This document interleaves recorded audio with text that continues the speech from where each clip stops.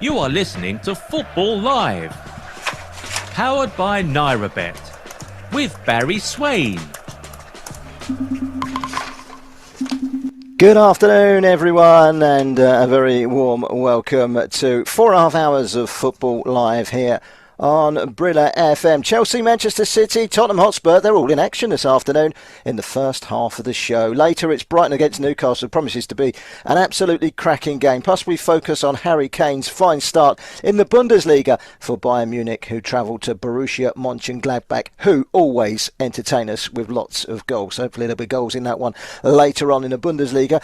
Kick off in our 3 o'clock matches in the Premier League, less than 10 minutes away. So we really do need to get around the grounds, not only for the team news, but also news on who amongst the new signings on transfer deadline day get to play today. We start at Stamford Bridge. Chelsea continue to spend right up until the transfer deadline day. Cole Palmer coming in from Manchester City. And, well, if you think Chelsea were busy in the window, think again. Nottingham Forest signed 13 players during the window. Plenty of new signings. I wonder if we will see any of them, or plenty of them, today. And watching this one at Stamford Bridge for us is Football Live's very own Jackson Cole, who's got all the important team news from Stamford Bridge. Well, none of the deadline day signings are in the starting 11s for Chelsea and Nottingham Forest, but perhaps we'll see one of each this afternoon. Cole Palmer, the £42.5 million arrival from Manchester City, he's on the bench.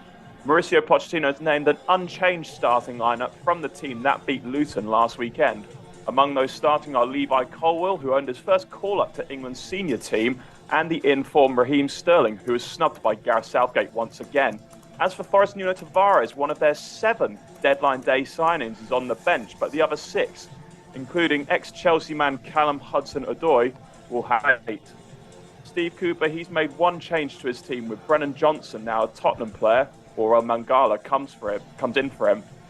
But Forest, they still have Nigeria international Taiwo Awoniyi. The 26-year-old has scored in 7 straight Premier League matches dating back from last season. Score today, and maybe we can start talking about whether he'll beat Jamie Vardy's record of 11. Chelsea v Nottingham Forest, kick-off moments away.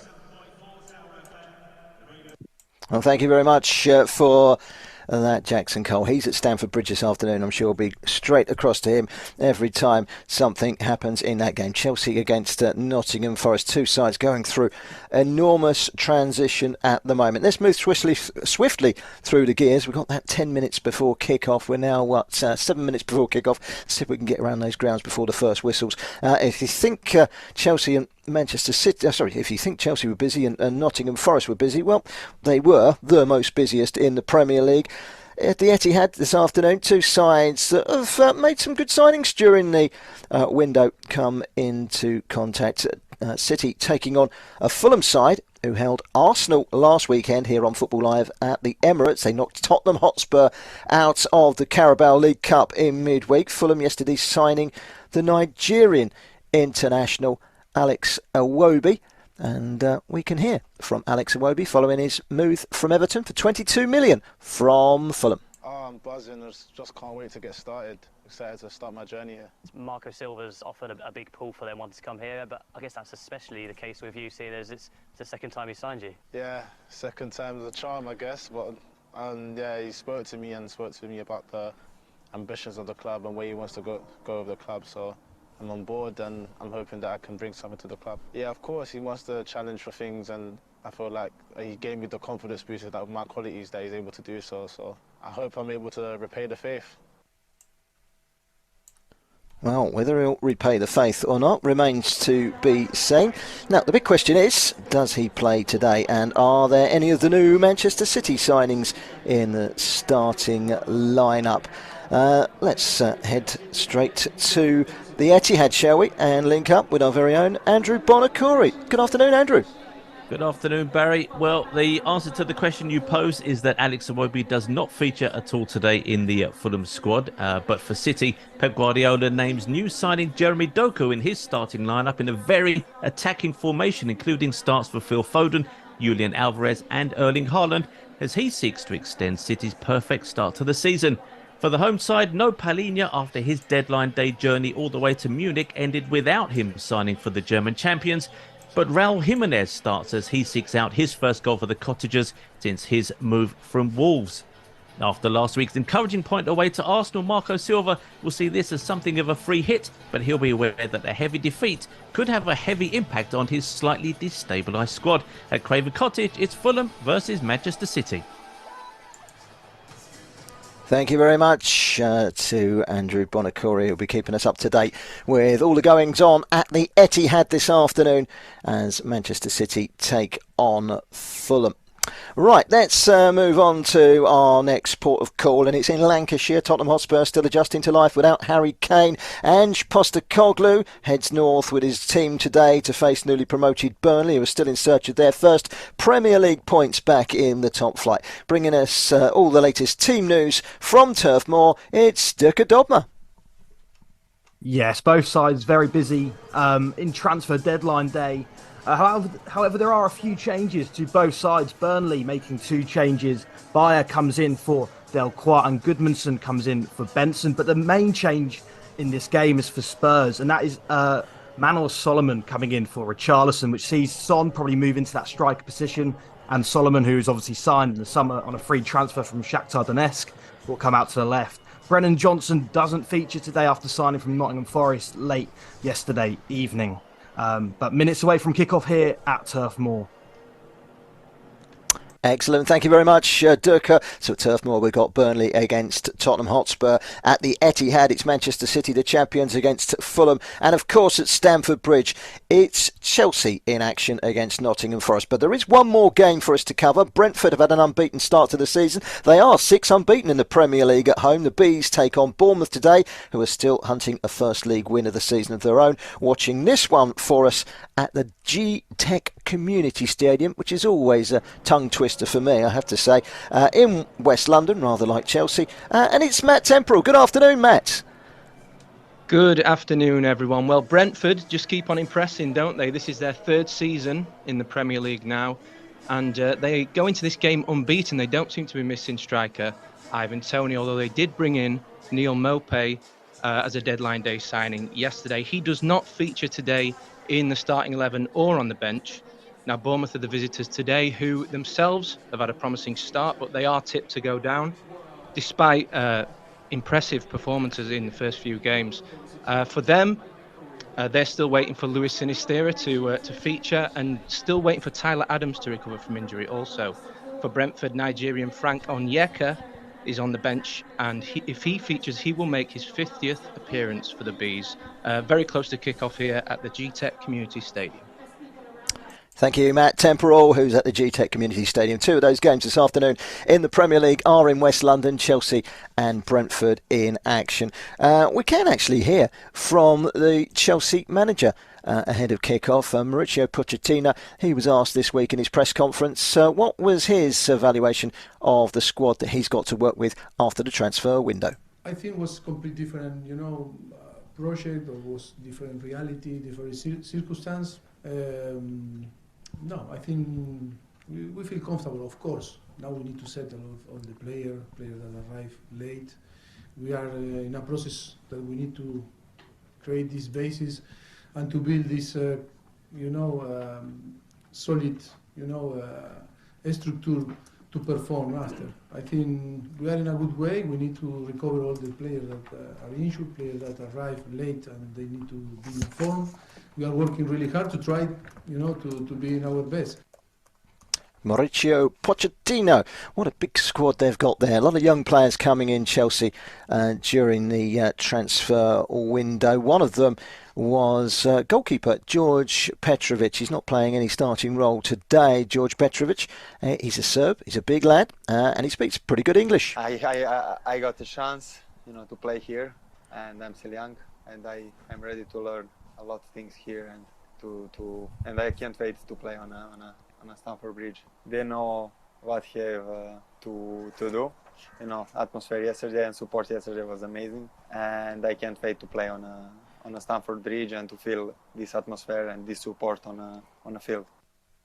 Now, that's all your important team news. We've heard a couple of interviews from a couple of the manager and the new signing goalkeeper there from Chelsea, and we're all just about ready to go. The whistles are just blowing up and down the Premier League this afternoon. 4 big matches. Andrew Bonacore watching Manchester City, the champions, against Fulham at the Etihad. Jackson Cole is right across Chelsea's home game against Nottingham Forest at Stamford Bridge. Durka Dogma is watching Burnley against Tottenham Hotspur, and at Brentford it's Matt Temporal at the G-Tech Community Stadium for Brentford against Bournemouth. Later on, Jack Hurson will be watching Brighton against Newcastle United. Gav Mack will be joining us from some Bundesliga, our in-house Bundesliga expert, one of two actually. Gav Mack, he likes his Bundesliga, so he'll certainly have plenty to tell you about Borussia Mönchengladbach against Bayern Munich at Borussia Park this afternoon. I can tell you this game, Bayern, 2 wins from 2, goal difference of +6, yet Union Berlin are top of the table on goals scored. Gladbach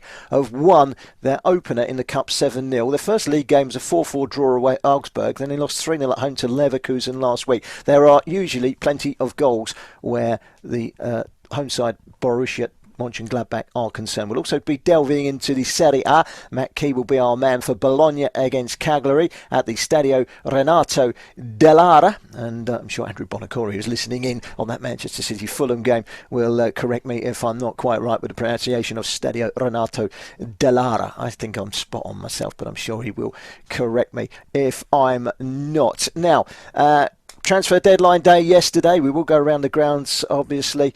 He's just told me I'm spot on, by the way. Our games are kicking off up and down the country in the Premier League, and we'll keep you across the goals as and when they go in. Well, yesterday we saw the transfer window come to a close, and it was quite an eventful transfer window as well, wasn't it? With a number of big signings making their moves on the final day of the transfer window. Amongst those, just yesterday, Callum Hudson-Odoi, one of many players to go to Nottingham Forest. He joins from Chelsea for an undisclosed fee. Mason Greenwood leaving Manchester United for Getafe in Spain for a fresh start for him. Chiquinho leaving Wolves for Famalicão, and then Nuno Tavares also going to Forest on loan from Arsenal. Cole Palmer, Manchester City to Chelsea. That was a big one as well. Everton loaning out Neil Maupay to Brentford on loan as well. Loads of moves yesterday. And of course, Alex Iwobi joining Fulham, second Nigerian summer signing for Fulham, to join the Cottagers. He's not playing today. We'll keep an eye on the scores. They've kicked off in all the games in the Premier League this afternoon, and it's still 0-0 in all those games. Manchester City, Fulham, Chelsea against Nottingham Forest, Burnley against Tottenham Hotspur, and Brentford against Bournemouth.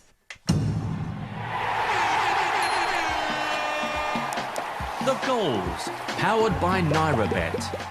Don't get excited, I pressed the wrong button. There is no goal. But let me tell you, for those of you that have never heard that before, that is the jingle that I will be playing every time the ball hits the back of the net in any of our featured games. Don't worry, there hasn't been one. I'm just forewarning you and showing you exactly what goes on behind the scenes here in the studio. And, well, do you know what? Whenever I play that jingle, I always play it too soon. Do I always play it too soon? The goals, powered by NairaBet. Now that one is not a false alarm, because there has been a goal in the Premier League and it's come at Turf Moor. Burnley 1, Tottenham Hotspur 0, an early goal, and well, what a start. And we can actually, let's just head off, shall we, to Turf Moor and hook up with our reporter there, Durka Dogma, who can tell us all about that very early goal for the home side. Yes, a blistering start from Burnley, an excellent counter-attack from Burnley, which saw Koleosho, the young Italian 18-year-old, put the ball across to Lyle Foster, who gets his second of the season now. A brilliant bit of play from Burnley and a well-deserved lead. They've been all over Tottenham from the start of this game. As it stands, Burnley 1, Tottenham 0, 4 minutes played. Wow, that's a great start for Burnley, who of course are still in search of their first points of the season in the Premier League. They run away with the Championship last season, but that doesn't always necessarily reflect when you come up with the big boys in the Premier League. But what a start there for Burnley. Lost 3-1 at home to Aston Villa last time out.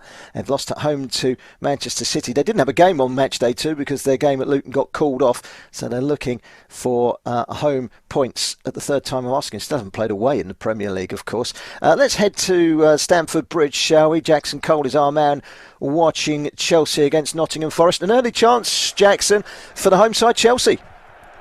Yeah, it fell to Raheem Sterling. It was across from the left by Chelsea, and it was Raheem Sterling about 6 yards away from goal, but it was a pretty vital clearance at the last stick by Nigeria international Ola Aina. Raheem Sterling is in very, very good form this season, already got 2 goals to his name. In fact, he's attempted more take-ons than any other player this season. There's 21 before this match started, but Sterling couldn't quite add to his goal tally for this season. It's still Chelsea 0, Nottingham Forest 0.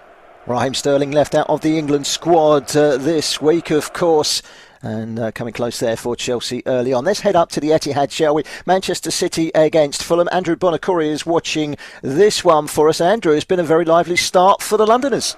Very much so. They've seemed very, very comfortable in the opening 5 minutes. We've had no goals and no chances, but Fulham are pressing Manchester City at the back, and they're forcing Man City's defenders into retreat, which is quite rare from those light blue shirts. Their new signing Jeremy Doku already involved in a few tasty tackles, but I've got to say Fulham seem very well set up. They seem very comfortable. They've just conceded a corner, but it's a very promising opening 5 minutes for the visitors. It's still Manchester City 0, Fulham 0. No goals in the games between Chelsea and Nottingham Forest and Fulham away at Manchester City. Let's go and touch base, shall we, in the other game being played in the Premier League this afternoon. That's at the GTEC Community Stadium, and it's the match between Brentford and Bournemouth, and our reporter on this one is Matt Temporal. Yeah, fairly even start to this game at Brentford. Both sides seem quite happy to see how the game's going to pan out in the first few minutes. Bournemouth have had a lot of possession, but haven't really created anything. An interesting stat from today's game is that at some point since 2009, these two teams have met each other in all 4 top divisions of English football, and doesn't that just show the beauty of the English Football League? It does indeed, Matthew. It was only, 15 years ago they were buddies in the old League 2. Brentford won the League 2 that season. Bournemouth would have probably been promoted had it not been for the fact that they were deducted 18 points. The man that took charge later in that season was a certain Eddie Howe. Wonder what happened to him. The goals, powered by NairaBet. There's been a goal in West London. Chelsea fans, sit down, sit tight. It's not in your game. It's Brentford against Bournemouth, and I can tell you that Brentford, just after we spoke to Matt just a few moments ago, Brentford have taken the lead in that game. Brentford 1, Bournemouth 0, and we'll be over to hear from Matt in just a moment about that goal in the Premier League. Brentford ahead and Burnley ahead, and let's head off and hear all about that Brentford goal. It's Matt Temporal. Yeah, a bit of a confusing one here. It's Jensen with the free kick from a tight angle. I mean, it's a great free kick, a very clever move from Jensen. But it took a long time for the referee to give the goal because the goalkeeper gets across to his near post. You think he saved it. It looks to me like he saved it, but a few seconds later, the ball gets hoofed up the pitch by Bournemouth. The referee stops the game and gives the goal. I think maybe his watch, the goal line technology, was a little bit slow there, but by all accounts, it is 1-0 to Brentford. Jensen with the free kick, very clever move, and it's 1-0 to Brentford. Thank you very much for that, Matt. So Brentford ahead in that game at the GTEC. And, wow, what a start for them. 1-0 up on Bournemouth. We'll be back in just a few moments' time. You are listening to Football Live. Live and exclusive on Brila FM. The Premier League, the Bundesliga, Serie A, La Liga. 4 hours of football every Saturday and Sunday on Brila FM with Football Live. You are listening to Football Live on Brila FM 88.9 and 101.1 FM. Sports Radio 88.9 Brila FM. If you're betting on sports this week, why not make your money go further? Sign up to NairoBet for 11 days of risk-free betting. If your bet loses, you will get your stake back as a free bet up to 2,000 Naira. All you need to do is register a new account with NairoBet today and qualify to get up to 22,000 Naira in free bets. Visit www.nairabet.com/bonus for more information. General and free bet terms apply. Must be over 18. Must be KYC approved. Must place a qualifying bet. Bets must include football, tennis or basketball markets. Please gamble responsibly. Here is what's coming up on Football Live.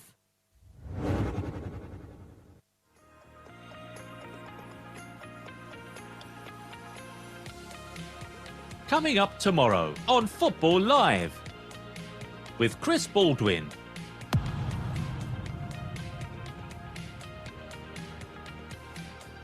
Arsenal up against Manchester United.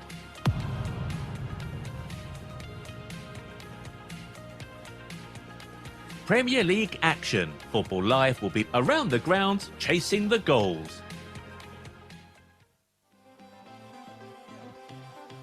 You are listening to Football Live on Brila FM.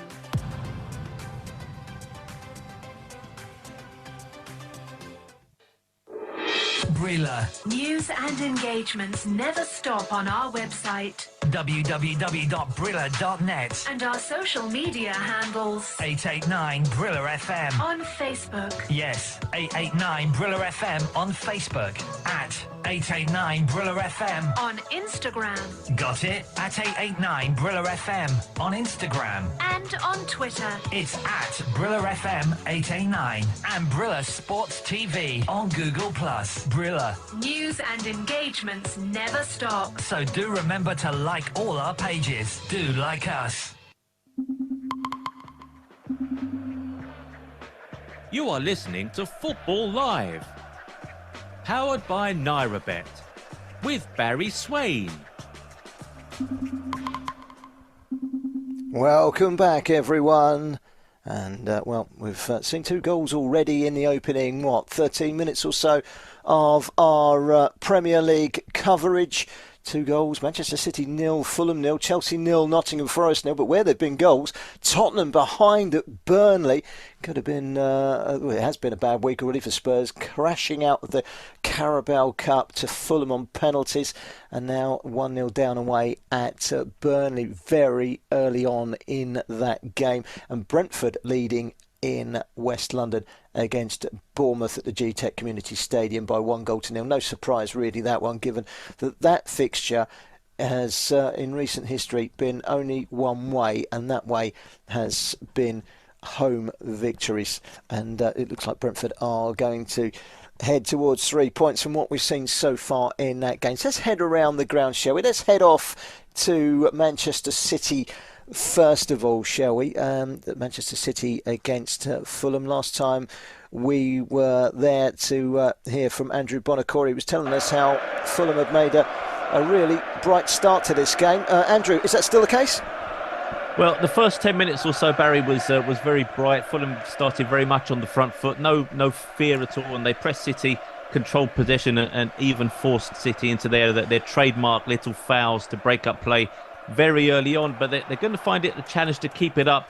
They've just probably retreated a touch in the last couple of minutes. No clear chances for either side, but I've been very impressed by Bobby Cordova-Reid. He's really already put in a lot of work for Fulham. But as I say, a promising opening 15 minutes or so, but it's going to take quite an effort from the Cottagers to keep up this level of effort. But we'll also have to see what the likes of Erling Haaland have got in the tank in the remaining 75 minutes. But at the Etihad Stadium, it's still Manchester City 0, Fulham 0. Thank you very much, Andrew. That game actually last season was 1-2-1 with a very, very late controversial penalty that was netted by Erling Haaland. That was fairly early in the season. And City won the response at Craven Cottage by the same scoreline. So last season, when towards the end of the season, Manchester City were hitting 4s and 5s and 6s against everyone, they really did get two really tough games against Fulham in the league last season. So it looks like Fulham have set their stall out and are hoping for the same again today. Let's head to Stamford Bridge next. Chelsea are taking on Nottingham Forest, bringing us bang up to date with what's happening in this game at Stamford Bridge. It's Jackson Cole. Yeah, well, not much to report on since you last came to me, Barry. Just that early Raheem Sterling chance, but it was a very good tackle by Ola Aina. I mean, Chelsea, they really do have to win it. So I've been looking at their stats pre-match, and their win over Luton last weekend was just their second in their last 15 in the top flight. So, yeah, work to do for Chelsea, even though it does look like they're onto something good under Mauricio Pochettino. But right now, it is still Chelsea 0, Nottingham Forest 0. Jackson, while you're there, this is a very different Chelsea side from the one last season. It was poor last season. Take away all the money that's been spent. The project that they seem to have in place is bringing in this younger generation of players. In fact, I'll tell you what, we'll come back and we'll have this conversation next time I come to you, because I have to cut short, I'm afraid, Jackson, to tell our listeners about a goal.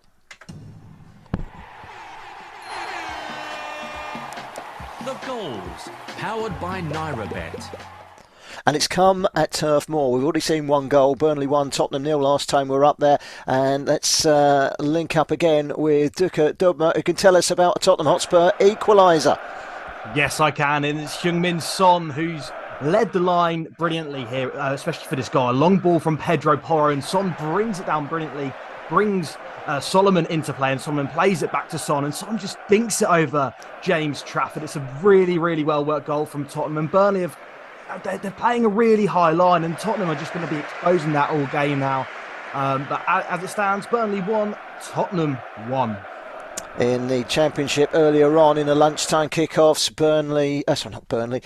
Swansea 1, Bristol City 2, Birmingham Millwall ended 1-1. What about this for a scoreline? Sunderland 5, Southampton 0. Southampton relegated, of course, from the Premier League. They haven't had a bad start. Looks like they're going to be up there or thereabouts when they've had a day to forget. A day to forget, it seems, for Tom Cairney of Fulham. He had a fitness test before the game. He started for Fulham, but Andrew Bonacore, he's gone off injured already. Yes, already off, as you say, and didn't seem to be as a result of a foul or anything like that. He just went down and called immediately over to the bench. He's been replaced by 18-year-old Luke Harris, so a big challenge for him. But as soon as Cairney went down, Marco Silva called his players over just to remind them of how to keep their shape. And with a new player coming on to assist them keep Man City at bay, obviously the 18-year-old has got his work cut out. But as I say, Fulham have started this game well. No concerns for Fulham at this stage, and no clear chances for the likes of Haaland. But as we know already, he only needs 1 or 2 per match to get on the score sheet. But with 18 minutes gone, at the Etihad, it's still Manchester City 0, Fulham 0. Thank you very much for that, Andrew. So still 0-0 at Chelsea. Still 0-0 at the Etihad as well. Hull winning 1-0 at another relegated side down in the Championship. Leicester City from the Premier League to the Championship in the summer, of course. Liam Delap has scored an early goal there to give Hull the lead in that game at the King Power Stadium. You are listening to Football Live.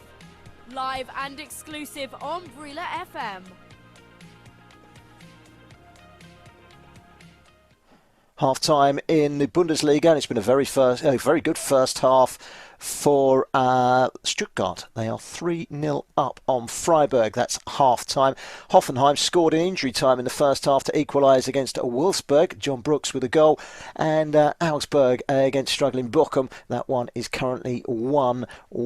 An equaliser just now from Tacoma. Asano has levelled things off for Bochum, who have had a fairly tough start to the to the season in the Bundesliga, having managed to defy all odds last season and stay up. Let's head back to Burnley and to Turf Moor, shall we, and catch up with Durka Durma, who can tell us about a Burnley chance. Yeah, really, really good chance for Burnley. Goodmanson whips in the ball and Koleosha's a free header. No one around him and he heads it wide. It's a really, really poor header and Burnley should be 2-1 in front here. But as it stands, it's still Burnley 1, Tottenham 1. Durka, just while you're on, every time I speak to one of our reporters in a two-way, a goal goes in somewhere else. So we'll try and get the question out quick enough for you to respond. Tottenham have brought in some decent talent, but it is a certain case. I mean, the manager's put his hand up and said as much. He's irreplaceable, isn't he, Harry Kane? And that literally is the case. He's irreplaceable. It's just money can't buy another Harry Kane, can they? No, and that is the issue for Tottenham at the minute. Obviously, they haven't really got a recognisable striker apart from Richarlison, but even then, you could argue he's not really a recognisable striker, and they really are going to miss that Tottenham this season. It's all about how Postecoglou will sort of change up the style of play to where they can adapt a style where they don't need a Harry Kane. And they seem to have been doing that, especially in the opening few games of the season against Man United and against Bournemouth, and they've still been scoring goals. Excellent. Thanks, Durka. He's already seen one goal there as Durka, and hopefully we'll have some more to bring you very soon. Bournemouth were behind last. We heard from Matt Temporal in the game at the G-Tech Community Stadium against Brentford, but they very nearly equalised, I understand, Matt. Oh, it should be 1-1. It should be 1-1. Ryan Christie has the ball at his feet for Bournemouth, the Bournemouth midfielder, and he takes it past one in the box, by the way. Takes it past one, takes it past two, takes it around the goalkeeper, and who tackles him finally? It's his own player, Dominic Solanke. He's in the way and takes the ball off of Christie. The chance comes to nothing. It should be 1-1 here, but it's still Brentford 1, Bournemouth 0. Excellent. Thank you very much for that, Matt. And it's been a fairly lively start to the show so far. Last night, Luton 1, West Ham 2 at Kenilworth Road in the first Premier League match at Luton's much maligned Kenny, as they call it, Kenilworth Road. Jared Bowen and Kurt Zuma with headers to give West Ham a 2-0 lead. They came back late on, Luton. Nervy end. They nearly got a penalty through VAR late in the game as well in that game, but it did finish 2-1, and West Ham are currently top of the table in the Premier League. In Spain, Celta Vigo got their first win of the season, 3-2 away at Almeria, who stayed bottom. But won off the bottom, Almeria. Cadiz came from behind to defeat Villarreal 3-1. Cadiz up to 5th now. 2 goals for Venezuelan Darwin Machis. Julian Brandt and Emre Can giving Borussia Dortmund a 2-0 half-time lead against Heidenheim, who are still looking for their first point. That looked like an absolutely comfortable evening for Dortmund, but it wasn't to be because Heidenheim came back and scored twice at the Signal Iduna Park. Bit of a shock there, 2-2. In Italy, Serie A, AC Milan atop of the tree, a 2-1 win at Roma. Olivier Giroud and Rafael Leao scoring for Milan. A late Leo Spinazzola penalty in the 92nd minute was too little too late. Milan 3 points clear of Napoli at the top, who play tomorrow. 1 point in 3 games for Roma, who are currently in the bottom 3. Jose Mourinho's side under a little bit of pressure in that early start in the Italian Serie A. Not a good start for Jose Mourinho, and as we know, in the big business of football, it doesn't take an awful long time for things to turn sour, and Jose Mourinho has seen that for himself in that early start for Roma. It's not been a good start for them. A good start for Brentford. They are 1 goal to the good in their game against Bournemouth this afternoon. Let's head to Matt Temporal. And Matt, it sounds like Brentford come very close to making it 2-0. Yes, it could very easily have been 2-0 to Brentford here. Long ball hoofed up the pitch by the Brentford defence, and it was Sade wrestling with Bournemouth defender Marcos Senesi. He just gets a foot to the ball. It goes past Neto, the Bournemouth goalkeeper, but rockets off the post and out, cleared for a corner. It's still Brentford 1, Bournemouth 0. Thank you very much for that latest update in West London. So Brentford ahead in that match against Bournemouth, Manchester City 0, Fulham 0, Chelsea 0, Nottingham Forest 0, and of course Burnley 1, Tottenham Hotspur 1. Let's head back to Jackson Cole, who's watching Chelsea against Nottingham Forest, can bring us up to date. Any sign of a Chelsea breakthrough or any sign of a Nottingham Forest breakthrough, Jackson? Not really, Barry, to be honest. I think this game it hasn't really settled down yet. Chelsea, they're doing a bit of some nice passing, but Nottingham Forest are more than holding their own. I mean, we saw Nottingham Forest last weekend. They were 2-0 up in the first 4 minutes against Manchester United at Old Trafford. It's not quite been the same start at Stamford Bridge, but Nottingham Forest shown that they can take on the bigger teams in the Premier League, but neither side are really doing enough to take the lead, really. Neither of the goalkeepers have been tested so far in this match. So, not too much by the way of clear-cut chances, but you get the sense that just one moment of brilliance will just bring this game to life. But right now it is still Chelsea 0, Nottingham Forest 0. So 0-0 in that game. 0-0 last we heard between Manchester City and Fulham. Is that still the case, Andrew Bonacori? It still is, although we've probably come the closest to seeing a goal. And it was a chance for Manchester City. Phil Foden beautifully controlled a cross from the left. He found himself just on the edge of the 6-yard box. It was a lovely first-time touch, just a deft little cushion, trying to find his partner Erling Haaland. But for once, the Norwegian was caught on the back foot. But that's the first real action we've had in either penalty area. This game is certainly quietened down, and I think that will probably suit Marco Silva more than Pep Guardiola. But it's still Man City 0, Fulham 0. Yeah, Fulham got that 2-2 draw away at Arsenal last week when the fixtures come out. I suppose it does go down as a tough start, doesn't it? But if you want to get two games out the way, I suppose they are Arsenal away and Manchester City away. And in Fulham's case, to pick up a point at Arsenal, to pick up a point in those two games would be a bonus. So today is quite literally for Fulham a free hit, and so far so good. Coming up to the half-hour mark at the Etihad, Manchester City 0, Fulham 0. Let's head back to Turf Moor, shall we? Last time we heard 1-0. Sounds like quite a good game, this one, and watching it for us is Duka Dolma. Yeah, it's all been Tottenham, really. I think they've seen most of the ball. Burnley have been really pushed back here. They're not playing the high line that they were in the first 10 minutes of the game, and Tottenham have really taken control so far. But still no real chances to scream home about for Tottenham. They've had a lot of the ball, but not really created too much. But as it stands here at Turf Moor, it's still Burnley 1, Tottenham 1. Yeah, thank you very much for that update, Durka. So, 1-1 in that game. That sounds like a game that Tottenham really, well, it doesn't sound like it is a game that Tottenham really do need to be picking something up off of, especially having dropped points in their last away game at Brentford in a 2-2 draw. They did win their home game, of course, a couple of weeks ago. It's Manchester United. Very impressive second half performance to see them through on that occasion.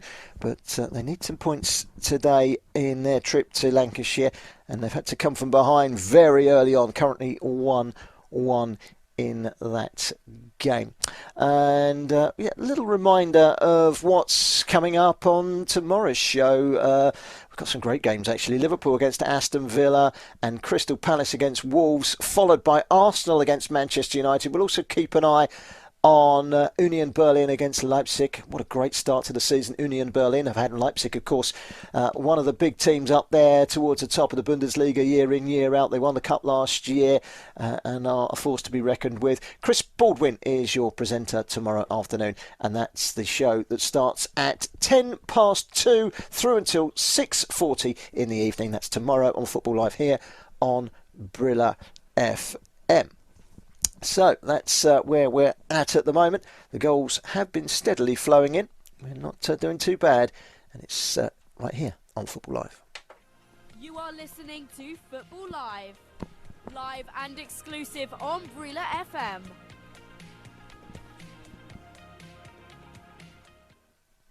So a quick reminder, Manchester City 0, Fulham 0. Chelsea 0, Nottingham Forest 0, Burnley 1, Tottenham 1, and where there is an advantage, it's at the G-Tech Community Stadium. Brentford leading Bournemouth by a 1-0, and they also hit the post in that game, Brentford. We later on will be delving in to the game between Brighton and Newcastle. Really looking forward to this one. Jack Hesson will be joining me for updates from the Amex Stadium.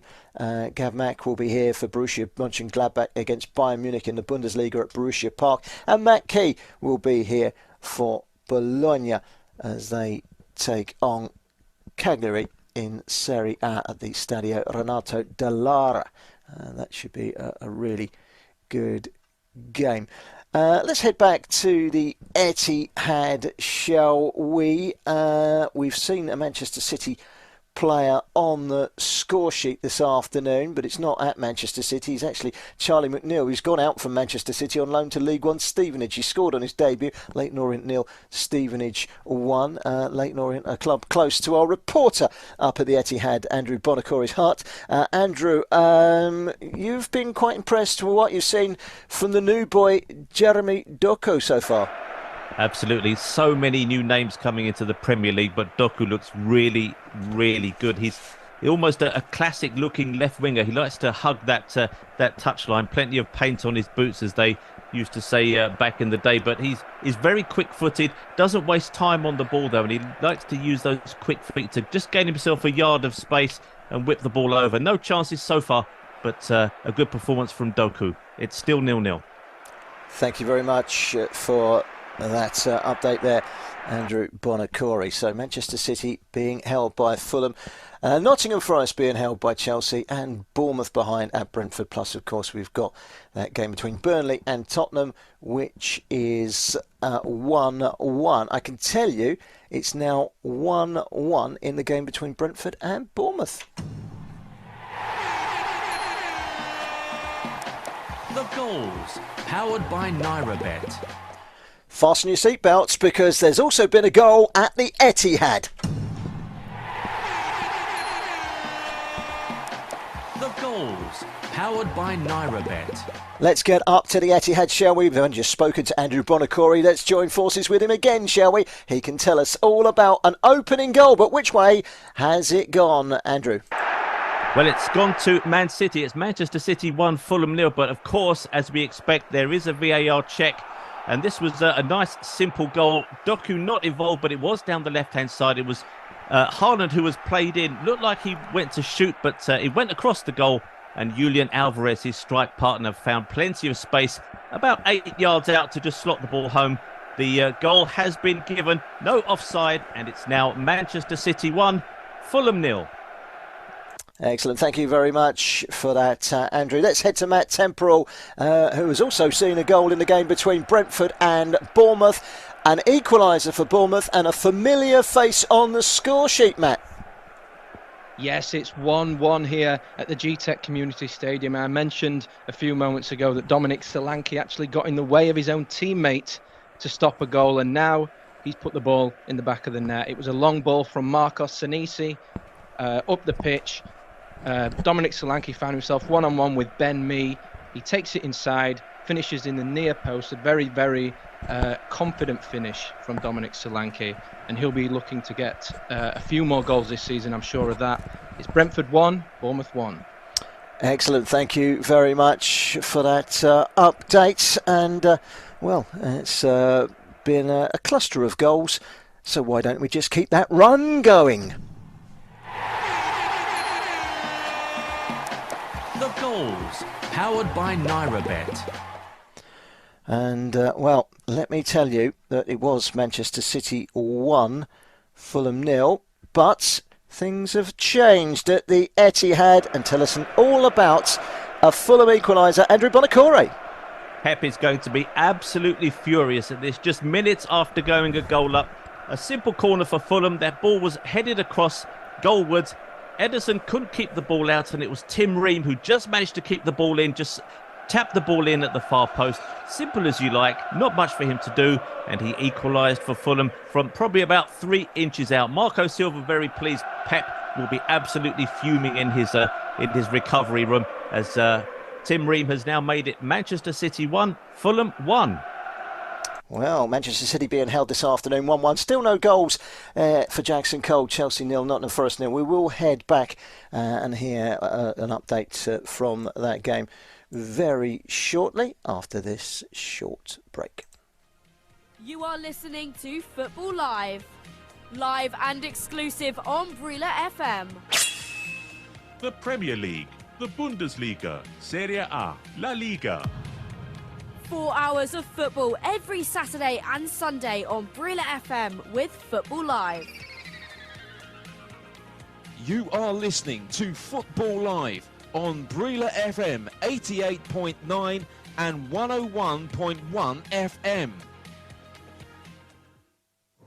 Sports Radio 88.9 Brila FM. Some of the best start from the streets of Africa. This is not just a game.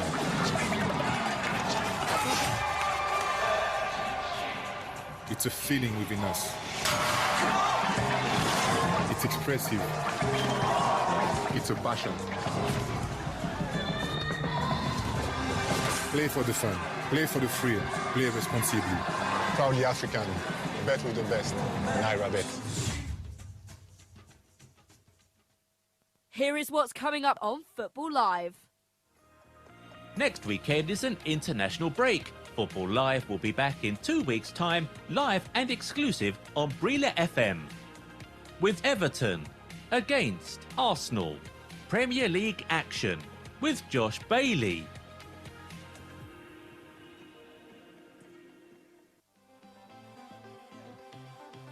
You are listening to Football Live on Brila FM.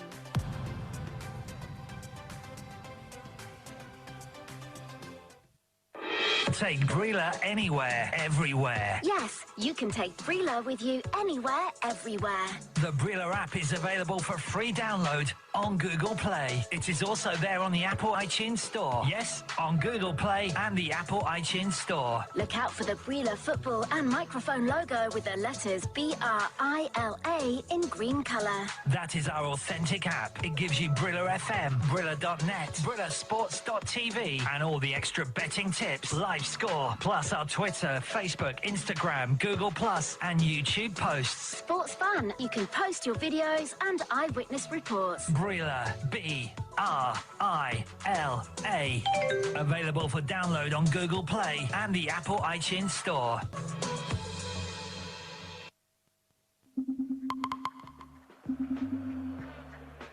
You are listening to Football Live. Powered by NairaBet. With Barry Swain.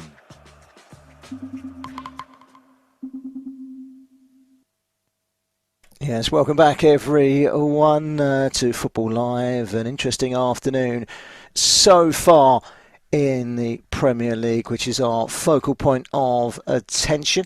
Last weekend, on Saturday afternoon, Fulham were in action. They were away to Arsenal. It ended 2-2. Of course, Fulham 1-1 away to Manchester City. If they can get a point in that one as well, it certainly would be an unlikely point earned for the second week in succession. Covering that match last week for us was Matt Smith, and the presenter was Dean Kilford. Here is what the reporter Matt Smith had to say towards the end of that game. Arsenal 2, Fulham 2, and that is how it stayed. A huge missed opportunity for Arsenal to get 3 points. Eyes are on Mikel Arteta. Will he keep starting Kai Havertz? Fulham, on the other hand, with 10 men, grabbed a valuable point away to Arsenal. It's finished here at the Emirates. A well-win game. Arsenal 2, Fulham 2. How costly will be those points dropped come the end of the season for Arsenal? Yes, indeed. That was how we covered that game last week. What are your thoughts? Can Arsenal keep hold of the shirt tails of Manchester City? They'll be hoping Fulham can do them a favour, of course, this afternoon. It should be interesting to see how that one pans out, and we're certainly looking forward to seeing how that game pans out at the Etihad. We'll be back with Andrew Bonacore in a short while. Don't forget, we'll be going back to FJ at Brila FM for a handover in a short while at half-time in the Premier League matches, and we'll be handing back to FJ. It's your chance to voice your opinions, call in or get in touch via the social media channels. Give us your thoughts. Can Chelsea pull off victory this afternoon against a new-look Nottingham Forest? Are Tottenham in for another rough ride this afternoon at Burnley? Can Manchester City lay claim to another 3 points and put pressure on West Ham at the top of the Premier League? It's It's your chance to voice your opinions. Don't forget, you can also let us know what your thoughts are, your predictions on tomorrow's game between Arsenal and Manchester United, which of course will be covered right here on Football Live in tomorrow's show. In the meantime, we're going to hand the baton to the game between Chelsea and Nottingham Forest this afternoon. It's the only game that we've got here on Football Live that is without a goal. Jackson Cole is our reporter at Stamford Bridge. Jackson, how's it been looking? No goals, but any close shows so far?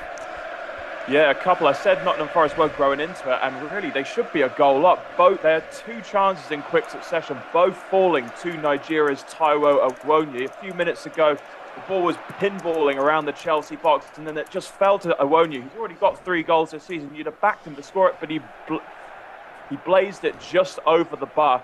And then just a couple of minutes after that, it was Awoniyi again. It was a bouncing ball. He was shrugging off Thiago Silva, and his acrobatic effort went just wide of the post. So yeah, Nottingham Forest really growing into this, but it is still Chelsea 0, Forest 0. Excellent, thank you very much for that. Let's head back to the Etihad, shall we? Andrew Bonacore, 2 goals in as many minutes not so long ago.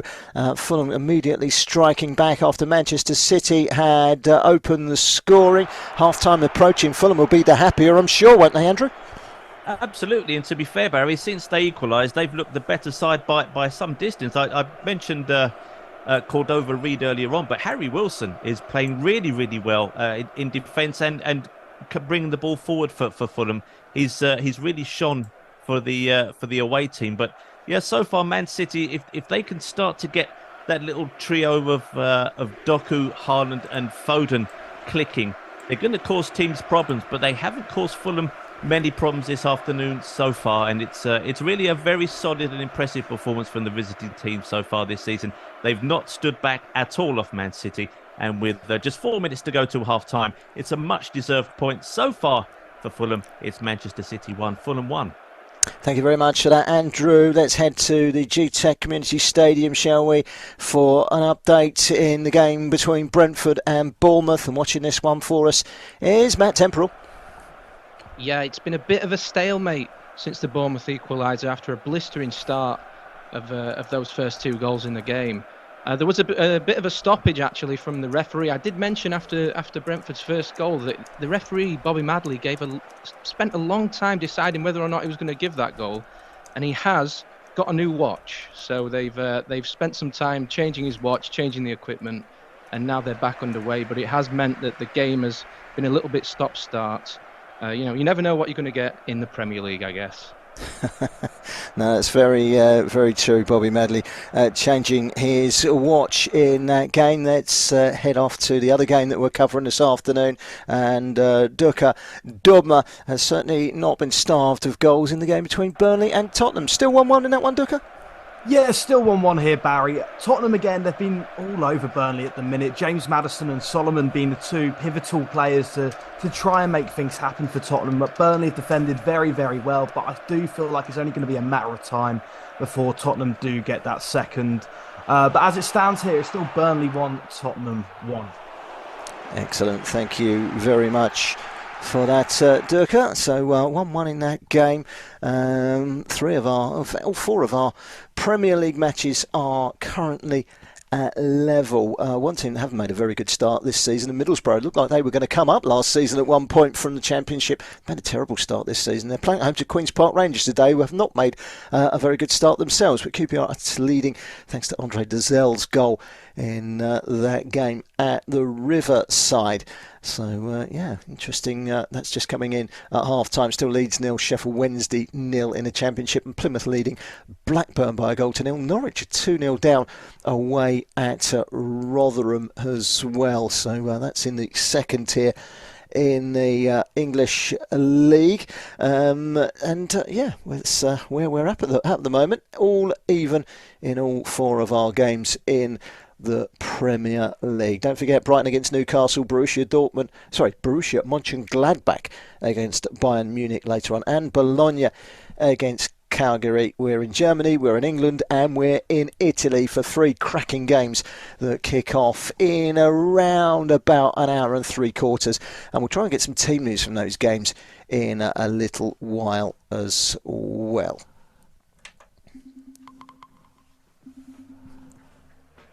You are listening to Football Live, powered by NairaBet, with Barry Swain. You are listening to Football Live, live and exclusive on Brila FM. The Premier League, the Bundesliga, Serie A, La Liga. 4 hours of football every Saturday and Sunday on Brila FM with Football Live. You are listening to Football Live on Brila FM 88.9 and 101.1 FM. Yes, you are listening to Football Live here on Brila FM. Chelsea 0, Nottingham Forest 0. Last time we hooked up with Jackson Cole, still looking for that all-important breakthrough, it seems, Jackson. But Nottingham Forest stifling them. You get the feeling that Nottingham Forest are a little bit more rigid, a little bit more experienced, a little bit more Premier League savvy 12 months on from last season's struggles, and they're going to make it difficult for Chelsea this afternoon. That's clearly apparent. Yeah, absolutely. And we spoke about how many signings Nottingham Forest have made this summer. 13. That is nothing compared to last season. Last season they made 28 in all, so that's pretty quiet by Nottingham Forest standards. But yeah, they've equipped themselves very well. They've restricted Chelsea to half chances really in this first half. As we approach the 45-minute mark, it is still Chelsea 0, Nottingham Forest 0.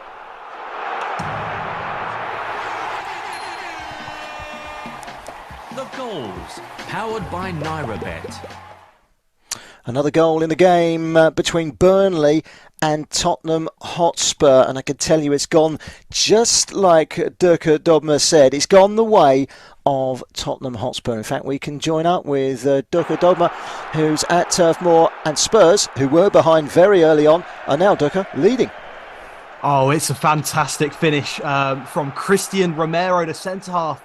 A real striker's finish, falls him on the edge of the box after it pinballing around the penalty area from a corner and falls back out to him, and he hits it first time and it goes straight into the top left-hand corner. It's a fantastic finish by Christian Romero, and it is now Burnley 1, Tottenham 2.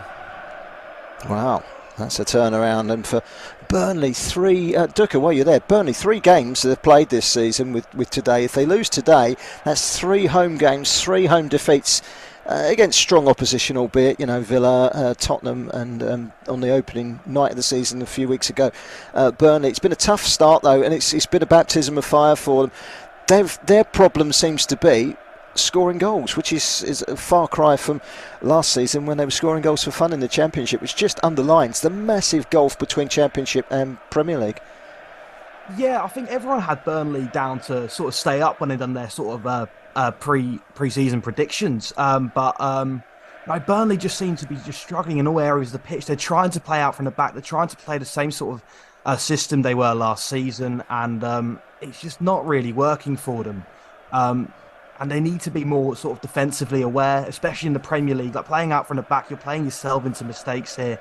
And it's exactly what they're doing so far this season. It's not really working out for them. So Vincent Kompany definitely does need to have a look and sort of change the style up and make sure they're a bit stronger at the back and a bit more of a threat going forward, because they're really not at the minute. Excellent. Thank you very much for that, Durka. And so, it's not all going rosily. And like Durka said, they're still trying to play their football, still trying to play their classy approach that they got out of the Championship last season with such flying colours and such great plaudits, rather like Fulham did the season before, and everyone was expecting them to come up and do rather like Fulham did last season, and that was a top 10 finish, of course, but it's not really got going yet for Burnley. They've brought many new players in over the summer as well. Vincent Kompany's baptism of fire continues. Remember, whilst they were lauding it at the top of the Championship, they did go to Manchester City in the FA Cup in the earlier stages and got absolutely annihilated 6 6-0. Maybe that was a warning sign that they perhaps needed a little bit more steel in their approach. West Brom 0, Huddersfield 1 is a half-time in the Championship. The half-time whistles will be blowing very shortly in most of our games, and in fact the half-time whistle has blown in the game between Brentford and Bournemouth. Let's catch up, shall we, with Matt Temporal, who can tell us all about what's happened in the first half. It's been an eventful one at the GTEC Community Stadium. Yeah, it was a very eventful first half of the first half, if you can say that. It's 1-1 at the break. It was a very clever free kick that broke the deadlock by Matthias Jensen of Brentford.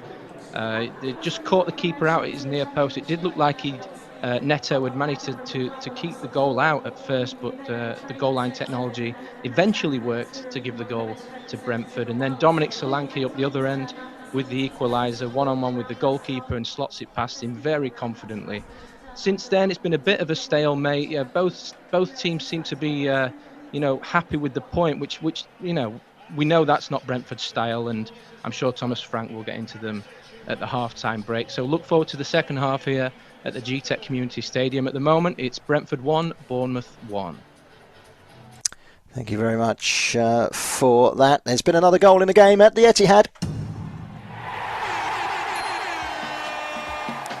The goals, powered by NairaBet. And it's gone to Manchester City in the game against Fulham. They took the lead. Fulham come straight back through Tim Ream. Another goal for Manchester City. Another goal for Andrew Bonacore to tell you about.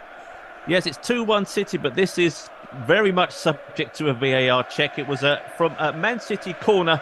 It was Dathan Ake with a fairly clear header, a good 10 yards out, but Akanji was definitely offside, and I'd be amazed if this goal stood. He jumped out of the way of the ball.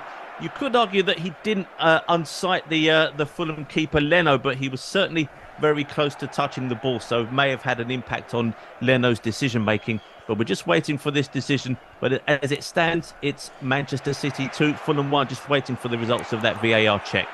Excellent. We'll be straight back to you to hear about that one, Andrew. And, the half-time whistle has blown at Turf Moor. Very eventful first half. Burnley ahead, Tottenham back level. Tottenham ahead. Telling us all about the first half, it's Durka Dobber. Yeah, it's been an eventful first half here. Burnley came out at the blocks and scored very, very early on. Took Tottenham by surprise. I don't think Tottenham expected Burnley to play so high up the pitch and play sort of free-flowing attacking football. But Tottenham, they've managed to get back into the game brilliantly and control the game from there on in. And deservedly, they are 2-1 up thanks to goals from Christian Romero and Heung-min Son. But yeah, half-time here at Turf Moor, it is Burnley 1, Tottenham 2. Excellent. Thank you very much for that. We'll be heading to Brila FM and to FJ in just a couple of minutes' time. First of all, though, I can tell you that the half-time whistle has blown for the game being watched by Jackson Cole. Chelsea against Nottingham Forest, no goals. Telling us all about what has happened in that first 45 minutes. Here is Jackson. It's goalless at Stamford Bridge, and again, that's in truth not had that many clear-cut opportunities. The two main chances falling to the visitors, rather surprisingly. They both fell to Nigeria's Taiwo Awoniyi, who scored 9 of Forest's last 13 Premier League goals. The striker blazing the ball over the bar after it fell to him after pinballing around the box. And then he showed great strength to shrug off Thiago Silva before his acrobatic strike bounced just wide of the goal. Chelsea have been restricted to half chances in the first half. Raheem Sterling would have found himself in on goal but for Ola Aina's expertly timed tackle, while Conor Gallagher and Enzo Fernandez have had long-range efforts go well over the bar. The home side haven't managed to get out of second gear.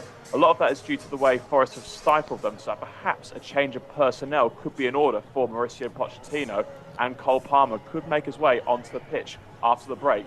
We'll wait and see if we see Palmer in the second half. Chelsea 0, Nottingham Forest 0. Thank you very much for that. We'll, of course, be back for the second half in that game, Chelsea against Nottingham Forest. Let's quickly, before we go back to Brila FM for our break, let's hear from Andrew Bonacore. That goal for City, VAR had a long look, and it stands. Yeah, it does stand, and it's Man City 2, Fulham 1, bang on half-time. Colour me surprised, Barry. I really thought that goal was going to be disallowed, but how many times have we said on Football Live that you never know what you're going to get in the Premier League, and anything can happen. Akanji definitely was in an offside position, but ruled not to have interfered with play. The goal stands, and at half-time it's Man City 2, Fulham 1. Excellent. Thank you very much for that, Andrew. And with that, we can hand back to our good colleagues for the first time this afternoon at Brila FM studios. And FJ, good afternoon to you, sir.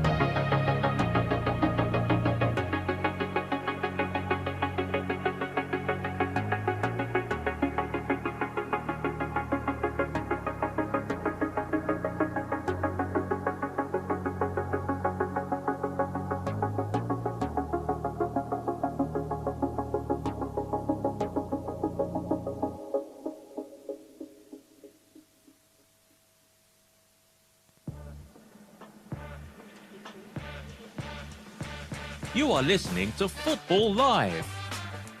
Powered by NairaBet. Live and exclusive on Brila FM. Sports Radio 88.9 Brila FM. You are listening to Football Live. Live and exclusive on Brila FM. Take Brila anywhere, everywhere. Yes, you can take Brila with you anywhere, everywhere. The Brila app is available for free download on Google Play. It is also there on the Apple iTunes Store. Yes, on Google Play and the Apple iTunes Store. Look out for the Brila football and microphone logo with the letters BRILA in green colour. That is our authentic app. It gives you Brila FM, Brila.net, BrilaSports.tv, and all the extra betting tips, live score, plus our Twitter, Facebook, Instagram, Google Plus, and YouTube posts. Sports fun. You can post your videos and eyewitness reports. Brila, B-R-I-L-A. Available for download on Google Play and the Apple iTunes Store.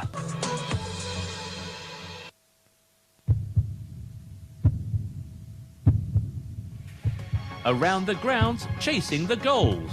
A goal that is going to blow open the title race in the Bundesliga. Well, this wasn't supposed to happen. It's been an unbelievable day here on Football Live. 4 hours of football every Saturday and Sunday on Brila FM with Football Live.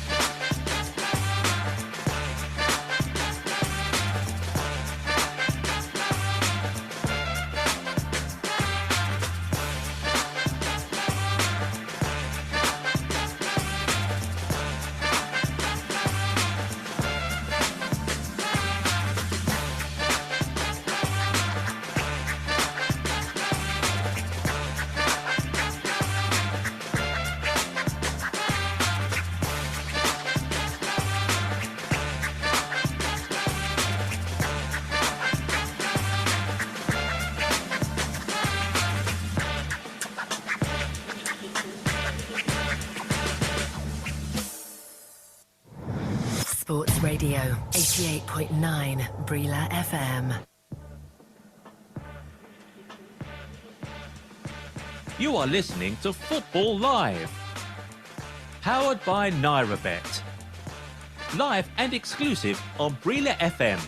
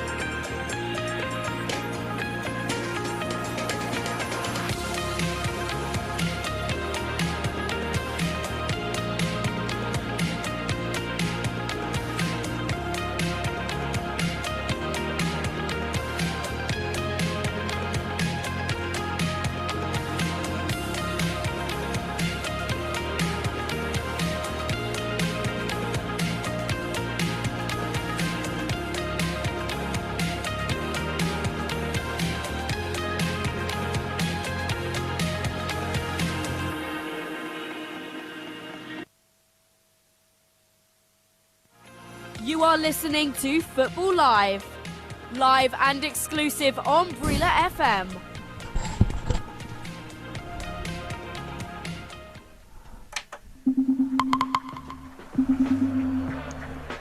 You are listening to Football Live. Powered by NairaBet. With Barry Swain.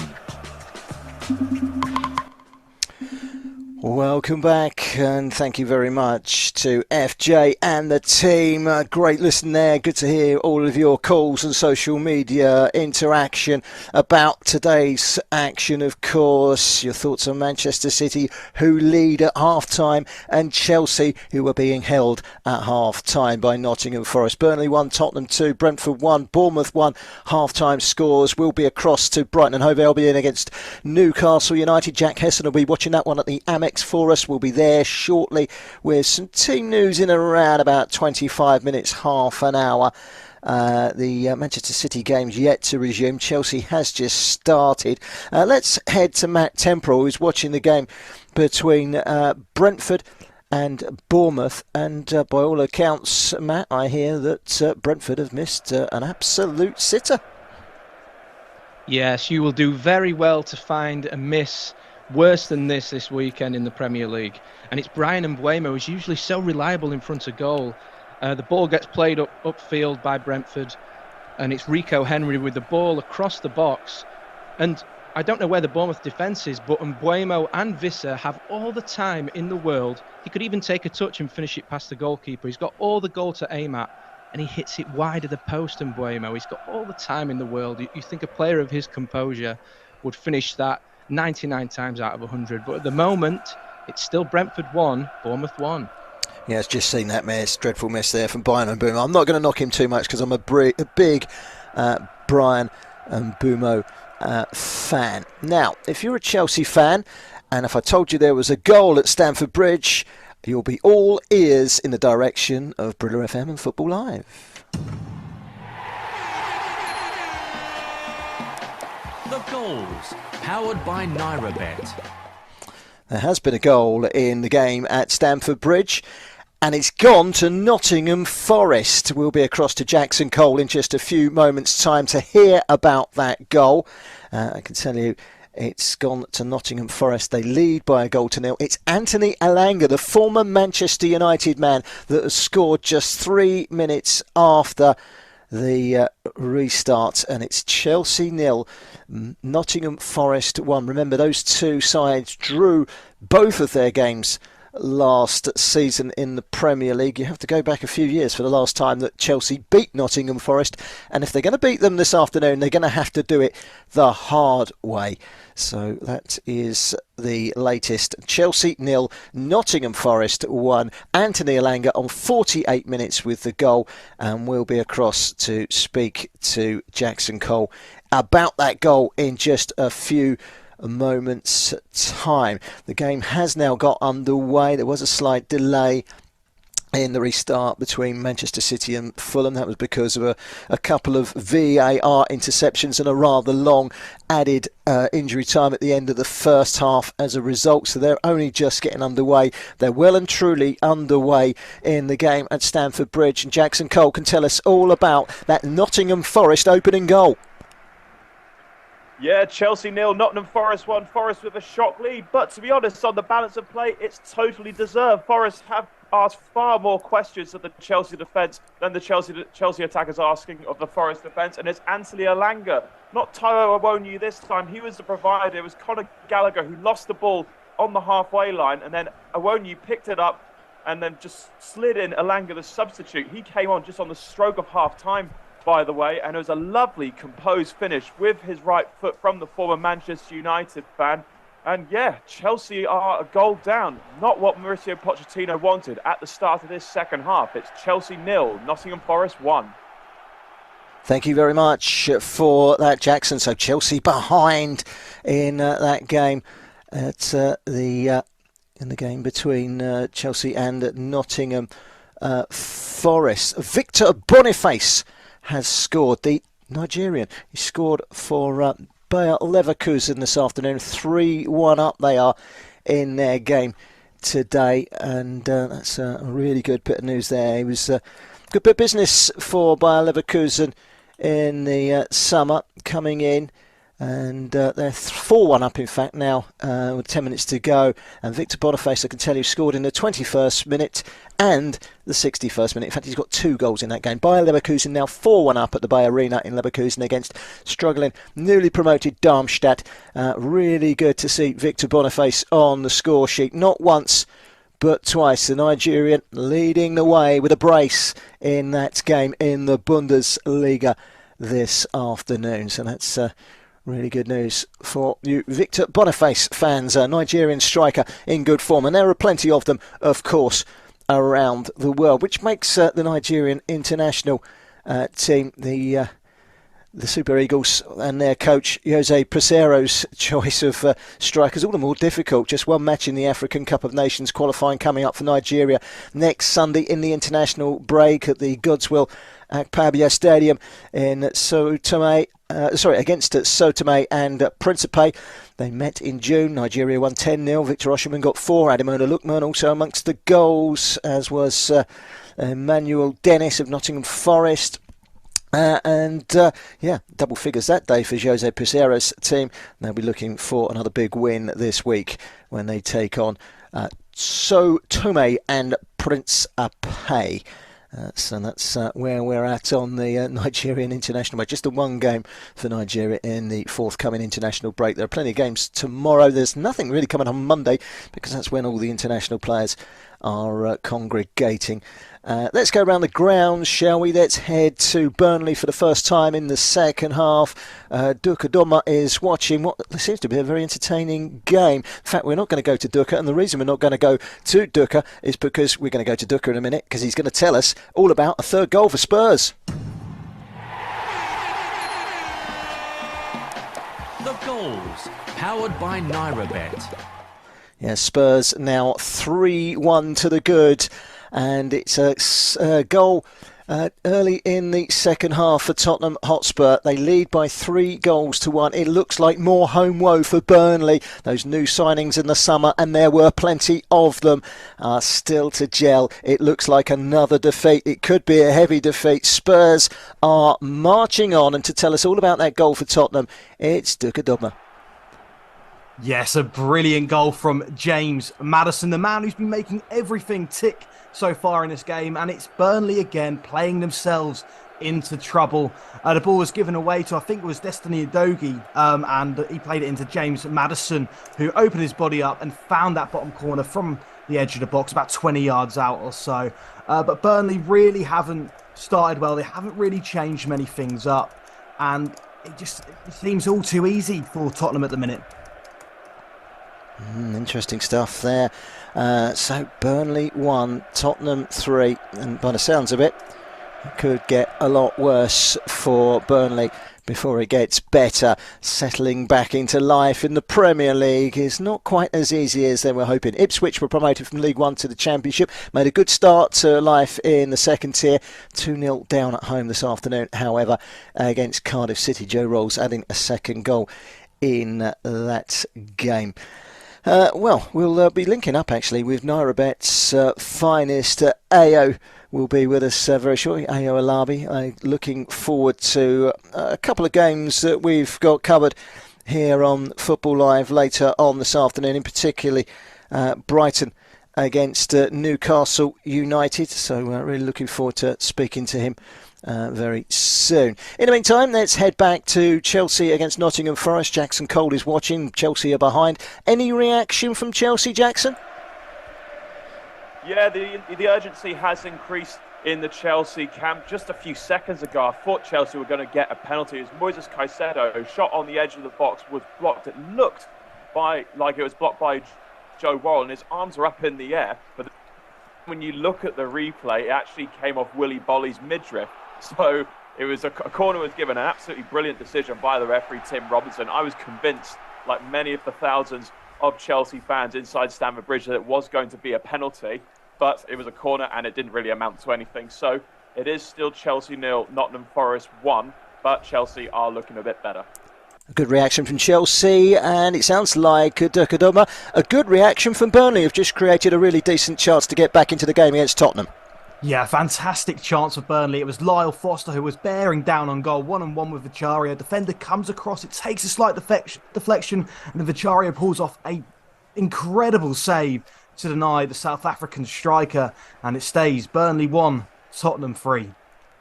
Excellent, thank you very much for that. Let's head back to Manchester City against Fulham, slightly later than the other games in starting in the Premier League second halves. And watching this one for us is Andrew Bonacore. Andrew, 2-1 at half-time to Manchester City. We had a few VAR checks as well. What's the second half look like so far? Well, it seems that Fulham are fueled by a real sense of injustice over that second City goal. I've seen it several times during the half-time break, and I still can't believe it was allowed to stand. As Nathan Ake heads the ball goalwards, you can see Bernd Leno just check his dive as the ball approaches Manuel Akanji, who was well offside, and the Fulham keeper almost has to start his dive from scratch as Akanji gets out of the way. Marco Silva was absolutely furious, as you can imagine. He's got form from towards the middle of last season, and it looks like he's working really hard to try and keep a lid on it. But Fulham really maintaining the momentum they had in the first half, but they are unfortunately find themselves 2 goals down against Man City, but trying to get back in the game. So with 10 minutes gone in the second half, it's Man City 2, Fulham 1. Thank you very much, Andrew. So that's bringing you up to date for the game at the Etihad. We've just heard Chelsea trailing to Nottingham Forest by a goal to nil. Spurs in control 3-1 in the game at Burnley. Brentford against Bournemouth, slightly more in the balance. Let's head and hear an update from Matt Temporal. Yeah, well, Brentford might turn out to rue that missed chance from Mbeumo, because Bournemouth are getting more and more into this game. They haven't really created any chances, but they're just getting on the ball a bit more, and they actually look very impressive. Philip Billing in the heart of Bournemouth midfield, we know how productive he can be. He had a great shot just over the bar from the edge of the box. At the moment, Brentford not really creating much after that chance, and I think Thomas Frank will be a little bit disappointed in his side so far in this game. There's still a lot of time left in this game to change things around for both teams. At the moment, though, it's Brentford 1, Bournemouth 1. Half-time in La Liga in Spain, and a little bit of a shock. Real Madrid 0, Getafe 1 at half-time in that match. Real Madrid behind at half-time in that game. And, very interesting. We'll try and keep you up to date as to whether Real Madrid can get back into that game throughout Football Live this afternoon. Let's head back, shall we, to Chelsea against Nottingham Forest. Jackson Cole watching this one for us. Jackson, last time when we were with you, telling us that goal has spurred a reaction from Chelsea, but any sign of that equaliser yet? Well, they are really knocking on the door now. As Nicholas Jackson just a couple of minutes ago, he was played through expertly, and just as he was about to pull the trigger to take the shot, Willy Bolly with a heroic last-ditch challenge on the 6-yard box to deny him what would have been surely a certain goal. But yeah, we're just approaching the hour mark now, and Chelsea are still a goal behind, but would not surprise me if an equaliser came soon. It's Chelsea 0, Nottingham Forest 1. Excellent, thank you very much for that, Jackson. We'll be back across all 4 of our Premier League games this afternoon, the 3 o'clock kickoffs. Don't forget, we've got Brighton against Newcastle coming up a little bit later on. Team news coming shortly with Jack Hesson from the Amex Stadium. Joining us now on the line, Naira Bet's finest pundit, Ayo Alabi, always joins us on a Saturday or Sunday for a bit of a chinwag, a bit of a chat about the games coming up and the odds. And certainly, Ayo, good afternoon to you, by the way. We've got a cracking game coming up this afternoon, haven't we? Brighton and Hove Albion against Newcastle United. What are your thoughts on that one? Good afternoon, guys. It's a cracking game in prospects. 2 teams who play good football, good teams who pass the ball well, 2 teams who play with high energy, a lot of pressing and all that. So let's see what will give in. Whether the attack of Newcastle will be too much for the defense of Brighton, or the defense or the attack of Brighton being too much for the defense of Newcastle. Newcastle last weekend letting 2 goals against 10 men against Liverpool. That didn't bode well for me, to be honest, because they were 1-0 ahead and I expected them to win the game. Today, Brighton are the slight favourites to win this game today. Brighton being at the Amex, and it's 2.50 for Brighton. A draw is 3.80, and Newcastle are slightly the underdogs at 2.70. We all saw the draws for the Champions League during the week, where Newcastle have been put into the group of death. Newcastle, we almost want to now say, nobody gives up on a football game, but they will probably be thinking our best bet is to concentrate on the league. And I think this game could be a draw. Brighton play good football. Newcastle are a very good team these days. 3.80 is the draw. And if you think there will be plenty of goals in this game, if you might want to go over 3.5 goals, which is 2.20, and under 3.5 goals, it's not much of a value at 1.70. Also, double chance, Brighton to win or to draw is 1.44. Newcastle or to draw, that's Newcastle or the game to end in a draw, is 1.53. And either Newcastle or Brighton to win is 1.29. Not much of a value in that as well. But I think there will be plenty of goals in this game. I think this might be a 3-3 draw, which we're talking about over 5.5 goals. Over 5.5 goals, 6.50. That looks, for me, that is a good bet to place for not a high stake. There's value in that. Also, Brighton to win the game 3-1, which is another scoreline that looks decent to me. At Brighton 3-1 is 15.00. Newcastle 3-1 is 17.00. I don't know why. You might just fancy a 3-1 for either side, because I think a team will win this game. I've gone for a draw because I see the value in the bet. I don't personally like playing too much in the goals markets because anything could happen. I like to go for results personally, but a lot of people prefer to go for the scoreline where they can get more value. That's why I've gone for the draw at 3.80. But listen, it could easily be 3-2, 3-1, and 3-3 on any part. If you think it's going to be a crazy scoreline, 4-3 to Brighton is 67.00, and it's the same price for Newcastle to win the game. For the halftime, full time, Brighton is 3.75. So Brighton to be leading at the end of the first half and to lead at the end of the second half is 3.75. But the value is always in the reverse. One team leading at halftime, the other team winning at full time. So Newcastle first half, Brighton second half, Brighton winning the game is 21.00, and Newcastle to lead and to be a draw is 11.00. Newcastle to win both halves is 4.20. I don't think there's a value in that. The value will be Newcastle and Brighton, or Newcastle and a draw. Excellent. Thank you very much for that, AO. We're going to cut you short there because we have actually got some goals, but we'll catch you on the show again tomorrow. AO Alabi from Nairabet. Thank you very much, AO. Take care, guys.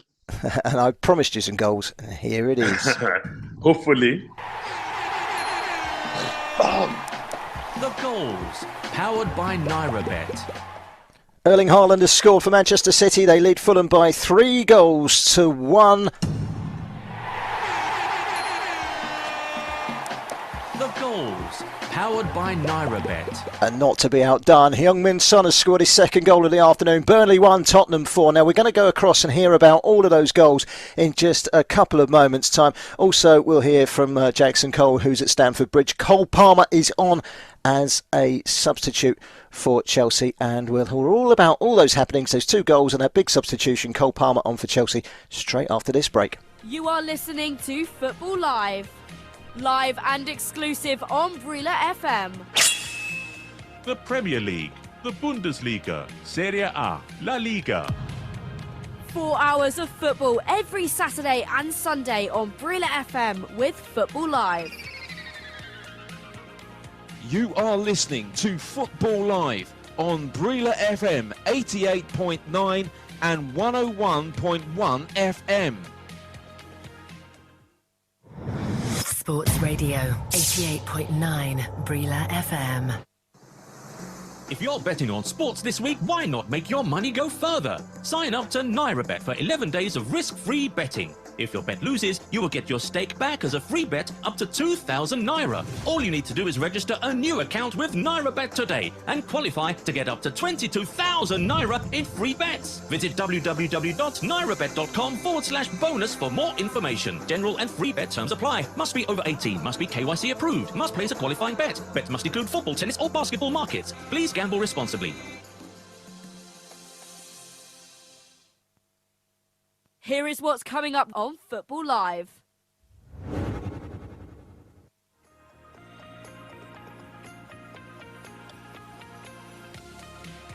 Coming up tomorrow on Football Live with Chris Baldwin.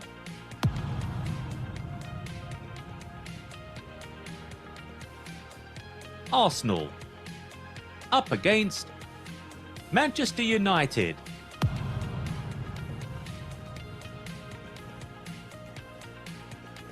Premier League action. Football Live will be around the grounds chasing the goals. You are listening to Football Live on Brila FM.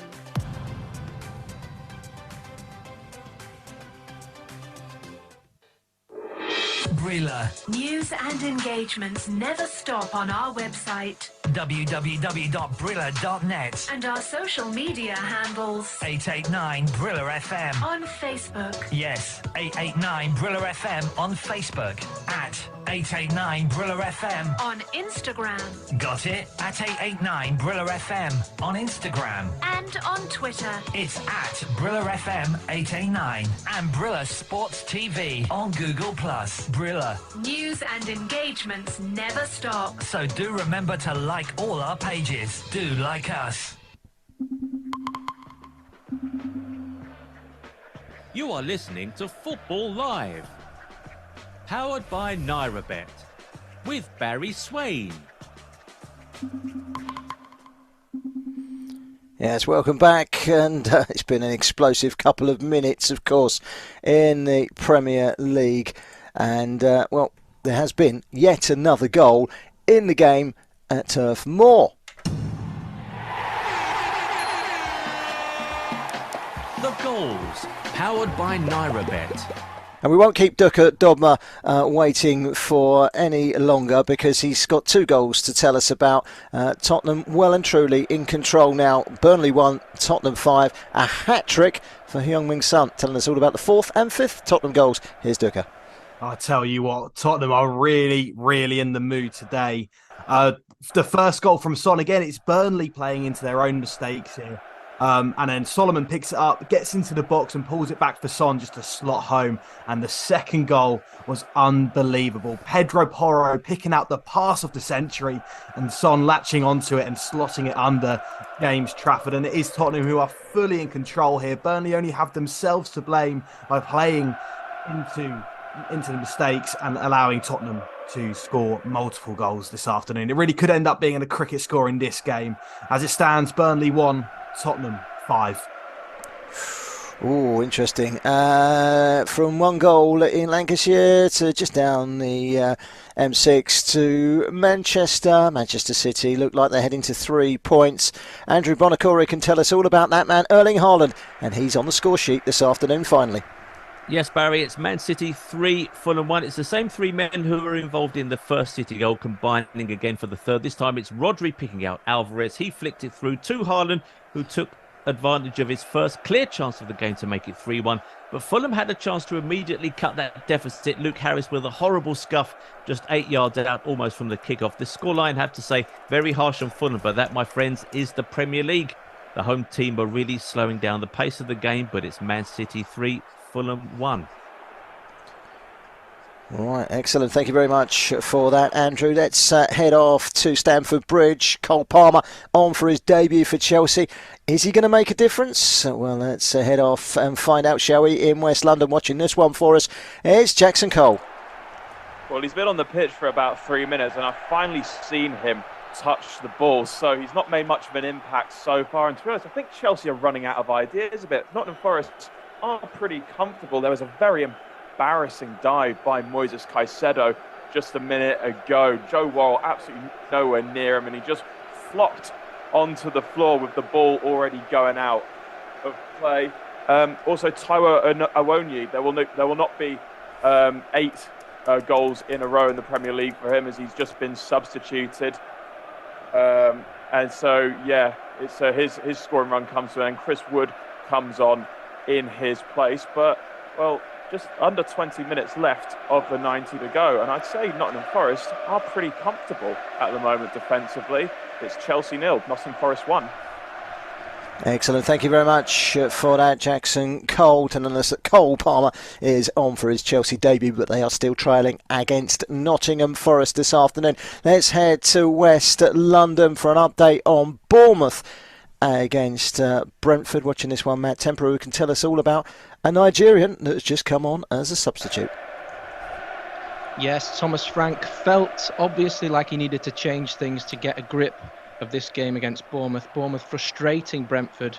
Brentford getting nowhere near scoring a winning goal here. So he's brought on Nigerian Frank Onyeka, who makes his 50th appearance for the Bees since he signed 2 seasons ago. He's come on for Kevin Sade, who scored a very good goal last week, but he's looked very ineffective today. At the moment, it's Brentford 1, Bournemouth 1.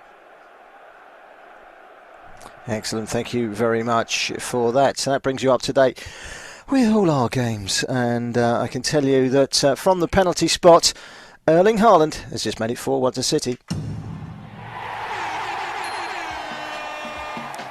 The goals, powered by NairaBet. Andrew Bonacore is right on the spot to tell us all about the penalty spot kick that Erling Haaland, if I can get my words out, Andrew, has put into the back of the Fulham net.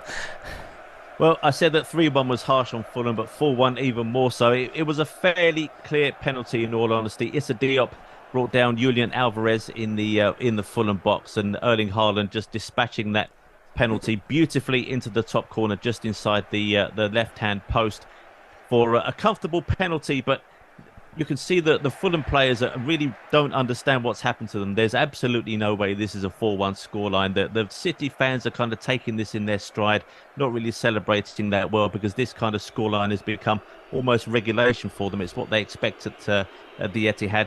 But Fulham have played really well, and there's no way that they deserve to be anywhere near 4-1 down. But it just feels like that goal decision late in injury time at the end of the first half really broke Fulham. And I fear for them a little bit, because the final 20 minutes could really be painful for them. But thanks to Erling Haaland's second goal of the game, it's now Man City 4, Fulham 1. Well, up north in Lancashire, Heung-min Son has got a hat-trick. And watching this one for us is Duka Doma. Duka, I think it's fair to say this is all done and dusted, but has there been any response from Burnley, or does it look like Spurs could hit 6 or 7? I mean, Burnley have made a few changes, but they're not the changes that are going to excite you and make you think you're going to score a goal. I mean, Jack Cork has come on, Nathan Redmond has come on, but these are not going to be match-changing substitutions for Burnley. At the minute, it's all Tottenham. It's so free-flowing. Richarlison has just come on, and this is the perfect game for him to get his goal tally in the Premier League this season underway. But like I say, it's been one-way traffic for Tottenham so far this afternoon. Burnley 1, Tottenham 5.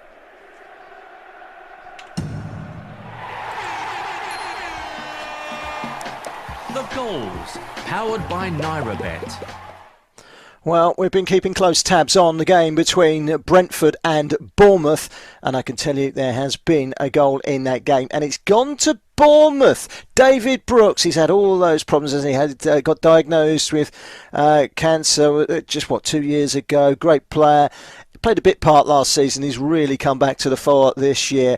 Great to see him back. He's a super player, and it's really good to see him on the score sheet this afternoon. He scored a second goal for Bournemouth, who are in the box seat with 13 minutes to go. They lead at Brentford. They are heading towards their first victory of the season. To tell us all about that David Brooks goal, here's Matt Temporal. Oh, what a story here at the G-Tech Community Stadium. It's 2-1 to Bournemouth. So much pressure from Brentford. And it's a counter-attacking goal. A very, very typical counter-attacking goal at one. So basically, Brentford miss an absolute city. It's Keane Lewis Potter at the back post. It's an open goal. He heads it at the post. It ricochets out. The ball goes up to the other end of the field. A classic counter-attack. Max Aarons running onto the Brentford box. He squares it across the box to David Brooks. And what a story. He taps it into the empty net to make it Brentford 1, Bournemouth 2. Very interesting indeed. To tell us about the introduction of Nuno Tavares, Jackson Cole is on as a substitute. Is he going to make an impact? Well, I'm sure he's got one task, and that's to prevent Chelsea from getting that equaliser. Nuno Tavares signing on loan from Arsenal for the season. He was part of a treble change made by Steve Cooper. Serge Aurier came off, as did Aurel Mangala and Ola Aina. I think that was a very shrewd decision by Cooper to take off Aina, because he did pick up a yellow card in the first half. And also on is Gonzalo Montiel, who scored the winning penalty in the World Cup final in Qatar last December, and Chet Kouyaté has also made his way onto the pitch. And all they got to do is just keep doing what their teammates were doing, just shutting Chelsea out pretty comfortably. It's still Chelsea 0, Nottingham Forest 1. Excellent. Thank you very much for that update. And Chelsea's still behind. Jackson Cole will keep us informed of all the goings on between now and the end of the game between Chelsea and Nottingham Forest. Bayer Leverkusen in the Bundesliga have beaten Darmstadt by 5-1. 2 there for the Nigerian Victor Boniface. Great to see him scoring early in both halves in a 5-1 victory at the Bay Arena. And, well, as we stand in the Premier League early on today, Sheffield United 2, Everton 2, Brentford 1, Bournemouth 2. Burnley 1, Tottenham Hotspur 5, as we just heard. Chelsea 0, Nottingham Forest 1, and Manchester City 2 for Erling Haaland are leading 4-1 against Fulham at the Etihad, the champions in control. And West Ham fans, I'm afraid your stay at the top of the Premier League, less than 24 hours, is just about to come to an end, because Manchester City are going to knock you off of that perch and take their throne once again this afternoon, it seems, unless there's a miraculous comeback for Fulham. They did have a miraculous comeback there once at Fulham, at Manchester City. They were 2-0 down at half-time. If they didn't win the game, they were relegated. They scored 3. And they won 3-2. They ended up winning all their remaining games and stayed up. That was 2008. That was the last time they won there. Can they score 3 goals for the comeback of all comebacks today? I'm not holding my breath, but you just never know in football. Sunderland 5, Southampton 0 was a standout result in the early kickoffs in the Championship. And a reminder that Getafe are leading at Real Madrid by 1-0 in Spain. I can tell you that Real Madrid have in fact equalised in that game through Joselu 2 minutes into the second half, cancelling out Borja Mayoral's opener for Getafe.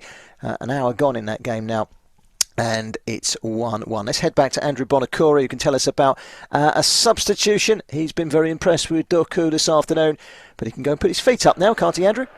Yeah, he can really put to bed a very fine debut for Manchester City. He just looked really impressive, especially in that first half. Certainly came off the boil a little bit in the second half, but he's been replaced to a standing ovation and a pat on the back from all the Manchester City coaching staff on the bench. So he'll be pleased with his first contribution. And I wouldn't say he's going to really change the way that City play very much, but he does offer them a very good outlet, a permanent outlet, hugging the left-hand touchline.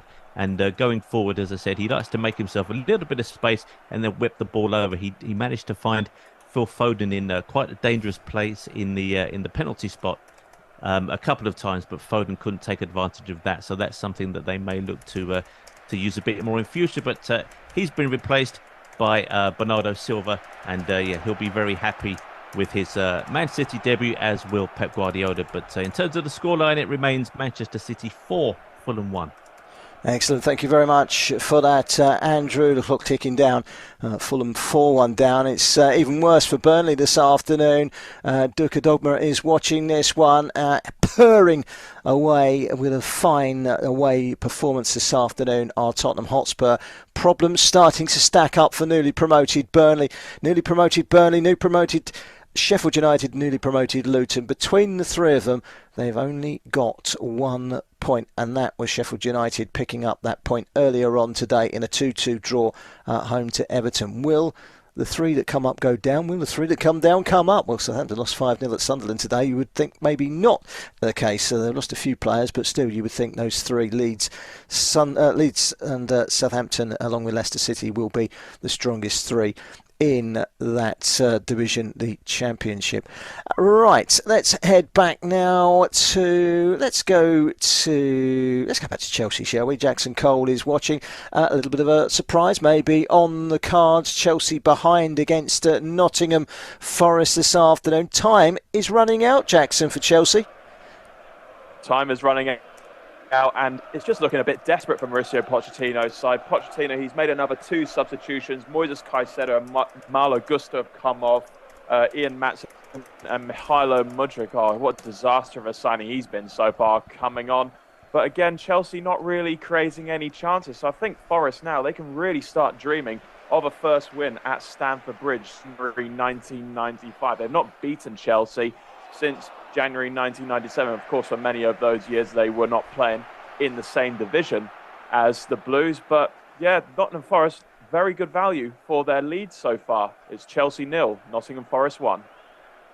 Excellent. Thank you very much for that. Chelsea fans will be sitting anxiously, seeing if their side can get back into that game. They drew with Liverpool on the opening day. It's not been the greatest of starts for Chelsea. They squeezed past 4th tier AFC Wimbledon and a London derby the other night in the Carabao Cup. It's going to take time for Mauricio Pochettino. He will be the first one to tell you that. It's going to take time for the Chelsea new look youthful machine to start clicking into gear. We'll have some team news in just a few minutes from the 3 matches that we're lining up later on in the show. The 5:30 kickoffs.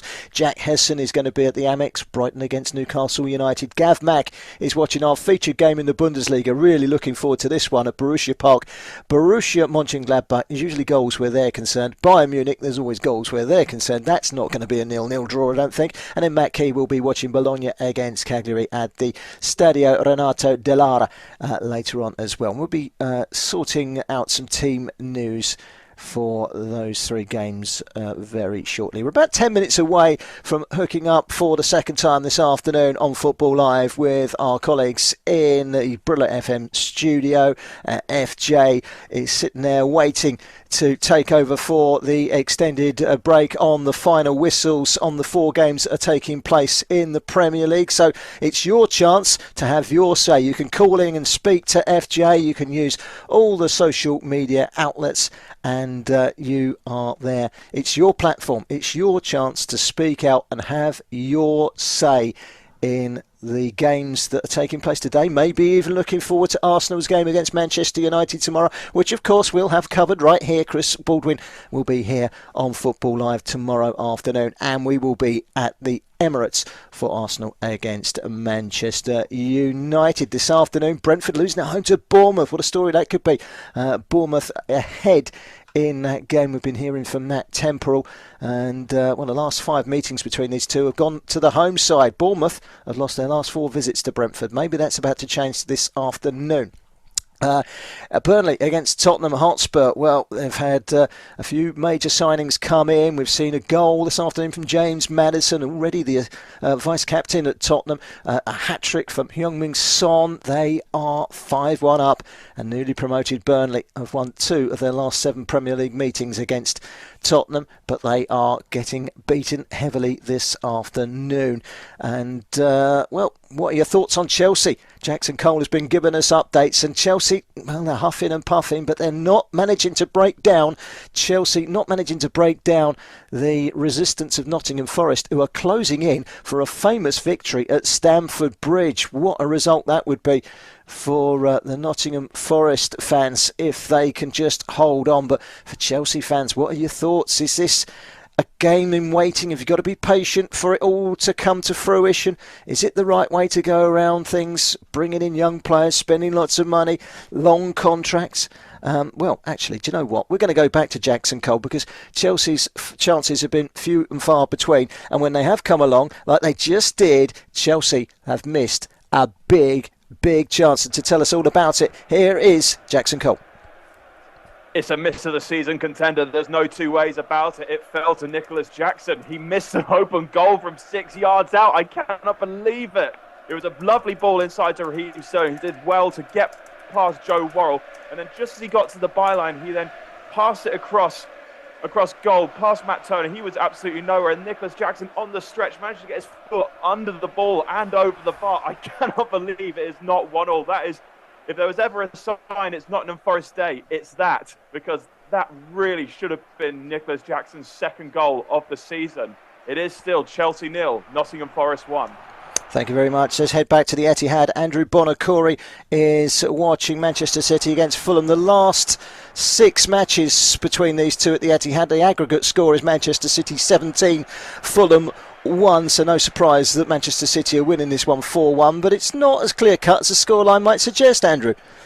No, I've been saying all afternoon that Fulham have put in a decent performance, and they definitely don't deserve to be this far behind, but Man City are definitely kind of sitting on this, and just to underline that, they've even brought on Calvin Phillips to give him, 6 minutes of Premier League minutes, but Fulham have put in a very good account for themselves, but they really were undone by that second goal. And in the second half, Erling Haaland, with a penalty aside, he's only really had one chance of note, and he took that very quickly and crisply to put Manchester City 3-1 up at the time. Now, I think that really ended Fulham's hopes of getting back in the game. They did have a chance just after that third goal to cut the deficit, but had they taken that, we probably would be in for a slightly spicier final 5 minutes or so. But as it stands, it's really Man City just winding down the clock, and Fulham will be pleased to get off the pitch. But I hope they're not too disheartened. They do seem to have a good squad. They've made some very good purchases in the transfer window, so it's not all bad news for Fulham. But this one, I think you just have to take on the chin. It's Manchester City or Fulham 1. Andrew, it is a bit of a free hit really for Fulham. They went and picked up a good result last week, drawing at Arsenal. Their games are going to be defined on the teams in the bottom half of the table. Next week they're at home to Luton. Shoes on the other foot. They'll be at home in a game that they'll be expected to win. They're the games that they'll be prepared for. Maybe bring in 1 or 2 of their new signings for their debuts. This was a free hit. A 4-1 defeat is probably par for the course, isn't it? Yeah, you would have maybe expected something along these lines, but I would say, generally speaking, on the way home, Fulham will be more pleased with their performance than they normally would be. I'm sure in some of those historic scorelines that you mentioned, some of those were real proper beatings. But I think Man City will be surprised by the fight that Fulham showed, especially in that first half. And Man City they were not dominant for the first 10-15 minutes in a home game, and that's a rarity for Man City at the Etihad. So I think Fulham can come away and, as I say, take the 4-1 defeat on the chin, but say, listen, we gave a good account of ourselves, we put in a decent performance. We probably didn't deserve that 4-1 scoreline, but there you go. As you say, maybe the pressure's on a bit more with the expectation on their shoulders next week, but they've showed more than enough to indicate that they'll probably put that Luton game to bed. But yeah, as we've said a few times, even this afternoon, this is the Premier League and anything can happen. Excellent. Thank you very much for that, Andrew. Manchester City 4, Fulham 1. By the way, sad news last night. The former Fulham chairman and owner, Mohamed Al Fayed, passing away at the age of 94. He took over when they were playing in the 3rd tier. He said to everyone, and everyone laughed back at him, I will have this club in the Premier League in 5 years' time. It took him 4 years. They went to the Europa League final. They finished 7th in the Premier League under his tutorage. He built the foundations of the club that was rotting at the core. The ground was falling apart. He'd done a wonderful job for Fulham. So sad for them that they lose a legend off the field, Mohamed Al Fayed, who sadly passed away yesterday at the age of 94. Let's head to the first of our 5:30 games. Brighton and Hove Albion against Newcastle United is a match that we are very much looking forward to. Also very much looking forward to it is Jack Hesson, who's going to be reporting for Football Live. And Jack, I'm pleased to say, is joining us right now and can bring us all the team news. Yeah, very good afternoon to you, Barry, and it is promising to be a great one at the Amex Stadium this evening. Two of the Premier League's most exciting teams to watch, both hoping to bounce back after disappointing defeats last weekend. For Brighton, it was an uncharacteristic 3-1 home defeat to West Ham last Saturday, and they make 3 changes from that defeat. Veltman replaces Milner at right back, Jean-Paul Van Heck replaces Webster at centre-half, and João Pedro replaces Danny Welbeck, starting behind Evan Ferguson, who leads the line, and Matoma, of course, on the left wing. For Newcastle, last Sunday, they suffered an incredible late collapse, conceding 2 goals in the dying embers to lose 2-1 to 10-man Liverpool. And it's just a single change forced by an injury to Sven Botman. Dan Bunn comes in to centre-half, meaning that it's a start at left-back for Matt Targett. Joe Linton starts despite worries about a potential injury, and of course Isaac leads the line. Brighton are unbeaten in the last 6 Premier League home games versus Newcastle. Can they make it 7? They'll certainly be hoping so. 5:30 kickoff, Brighton versus Newcastle, should be a good one. Excellent, thank you very much for that, Jack. We'll be joining up with Jack after the extended break that's coming up in just a couple of minutes' time when we hand back to FJ and the team at Brila FM. But not before we hear from some late drama and a late goal at the G-Tech. The goals, powered by NairaBet. And I can tell you that Brentford are back and they are level, and it's 2-2 against Bournemouth, and we can hook up with Matt Temporal, who can tell us all about that late goal, and it's Brian Mbumo. Yes, big goal at the G-Tech Community Stadium. It's 2-2 with only 3 minutes of injury time left to play. Bournemouth will be devastated. A ball gets clipped up into the box, and a very nice turn from Brian Mbumo. Puts him one-on-one with the goalkeeper, who slots it very confidently underneath Neto to make it 2-2. Brentford were really struggling for chances before this goal, and there's still a few minutes left. Who knows what might happen here at the G-Tech Community Stadium. It's Brentford 2, Bournemouth 2. Excellent. We'll be handing back to FJ and the team as soon as that final whistle goes in the game between Chelsea and Nottingham Forest. Still 1-0 in that game. They're into the 3rd minute of stoppage time, and we'll keep you up to date with what's happening there. Let's quickly delve into our game in the Bundesliga this afternoon, because we've got a great one for you here. Harry Kane on fire. He's hit the ground running for Bayern Munich. They go to Borussia Dortmund this afternoon. Free scoring. They let in loads of goals. They score loads of goals. Should be entertaining. Gav Mack is going to be watching this for us at Borussia Park this afternoon. And Gav Mack is joining us now with all the team news. Yeah, 2 changes for the home side. Goalkeeper Maurice Nicolas out of the team today. Injured his shoulder midweek. So in place of him is... Sorry, I apologise. Jonas Omlin is out and will be replaced by Maurice Nicolas, who hasn't played in the Bundesliga since 2020 in a 4-0 defeat against Hoffenheim whilst he was playing for Union Berlin at the time. The other change for Borussia Mönchengladbach is Rocco Wrights in place of Honorat, the Frenchman who was signed in the summer. Bayern Munich with 1 change from last week's win over Augsburg. Veteran Thomas Muller in place of Serge Gnabry. Now, despite the gulf in talent between these two sides, Gladbach are actually unbeaten in their last 5 games against Bayern Munich, winning 2 and drawing 3. So a big game in prospect for both of these sides here at Borussia Park for Borussia Mönchengladbach versus Bayern Munich. I don't know about you, Mac. Kev, I'm looking forward to that one, and we'll speak to you after the break for some updates on what promises to be a fantastic game in the Bundesliga. Gladbach against Bayern. There is a goal late on in the Premier League.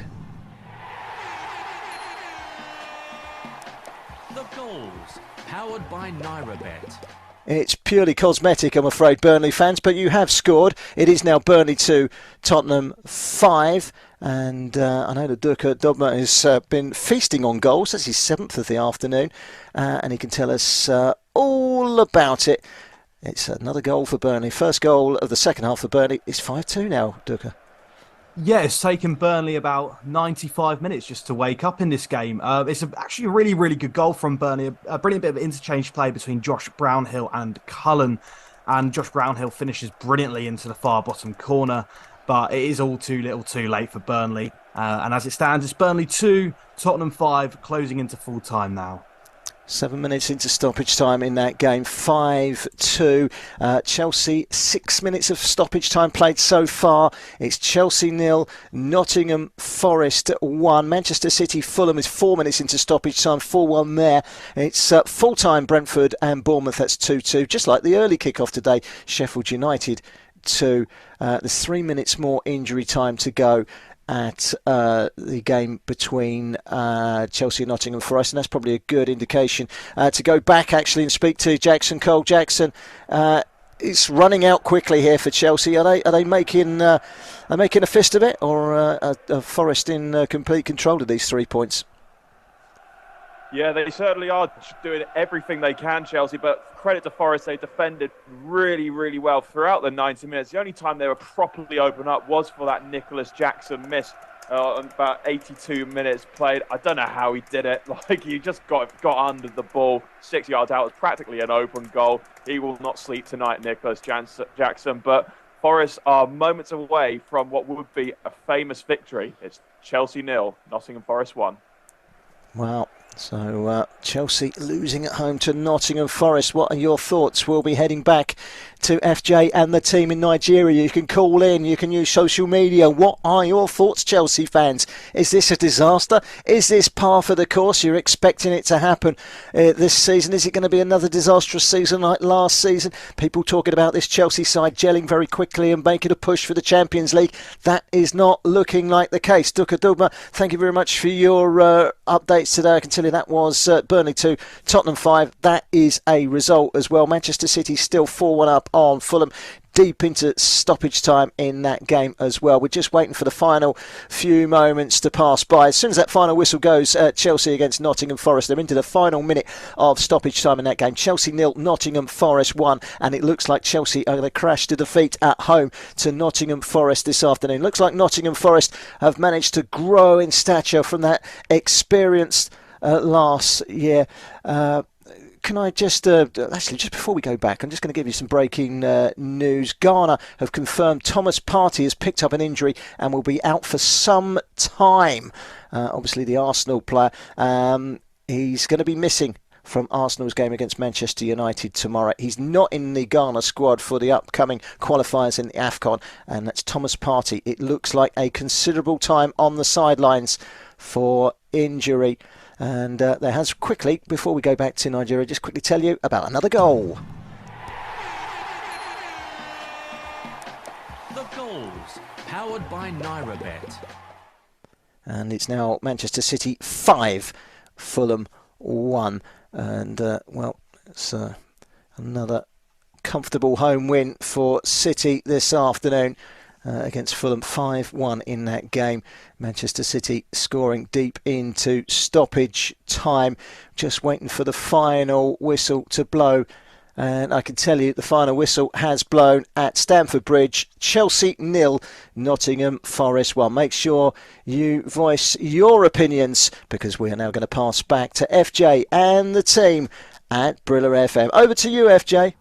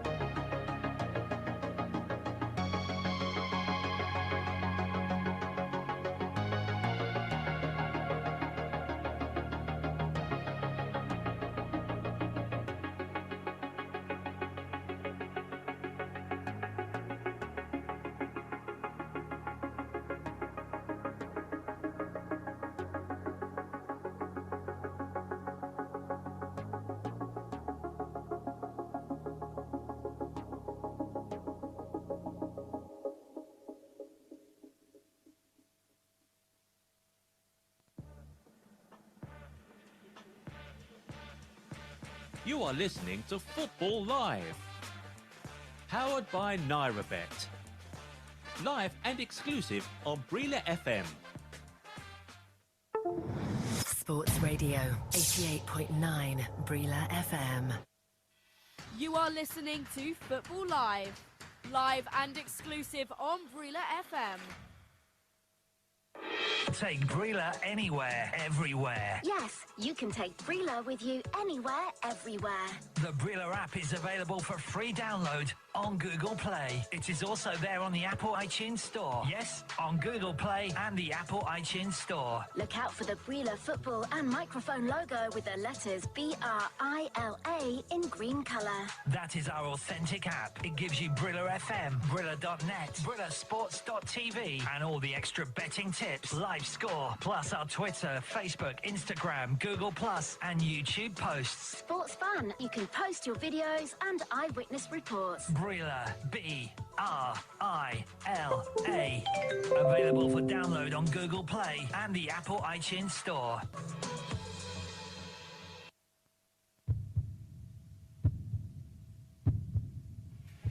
Around the grounds, chasing the goals. A goal that is going to blow open the title race in the Bundesliga. Well, this wasn't supposed to happen. It's been an unbelievable day here on Football Live. 4 hours of football every Saturday and Sunday on Brila FM with Football Live.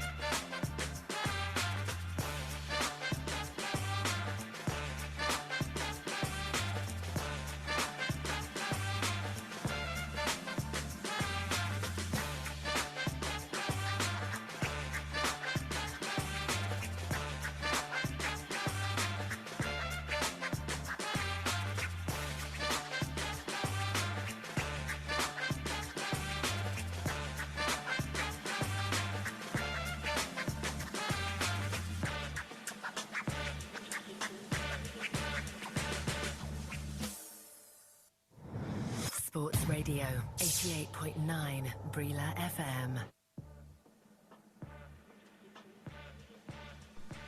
You are listening to Football Live. Powered by NairaBet. Live and exclusive on Brila FM.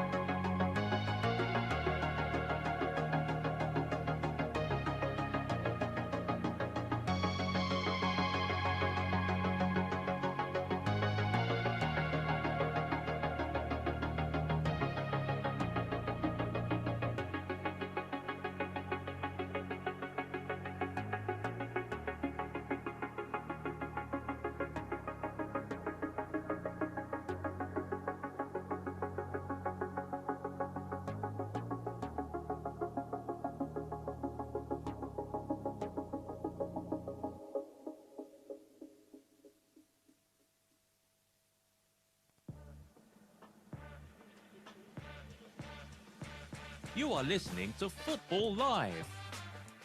Powered by NairaBet.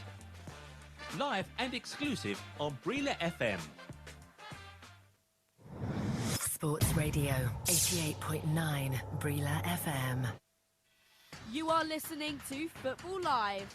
Live and exclusive on Brila FM.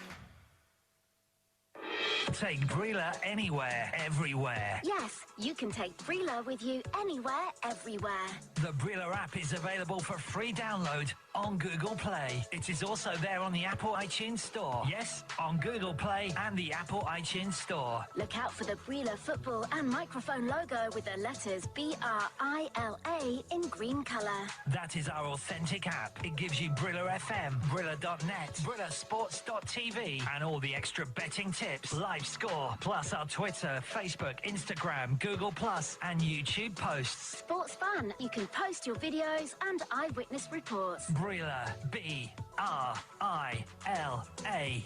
Available for download on Google Play and the Apple iTunes Store.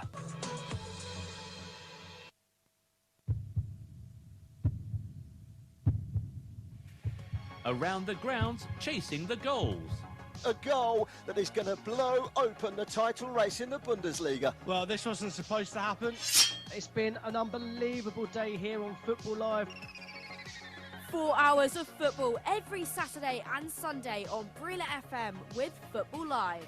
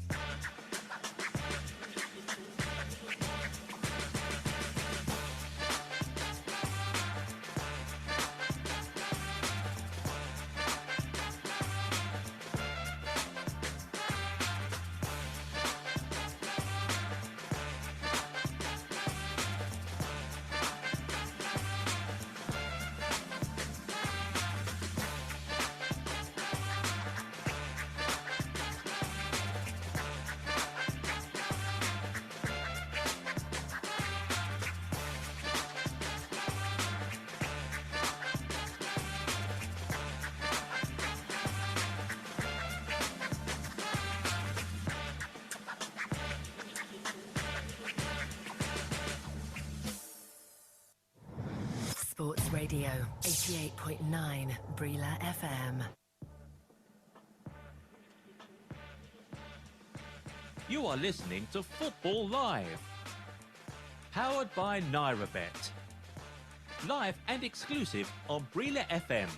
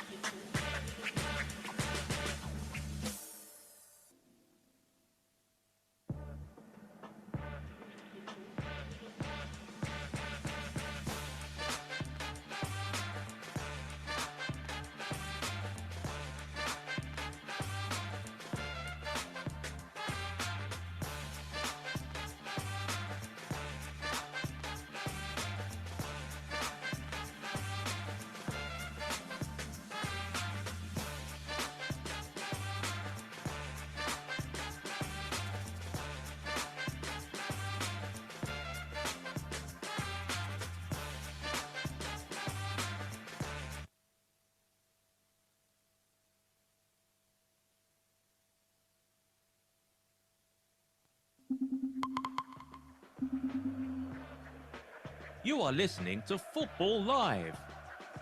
Powered by NairaBet. With Barry Swain. Yes, welcome back everyone. 2 hours of the show to go. We're halfway through and there's more drama to come. Just a quick reminder of what's happened so far today in the Premier League. A 2-2 draw in the lunchtime kick-off between two teams looking for their first win of the season. Sheffield United against Everton. Manchester City 5, Fulham 1. Chelsea 0, Nottingham Forest 1. Burnley 2, Tottenham Hotspur 5. And Brentford and Bournemouth another 2-2 draw. Plenty of goals around this afternoon. What about the Bundesliga? Stuttgart 5, Freiburg 0. Serhu Guirassy and the Guinea international with 2 in 3 minutes in the first half at the MHP. Werder Bremen 4, Mainz 0. A player of Nigerian descent, Justin Jinmar, made one and scored one late in the day at the Versa Stadium. Leverkusen have beaten Darmstadt 5-1. Another Nigerian in amongst the goals at the Bay Arena. 2 for Victor Boniface, a summer signing from Belgium football, of course. Augsburg 2, Bochum 2 at the WWK Arena. 2 there for the Japanese international Taka Asano. And in La Liga at the Bernabeu, they were 1-0 down at half-time, Real Madrid. 1-1 going into extra time. 5 minutes after the injury time was started, up popped Jude Bellingham to score the winner. So Real Madrid taking all 3 points, but they were pushed all the way by Getafe this afternoon. Real Madrid 2, Getafe 1. We're just about to get underway in our 3 matches that we're featuring in the second half of the season. Second half of the show.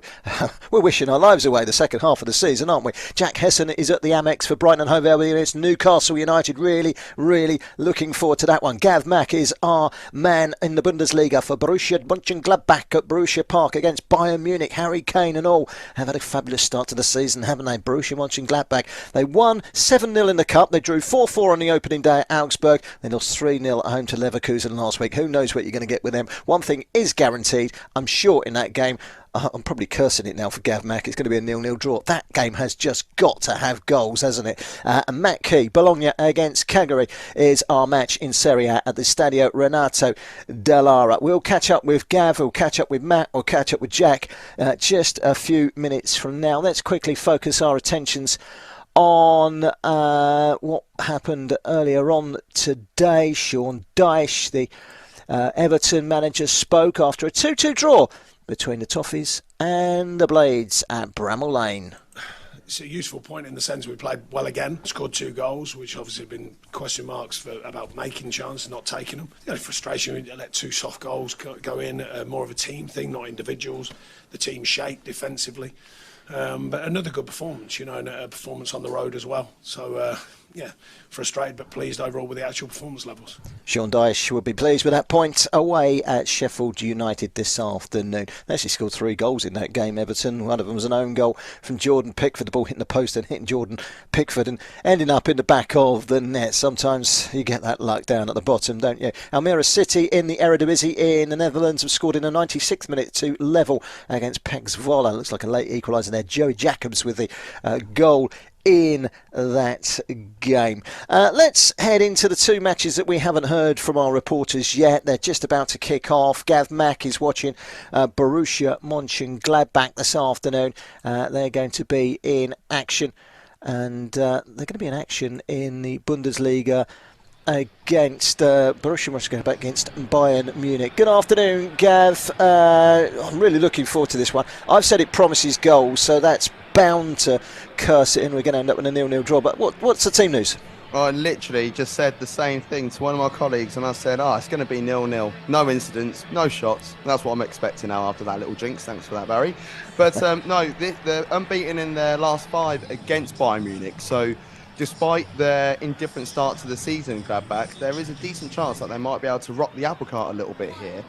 2 changes for Borussia Mönchengladbach. Goalkeeper Jonas Omlin is out with a shoulder injury. He's finished all 3 games so far this season until that point. And in comes Moritz Nicholas in his place. First game for Gladbach. And not just that, his first game in the Bundesliga in over 3 years. The other change is Rocco Wright coming in on the wing in place of French international Onola. Bayern Munich with 1 change from last week's win against Augsburg. Serge Gnabry drops to the bench, and in comes the veteran Raudemeister, as they like to call him, Thomas Muller. If Harry Kane scores today, it will be his 300th career league goal. And also with Alassane Plea, if he scores today, it will make it his 50th goal in Gladbach colours in all competitions. Excellent. Thanks, Gav. Really looking forward to this one, and I'm sure we'll be back with you very, very shortly for the first of many goals in that game at Borussia Park this afternoon. We're delving in now to the Serie A in Italy. Stadio Renato Dallara is the place to go. It's the place to be. It's where Matthew Key has his eyes on Bologna against Cagliari. It's a game between two sides fixed in 14th and 15th, both still looking for that first win. Maybe, just maybe, today is their day. Good afternoon to you, Matt. What's the team news there? Good afternoon, Barry. Good afternoon, Football Live listeners. And yeah, as you mentioned, both teams searching for a win, their first win of the season today. But Bologna did pick up a very credible draw against Juventus last weekend. So they're coming into this one full of confidence, you'd imagine, and at home to a weaker Cagliari side. You'd expect them to win, but we know that's not how it goes. In terms of team news, the headline team news for Bologna is that Joshua Zirkzee starts up front. Fans of the Bundesliga that will obviously also cover him will know him, former Bayern Munich striker, still very young, still got lots of potential. So looking forward to watching him play. And Janko for Cagliari on the other side, almost a bit of a journeyman in Serie A. Been around load of different clubs, always very solid performer. And you'd say that another interesting place to look out in this one for people that aren't too familiar with these two sides is the managers. And for Cagliari, you've got Claudio Ranieri, obviously his biggest accomplishment, that miracle title win with Leicester City. And for Bologna, Thiago Motta in his first role in football management. So an interesting one here in Serie A. In Italy, it's Bologna versus Cagliari. We've just got underway. Excellent, thank you very much, Matt. About a minute and a half gone in the game between Brighton and Hove Albion and Newcastle United, where the sun is shining over on the far side of the pitch. Jack Hesson is watching this one, and we'll hook up with Jack right now, because it's not taken very long for Newcastle to create the first really noteworthy chance of the game. In the first minute or so, really good chance. Yeah, it was indeed a really good chance for Alexander Isaac. The ball, great ball from Bruno Guimaraes in the middle of the park. Completely splits the Brighton defence. Isaac looks like he's got the goal at his mercy, but Jean-Paul Van Heck comes in at the last minute and saves it. And it then deflects back off of Isaac and out for a goal kick. So encouraging early signs for Newcastle in this game. 2 minutes played, Brighton 0, Newcastle 0. Newcastle United haven't won in 6 Premier League visits to the Amex, and as of yesterday, Brighton had made a profit in the trading of the summer of 114.6 million. That's not bad business, is it? They've generated £198.7 million in transfer fees, with 3 players departing for fees of 25 million and upwards. Moses Caicedo, Alexis McAllister, Robert Sanchez, of course, going to Chelsea, of course, as well as Caicedo. So plenty of good business done by the team in the stripes this afternoon, Brighton and Hove Albion. And at the moment they're under the cosh, because Newcastle had an early chance, which was just home from Jack, and looking up, they've just had another really good chance, but they've spurned it, and it remains 0-0. We'll be back across to Jack throughout the afternoon. Let's head back in to the 3 o'clock kickoffs that we've had this afternoon. A disappointing afternoon for Chelsea. Jackson Cole was our man watching the game at the Stamford Bridge. Jackson's managed to keep his seat in an empty Stamford Bridge and tell us all about really what has been a thoroughly disappointing afternoon. Jackson, thanks for staying back, hanging back, and speaking to us so long after the final whistle. But very disappointing afternoon for Chelsea. Yeah, very disappointing indeed. They really didn't do enough to win in the 90 minutes. They did have a few chances towards the end, but I think, Nottingham Forest, they played very well throughout the 90 minutes, but they were just getting a bit they're tightening up a bit, Nottingham Forest, so that did invite the pressure from Chelsea. So Nottingham Forest, very good value for their first win at Stamford Bridge in over 28 years. But I must say, Nicholas Jackson, I don't know how he did it, but he had the goal at his mercy from 6 yards out, and he somehow put the ball over the bar. I know it's only game week 4, but it would not surprise me if that is given the novelty award that no one wants to win of miss of the season. And then right at the end, Thiago Silva stung the palms of Matt Turner, and Raheem Sterling also came quite close in stoppage time. But this will be a massive concern for Mauricio Pochettino's men. Going into the game, Nottingham Forest, they had only won 1 of their previous 21 league away matches in the top flight. They've now got 2 in their last 22. But looking very positive for Forest, but it's not a good day for Chelsea. Already 2 defeats in the league this season. Yes, and what about Nottingham Forest? I mean, last season they did struggle. There was a stage where we thought, you know what, they're going to go down. They got all those new players in. I'm not sure they've learnt their lesson for it. I think they're a year wiser, and I think they have learnt their lesson for it. And I think their transfer dealings this summer have been much more shrewd. They've brought in good experience and good quality as well. And but you know, it's going to take time for them to gel. But picking up points like this away from home, it's a bonus, isn't it, for them? Yeah, absolutely. It was a bit of a circus at the City ground last season with all the transfers that were going on. But I think they've got a real gem in Steve Cooper. I think apart from Pep Guardiola, he was manager of the season, because to bring in as many as 28 players over a season and just keep a newly promoted side in the Premier League is a really fantastic effort.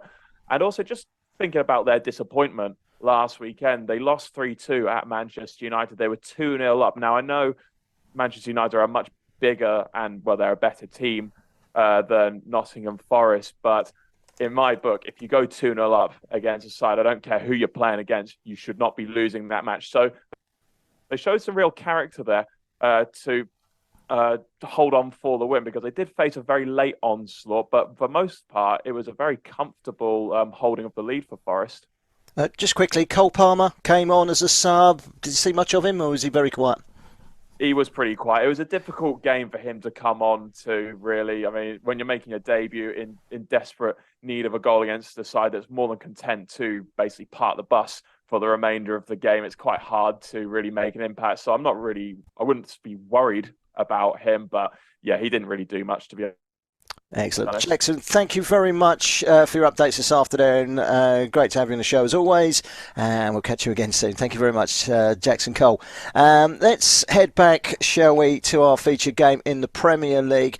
It's been a really entertaining end-to-end opening 7 minutes. Jack Hesson is watching this one. Last time we joined him, big chance in the opening minute for Newcastle. Then they had another chance, and then Brighton have come close just now with a little bit of pressure of their own. It looks like a really exciting game.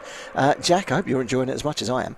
Absolutely am. It's proven end to end, and of course that Newcastle chance just a couple of minutes after the first great chance, they enacted a really great high press, really pushed Brighton into their own corner. Matoma see the Stupinan for the out ball.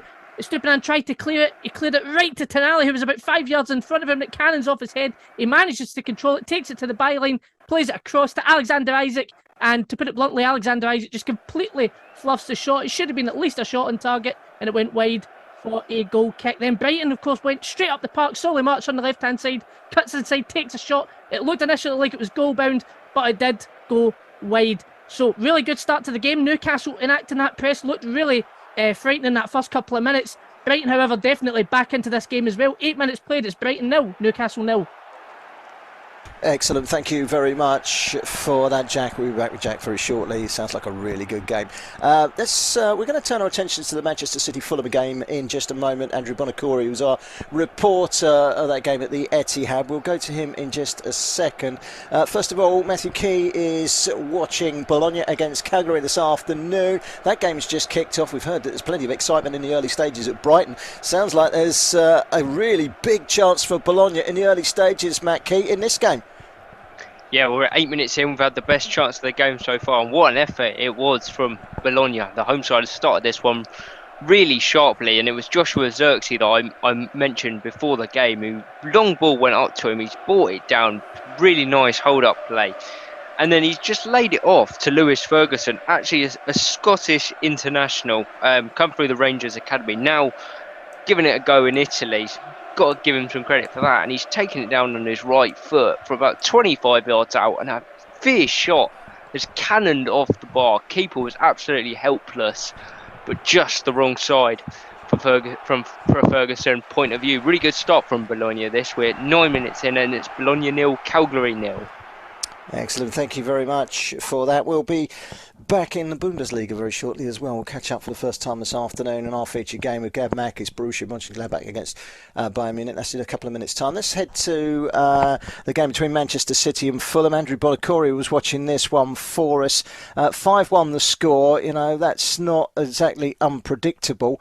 But I think there's more to this game than the scoreline maybe suggests. Absolutely, this really didn't feel like a 5-1 for Manchester City. I said towards the end of the game that the Man City fans at 4-1 were really, this is what we expect. This is what we are used to at the Etihad. But Fulham, I mean, they were hard done by in my opinion. I feel that the second goal, which came seconds before the end of the first half, I think that really was a harsh blow for Fulham. Although the scoreline looks like a really easy win for Man City, I think Fulham can come away from this game with quite a lot of credit. They controlled the first 15 minutes. They put Man City under a lot of pressure. Man City were really struggling to bring the ball forward. That they looked a little bit like Spurs last season, if you know what I mean. They were looking up, not seeing anyone to play the ball to in a forward position, and were retreating quite a lot. And Fulham's press for that first 15 minutes was really first class.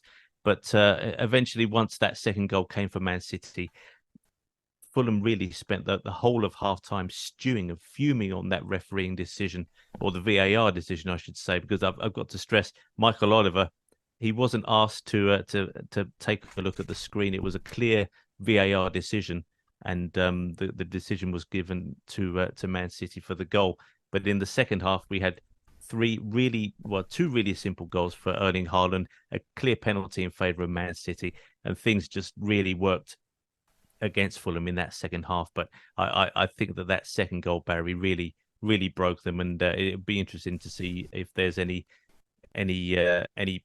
fallout from that call, because I think anyone who's used to watching football, in the last 30-40 years, would say that there's no way in a million years that goal should have stood. And it's one of those things about VAR that they're poring over these tiny frame by frame decisions and judging them kind of outside of the context of the game.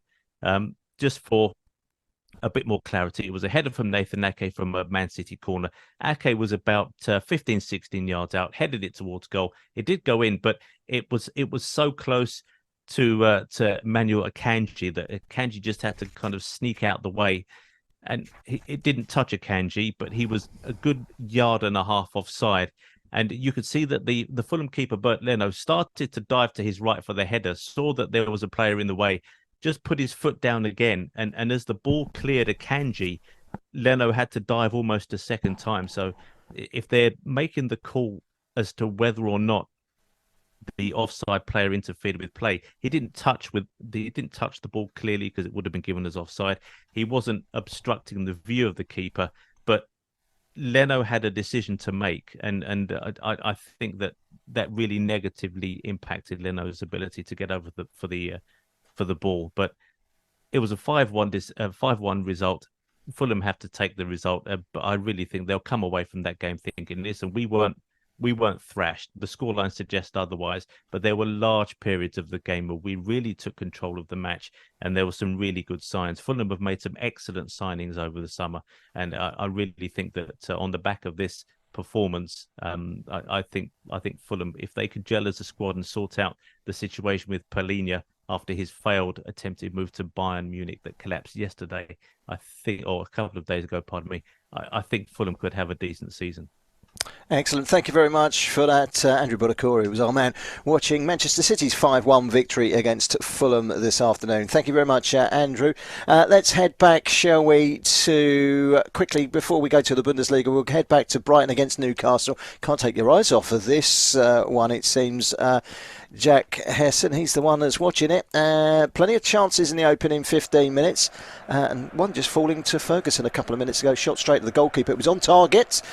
Plenty of chances, no goals yet. Yeah, and Brighton are firmly now in control of this game, 14 minutes in. It is still nothing each, but yeah, it all came from a nice little passage of play into play between Matoma into Gilmore. Gilmore spotted the run of Ferguson, advancing towards the box, but Dan Burn was there with him all the way. He managed to get the shot away, but not enough to worry Pope. And goals, as I said, Brighton under control in the game. They did weather that early storm from Newcastle, but still a long way to go. 15 minutes played. It's Brighton 0, Newcastle 0. Excellent. Thank you very much for that, Jack Hessen. From the Premier League to the Bundesliga, Harry Kane has hit the ground running, as you said earlier. Bayer Leverkusen score and concede plenty of goals. This one has got goals written all over it, so of course it's still 0-0, I think. Bringing us up to date with the early stages, it's Gav Mack. Yeah, as mentioned, 15 minutes into the game, Borussia Mönchengladbach 0, Bayern Munich 0. It's very well structured defending from Borussia Mönchengladbach. They originally set out with what appeared to be like a 5-4-1, but they seem to be settling into a 4-3-3 when going forwards. Not many opportunities to go forwards. There was a shot on the 9th minute from left back Wöber, whose shot was quite weak and was drifting many yards past the far right-hand post from about 30 yards out. In the 2nd minute, there was a soft header from Leon Goretzka from a corner. But other than that, not much to report here. It's by Borussia Mönchengladbach 0, Bayern Munich 0.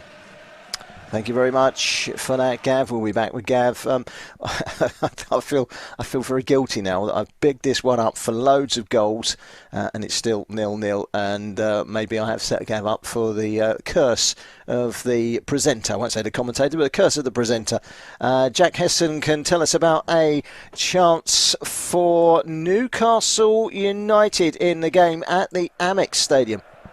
Yeah, and I tell you what, so far Brighton have had about 70% of the ball, but it doesn't stop Newcastle when they get the ball and act the pressure to then break away and look really dangerous. Anthony Gordon won the ball. It looked like Brighton was safe in possession, but then a good passage of play got the ball to Almiron on the right-hand side, advancing towards the box, tried to play it across. The cross deflects off of Dunk and almost creeps in at Bert Verbruggen's left-hand corner, and he makes a great left-hand save with the bottom left-hand corner with his glove. A great save, really a great reaction save, and keeps Brighton out of jail. It's Brighton 0, Newcastle 0, 16 minutes played.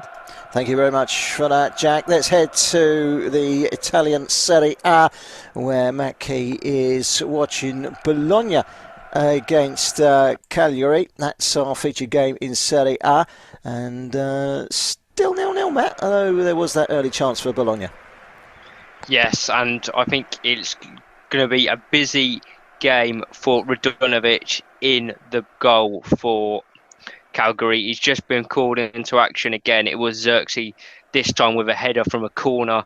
Really simple. It should never happen from a defensive point of view. He just sort of runs from the 6-yard box. He's just able to get his head on it, and it's tipped behind by Radunovic in the goal for Cagliari. Serbian goalkeeper.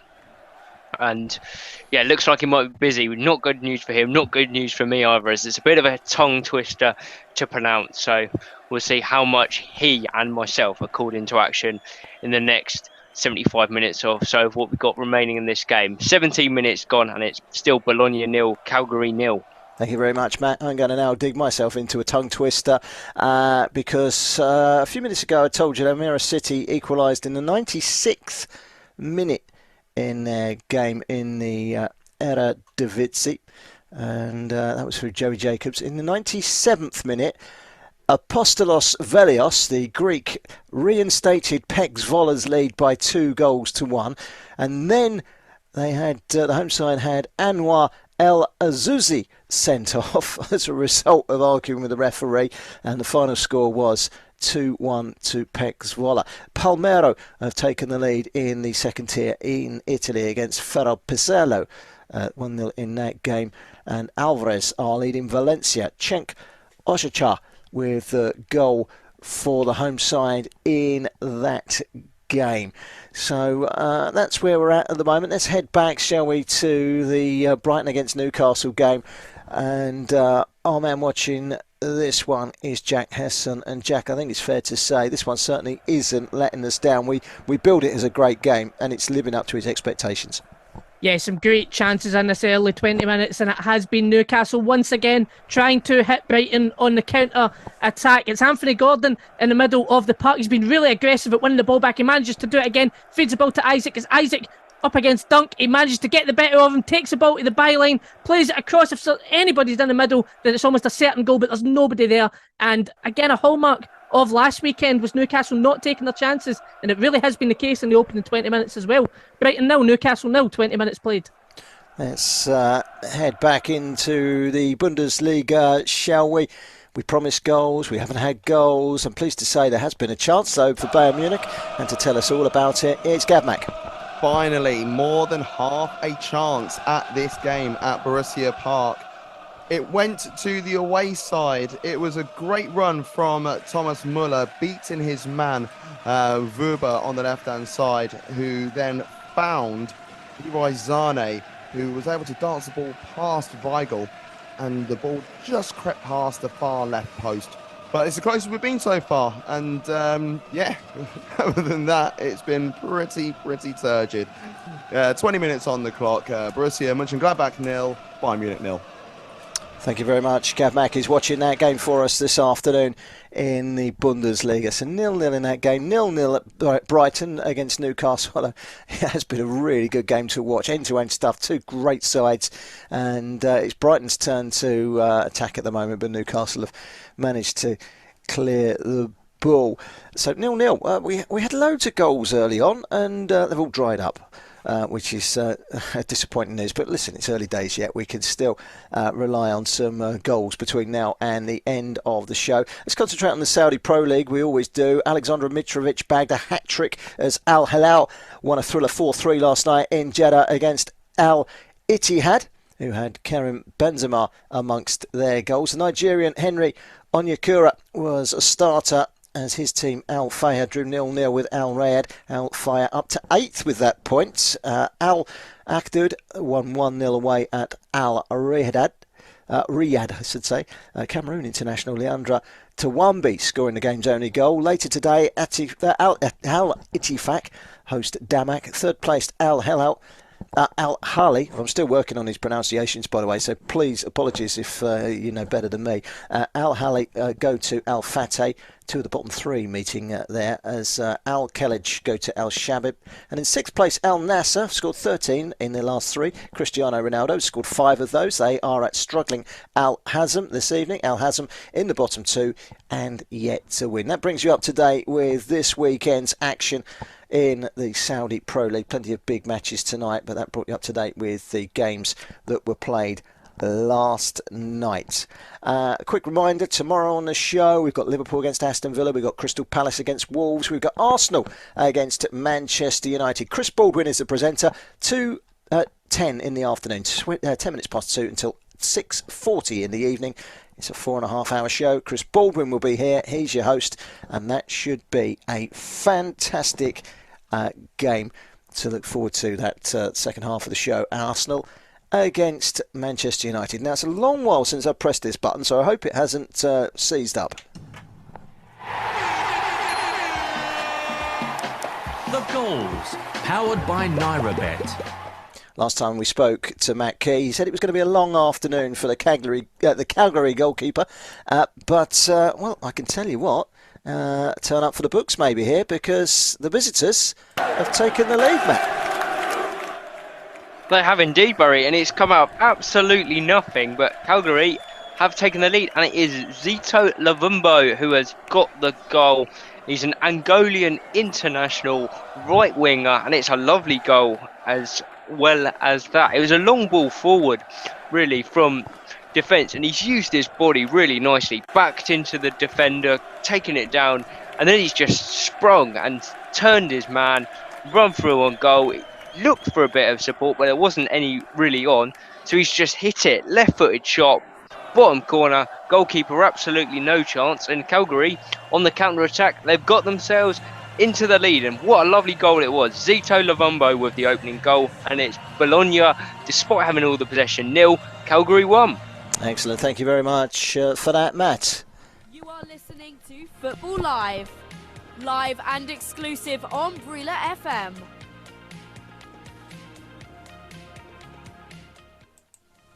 You are listening to Football Live. Live and exclusive on Brila FM.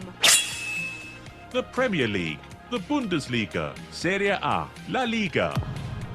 4 hours of football every Saturday and Sunday on Brila FM with Football Live. You are listening to Football Live on Brila FM 88.9 and 101.1 FM. Sports Radio 88.9 Brila FM. Calling all high flyers who fancies a free flight on us. Naira Vegas are making it rain with 1 million, yes, 1 million free flights on Aviator. Claim unlimited flights with no minimum stake. The sky's the limit. Every day it will randomly rain free flights through the chat feature. Simply place your bets on Aviator and watch it rain free flights in the chat. Make sure you board the plane. You wouldn't want to miss out on a maximum multiplier of times 250,000. Full terms and conditions apply. Must click claim in the chat to be rewarded. Free flights for Aviator only. Must be 18 plus. Please play responsibly. Here is what's coming up on Football Live. Coming up tomorrow on Football Live with Chris Baldwin.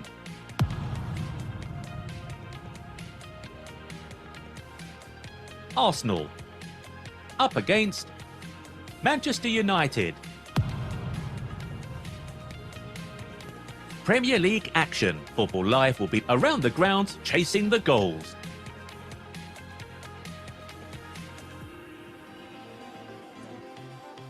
You are listening to Football Live on Brila FM.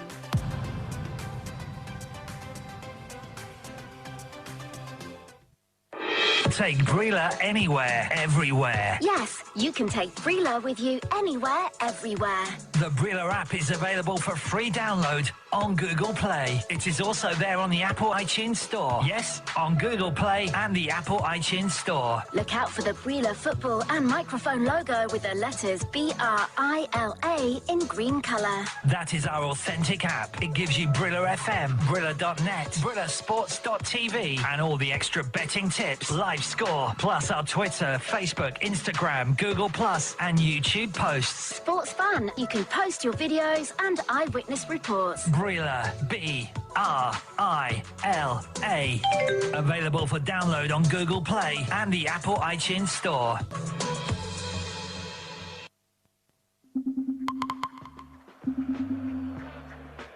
You are listening to Football Live, powered by NairaBet, with Barry Swain.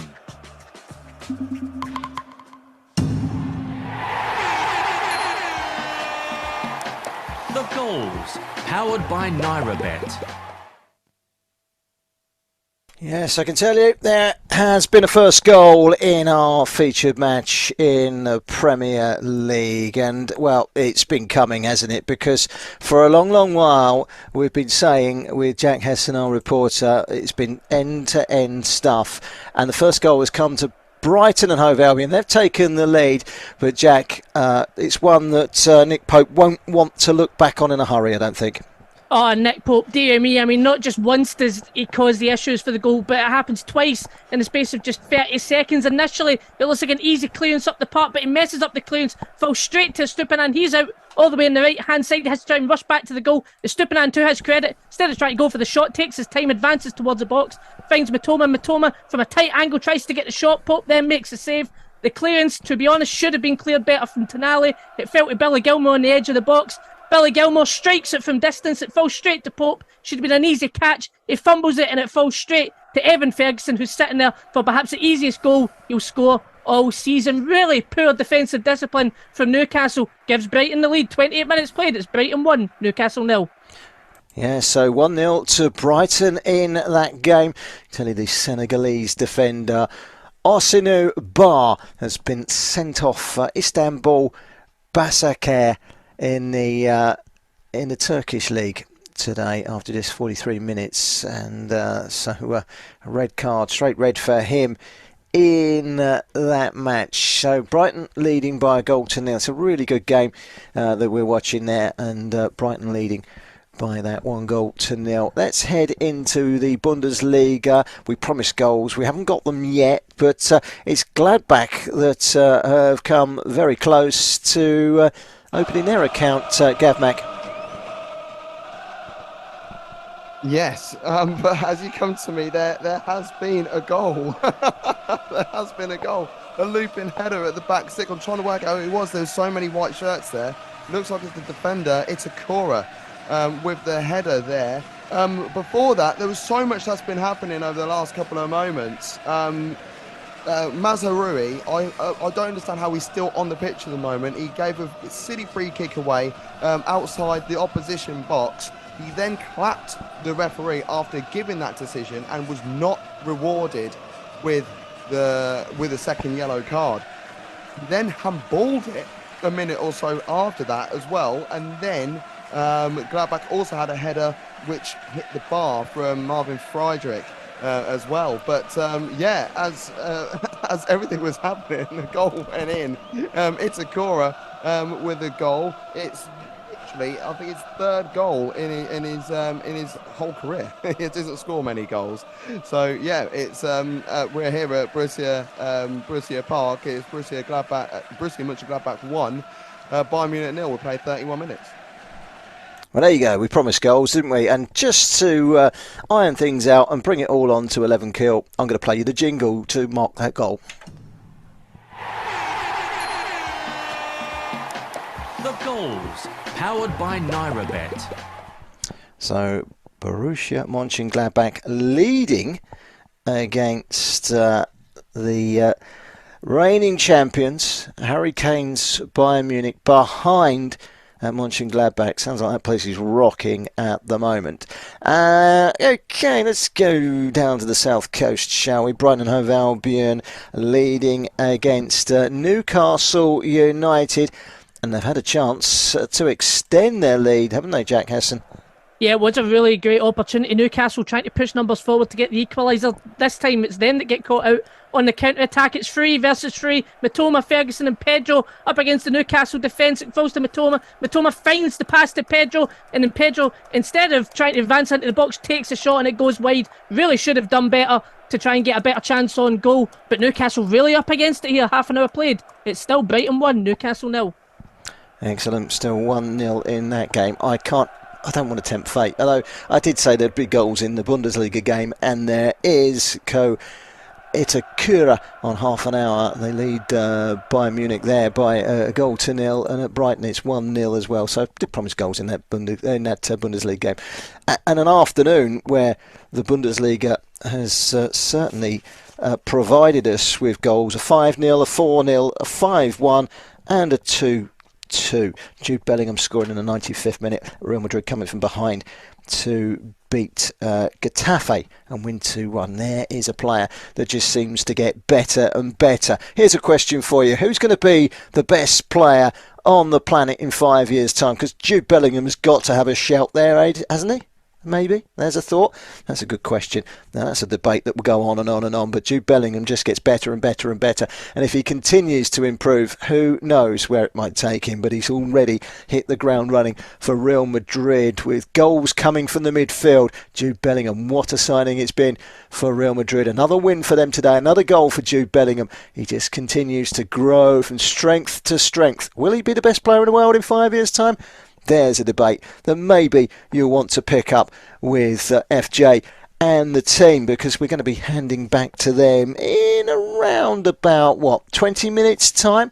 Maybe that's a debate. 5 years' time, who's going to be the best player in the world? Love to hear what people think about that one, because for me, if Jude Bellingham just keeps on growing, he's going to be up there or thereabouts. Let's head into the Serie A, our featured game at the Stadio Renato Dall'Ara. I love saying that. Bologna against Cagliari.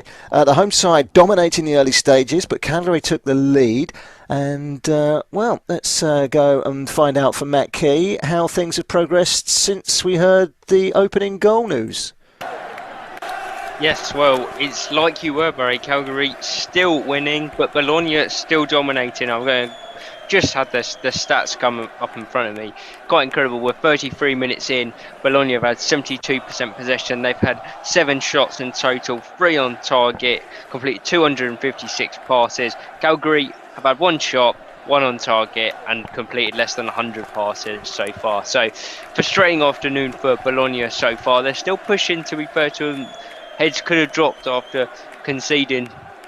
Well, I suppose you could say unfortunately, but in terms of how much they've dominated the game, but still pushing for the equaliser. Fans very much still with them at this point. But Calgary, to their credit, defended really well, keeping a solid position, and really cutting Bologna off for any clear-cut chances in the last few minutes. 34 minutes gone, still Bologna 0, Calgary 1.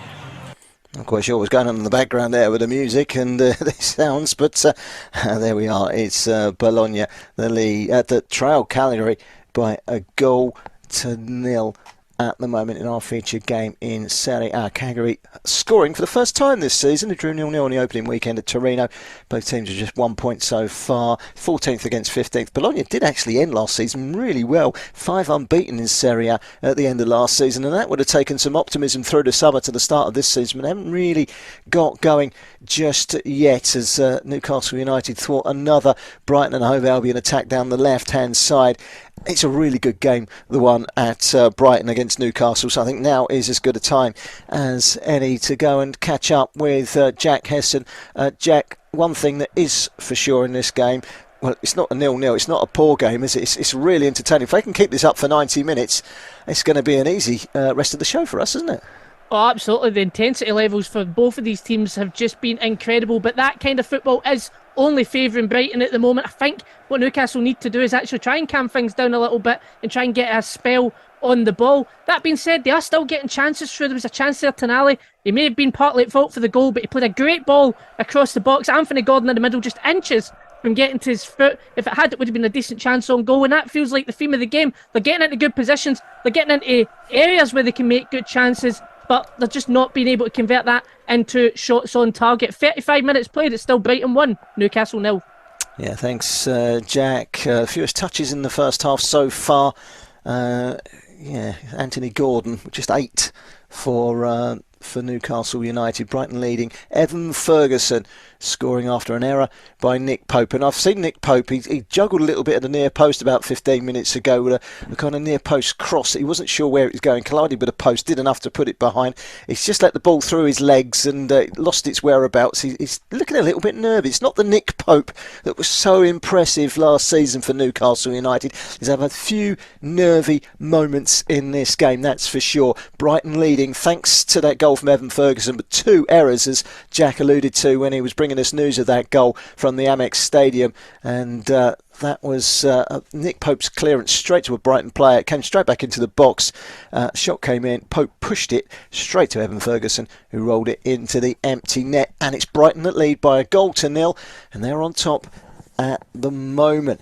Let's head back to the Bundesliga, shall we? Because I'm not saying it's a shock on the cards, but you just expect Bayern Munich to win every single game in the Bundesliga at the moment, don't you? And Borussia Mönchengladbach have rather ripped up the script, I think it's fair to say. Gav Mack is watching this one for us. Still 1-0 to the home side.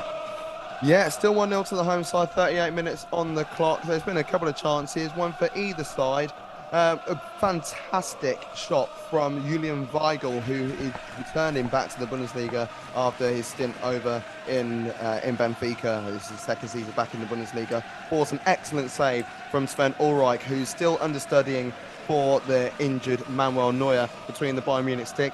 And then Harry Kane finally getting an opportunity on goal, but it wasn't the cleanest of headers, went over the bar.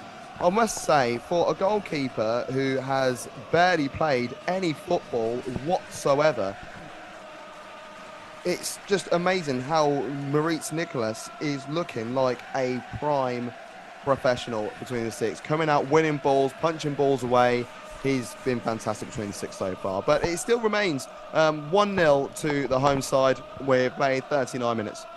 Bas Coopers has scored in the Eredivisie in the Netherlands. He scored for Go Ahead Eagles, who've had a fantastic start to their season up towards the top. They lead Heerenveen by a 1-0 in that game. Now, let's turn our attention to the Champions League very, very quickly, because the draw was made this week. Newcastle United, of course, on our featured game in the Premier League right now, losing 1-0 at Brighton. They were drawn in the group of death, of course, as they're calling it. Group F, Paris Saint-Germain, Borussia Dortmund, AC Milan, who are currently top of Serie A, and Newcastle United. On match day 1, by the way, Newcastle United will go to Milan. What a mouth-watering game that is. Dortmund going to PSG. Lazio, one off the bottom of Serie A, host Atletico Madrid on match day 1. Barca kick off at home to Antwerp. The holders, Manchester City, take on Crvena Zvezda on their opening match in the Etihad, having beaten Fulham 5-1 today. Bayern Munich, Manchester United reenact the 1999 final. They're in Group A together, along with Galatasaray. Familiar faces playing for Galatasaray, of course, this season. And FC Copenhagen. Arsenal have got to contend with Sevilla and PSV Eindhoven and Lens of France. You would expect them to come through that group, although Sevilla will be a really tough proposition. What about this one? Napoli, Real Madrid, Braga and Union Berlin. Union Berlin currently top, currently keeping the champions, Bayern Munich, off the top of the table. 100% record in the Bundesliga. They've really strengthened from season to season, and they're going to be tough this year. Braga from Portugal, always a strong club. Real Madrid and Napoli. That is going to be a really good group. And on match day 1, Napoli go to Portugal to face Braga. Let's head into the Bundesliga, because there's been a really big chance. It's not hit the back of the net, but Gav Mack, it has hit the woodwork. It has, and originally I thought it was just a case of lines being fluffed, but it wasn't. It was an excellent fingertip save from the inspired Moritz Nicholas between the sticks. And I'm worried about Jonas Omlin if this form continues for the understudy at Borussia Mönchengladbach, because he's been fantastic in his whole game. It was Leroy Sané who cut in from the right-hand side, and we know when he gets himself on his left foot, danger is on the cards. However, not this time. That wonderful save from Moritz Nicholas keeps the score at Borussia Mönchengladbach 1, Bayern Munich 0. We played 42 minutes. Excellent. Thank you very much for that, Gav. 1-0. To Mönchengladbach. A slow burner, really, the start to the second half of the show, but we have got a goal in the game between Brighton and Newcastle, which is around about 3 minutes plus injury time from half-time. Half-time fast approaching in our 3 featured games this afternoon. Bologna against Cagliari, the home side, trailing there 1-0, and Borussia Mönchengladbach against Bayern Munich. That one's 1-0 to the home side. Bayern Munich behind. So 1-0 in all 3 of our games. So we haven't got a 0-0 on the show this afternoon, I am pleased to say. It's been a really good show for goals. There's been plenty of them. A yellow card coming out in the game between Brighton and Newcastle. We'll be across to our reporter Jack Hessen in just a couple of minutes' time to get an update on that. It's Fabian Schär that picks up his first yellow card of the season. Quick reminder what happened on Friday night. Luton 1, West Ham 2 in the Premier League in Spain. Celta Vigo got their first win of the season, 3-2 away at Almeria, who stand at bottom 2. Cadiz came from behind to defeat Villarreal 3-1. Cadiz now up to 5th. 2 goals to the Venezuelan Darwin Machus. Julian Brandt and Umre Can scored. Borussia Dortmund 2-0, controlling it at half-time against pointless Heidenheim, the newly promoted side, yet to pick up a point. It looked all done and dusted, but the strugglers came back and picked up their first point since promotion in a 2-2 draw at Signal Iduna Park. In Italy, Serie A, AC Milan, top of the table after a 2-1 win at Rome. Olivier Giroud and Rafael Leao scoring the goals for Milan. And suddenly, Roma and Jose Mourinho in the relegation zone, in the bottom 3. And Jose Mourinho, the special one, is under a little bit of pressure. Let's head back, shall we, to our featured game in the Premier League. Brighton and Hove Albion are leading Newcastle United by a 1-0. Just mentioned the yellow card there, Jack, and Newcastle are trying to get back into the game, but you can't help but feel that, every time they come forward, Brighton, they could cause damage. Yeah, absolutely, and I think the one thing that you notice with this game is that Brighton just seem a lot more organised at the moment. Newcastle, they try and get a spell in the ball, they try and get it to the midfield, and every single time one of the Newcastle midfield players lose the ball, either a stray pass or get completely outstrengthed. Really was a hallmark of their performance last weekend as well, where it's individual mistakes that really cost them in that midfield. You mentioned that booking for Schär there, really strange when I thought he advances forward. It looks like he won the ball and he gets a booking for that. Anthony Gordon got booked earlier on in the game for a tackle on Van Heck, and that's taken something out of Newcastle's game as well, because in those early stages Anthony Gordon was quite aggressive in his play and he's kind of fell off a bit because of that booking. 44 minutes played, it is still Brighton 1, Newcastle 0. Thanks, Jack. So Brighton still leading Newcastle. Is this going to be a bridge too far this season for Newcastle United? What with the Champions League coming up, despite some great signings in the summer, it's going to take a little bit of time for those new signings to gel up at St James's Park. They've got a really tough group in the Champions League. For me, if they made it to third and into the Europa League, I don't think that would be a bad thing in that really tough group that we mentioned a few minutes ago, the group of death, Group F, PSG, Borussia Dortmund, AC Milan and Newcastle. If they don't finish bottom, Newcastle, I think they'd have done well in that group. But with the Premier League as well, the challenge week in, week out, is that a bridge too far for Newcastle United? Any Newcastle United fans out there? I'm sure there are amongst you. Let us know your thoughts. We will be handing back to FJ and the team at Brila FM in a little under 10 minutes time. You can ring in, you can use social media and voice or give us your opinions on the big action this afternoon. Of course, Chelsea 0, Nottingham Forest 1. A defeat for Chelsea at home to Nottingham Forest. Another blow for Mauricio Pochettino and his side. Manchester City, no such problems for them. They beat Fulham 5-1. Another 2 goals for Erling Haaland. Burnley, now they're in trouble. 5-2 they lost this afternoon. Heung-min Song scoring a hat-trick for Tottenham in that 5-2 victory. Brentford and Bournemouth, an entertaining 2-2 draw for Matt Temporal at the G-Tech Community Stadium. It's currently Brighton 1, Newcastle 0. Borussia Gladbach shocking the champions Bayern Munich by a 1-0. And in Italy, Bologna 0, Cagliari 1 with 2 minutes added time in the end of the first half at the Stadio Renato Dall'Ara. An interesting afternoon for the Nigerian players that played in the Premier League this afternoon. Ola Aina, Taiwo Awoniyi both started in that Forest win away at Chelsea. Frank Onyeka came on rather early on for Brentford as a substitute to try and change things up against Bournemouth. It did work. They got themselves back into the game.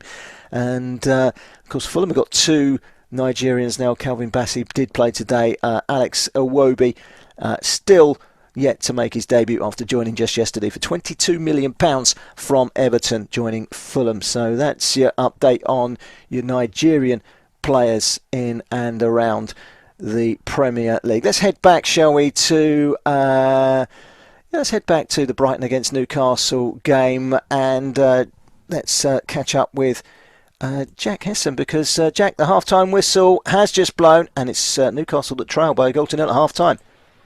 Yeah, it's half-time, and Newcastle will have a lot to do in the second half if they want to come away with anything in this game, because it has been Brighton who have been on the ascendancy for the full half. However, in the immediate early stages, Newcastle did have a couple of great chances on goal with Alexander Isak. Couldn't get his shots away in both occasions, and it was Brighton in the early stages that managed to open the scoring in the 27th minute. Even it was Nick Pope's mistake. He cleared the ball, launched Brighton into the attack, cleared the ball straight to Stupinan. Stupinan then managed to Matoma. He gets a shot away.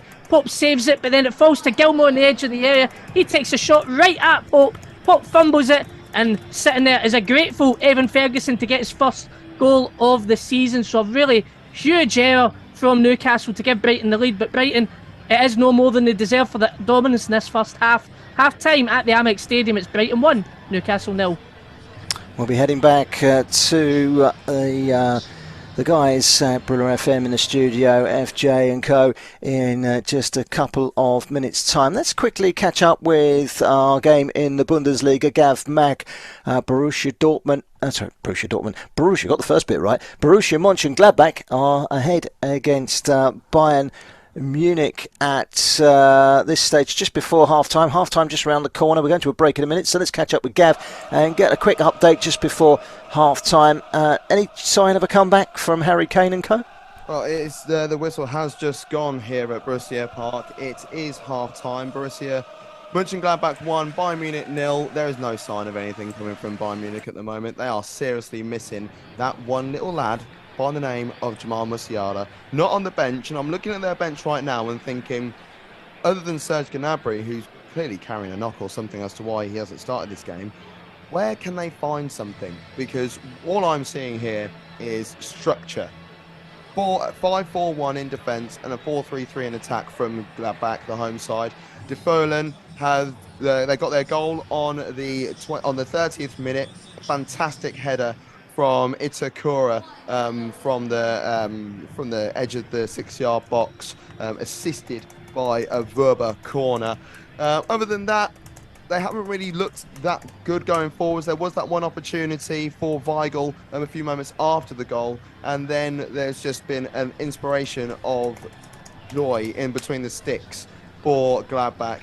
The debutant Moritz Nicholas with a fantastic save, denying Leroy Sané on 38 minutes. And other than that, Bayern look they're going to struggle. However, I must say, before you run away, I know you need to run, I must say that on paper, this looks like a shock result. But if they do go ahead and avoid defeat today, this will be 6 games in a row that Gladbach have picked up a result against Bayern Munich, the reigning champions. But it is half-time here at Borussia Park. Gladbach 1, Bayern Munich 0. Excellent. Thank you very much for that, Gav. We'll be back with him in the second half. We'll be going to a break with FJ and the team in around about 3 minutes' time. First of all, let's head into Italy. Someone has just messaged me and said, why aren't you covering the 2 Nigerian players in the other game today in Serie A? Well, the answer to that question, Isaac Success and Maduka Okoye of Udinese, why are we not covering their game? Well, we knew that it would be 0-0, and that's exactly what it is at half-time. Udinese 0, Frosinone 0. Both those Nigerian players, by the way, Isaac Success and Maduka Okoye, are starting in that game. But that's not the game that we are covering. We're covering the other game in Serie A, where at half-time it's the visitors, Cagliari, Matt Key, that lead by 1-0. Yep, they still lead, and they still lead despite having that one shot in the entire half. It was such a good goal from Calgary that it doesn't matter, but Lavumba it was that got the opening goal for them. Brilliant run down the left-hand side. Lots of power shown from him. Shrugged off the defender, carried it about 20 yards, and then as he got in the box, couldn't see any options to show himself, found the bottom left-hand corner. And as I said to you at the time, it was such a surprise. Bologna started the game so well, and it was almost one of those ones where you needed Bologna to score to sort of open the game up a bit, because Calgary were just sitting back, just sort of not necessarily playing for 0-0, but certainly looking to keep it tight first half. But they've got something to hold on to now, and they're certainly doing that, and it's up to Bologna to take the initiative and work their way back into this game. And since they've conceded, I think a mixture of good defending and lack of quality from the home side has meant Calgary still have this narrow but important lead. Both these, as we mentioned at the start, looking their first runs of the season, and it's Calgary that will be the happier at half-time. Half-time in Italy, Bologna 0, Calgary 1. Thanks, Matt. Quickly before we hand back to FJ and the team, let's hear from the Arsenal manager, Mikel Arteta, ahead of the big one tomorrow, which is here on Football Live. It's Arsenal against Manchester United. History between the two clubs and the games that we had in the past as well. Last year it was a really good example, so it's going to be an extremely competitive match, really a big battle on Sunday, and obviously we want to come away from that with 3 points. I don't know. I think it's that early in the season. We all want to win games. We want to play the best possible way, and that is not going to dictate. But obviously, it gives you momentum. It gives you belief. And before the international break, it's always very important to finish well, to win your game, and go back now in September with another block of games before the next one with a high. Yeah, that was Mikel Arteta, the Arsenal manager.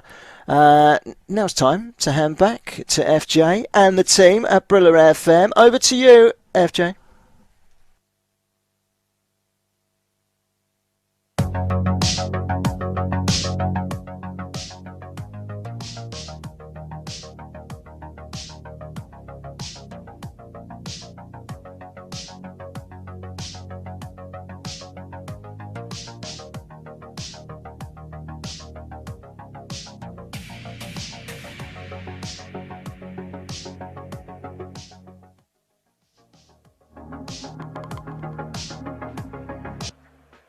You are listening to Football Live, powered by NairaBet, with Barry Swain.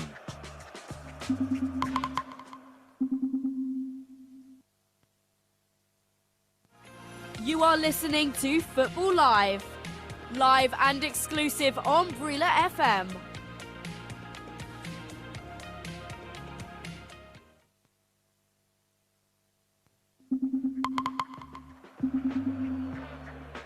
You are listening to Football Live, powered by NairaBet, with Barry Swain.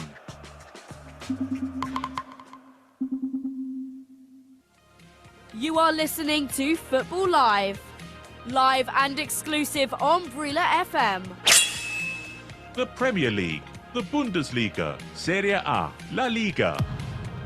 4 hours of football every Saturday and Sunday on Brila FM with Football Live. You are listening to Football Live on Brila FM 88.9 and 101.1 FM.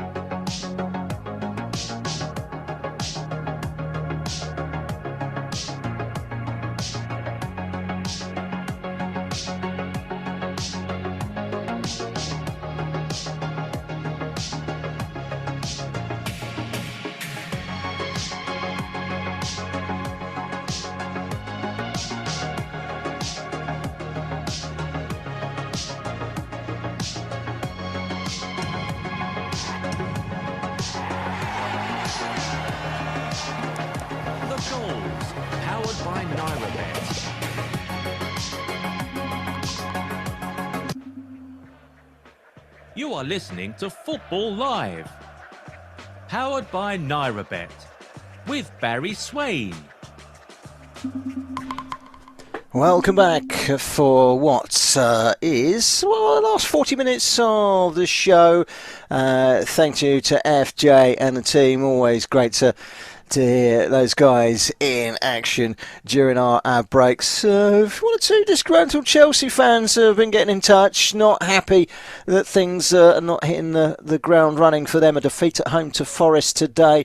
No such bad fortune for Brighton and Hove Albion, who've profited quite sincerely from selling some of their players to Chelsea in recent months, and they are 1-0 up 5 minutes into the second half now in the game at the Amex. And well, Jack Heston's been watching this one eagle-eyed for us. It's been a very good first half. What's the early stages of the second half been like, Jack?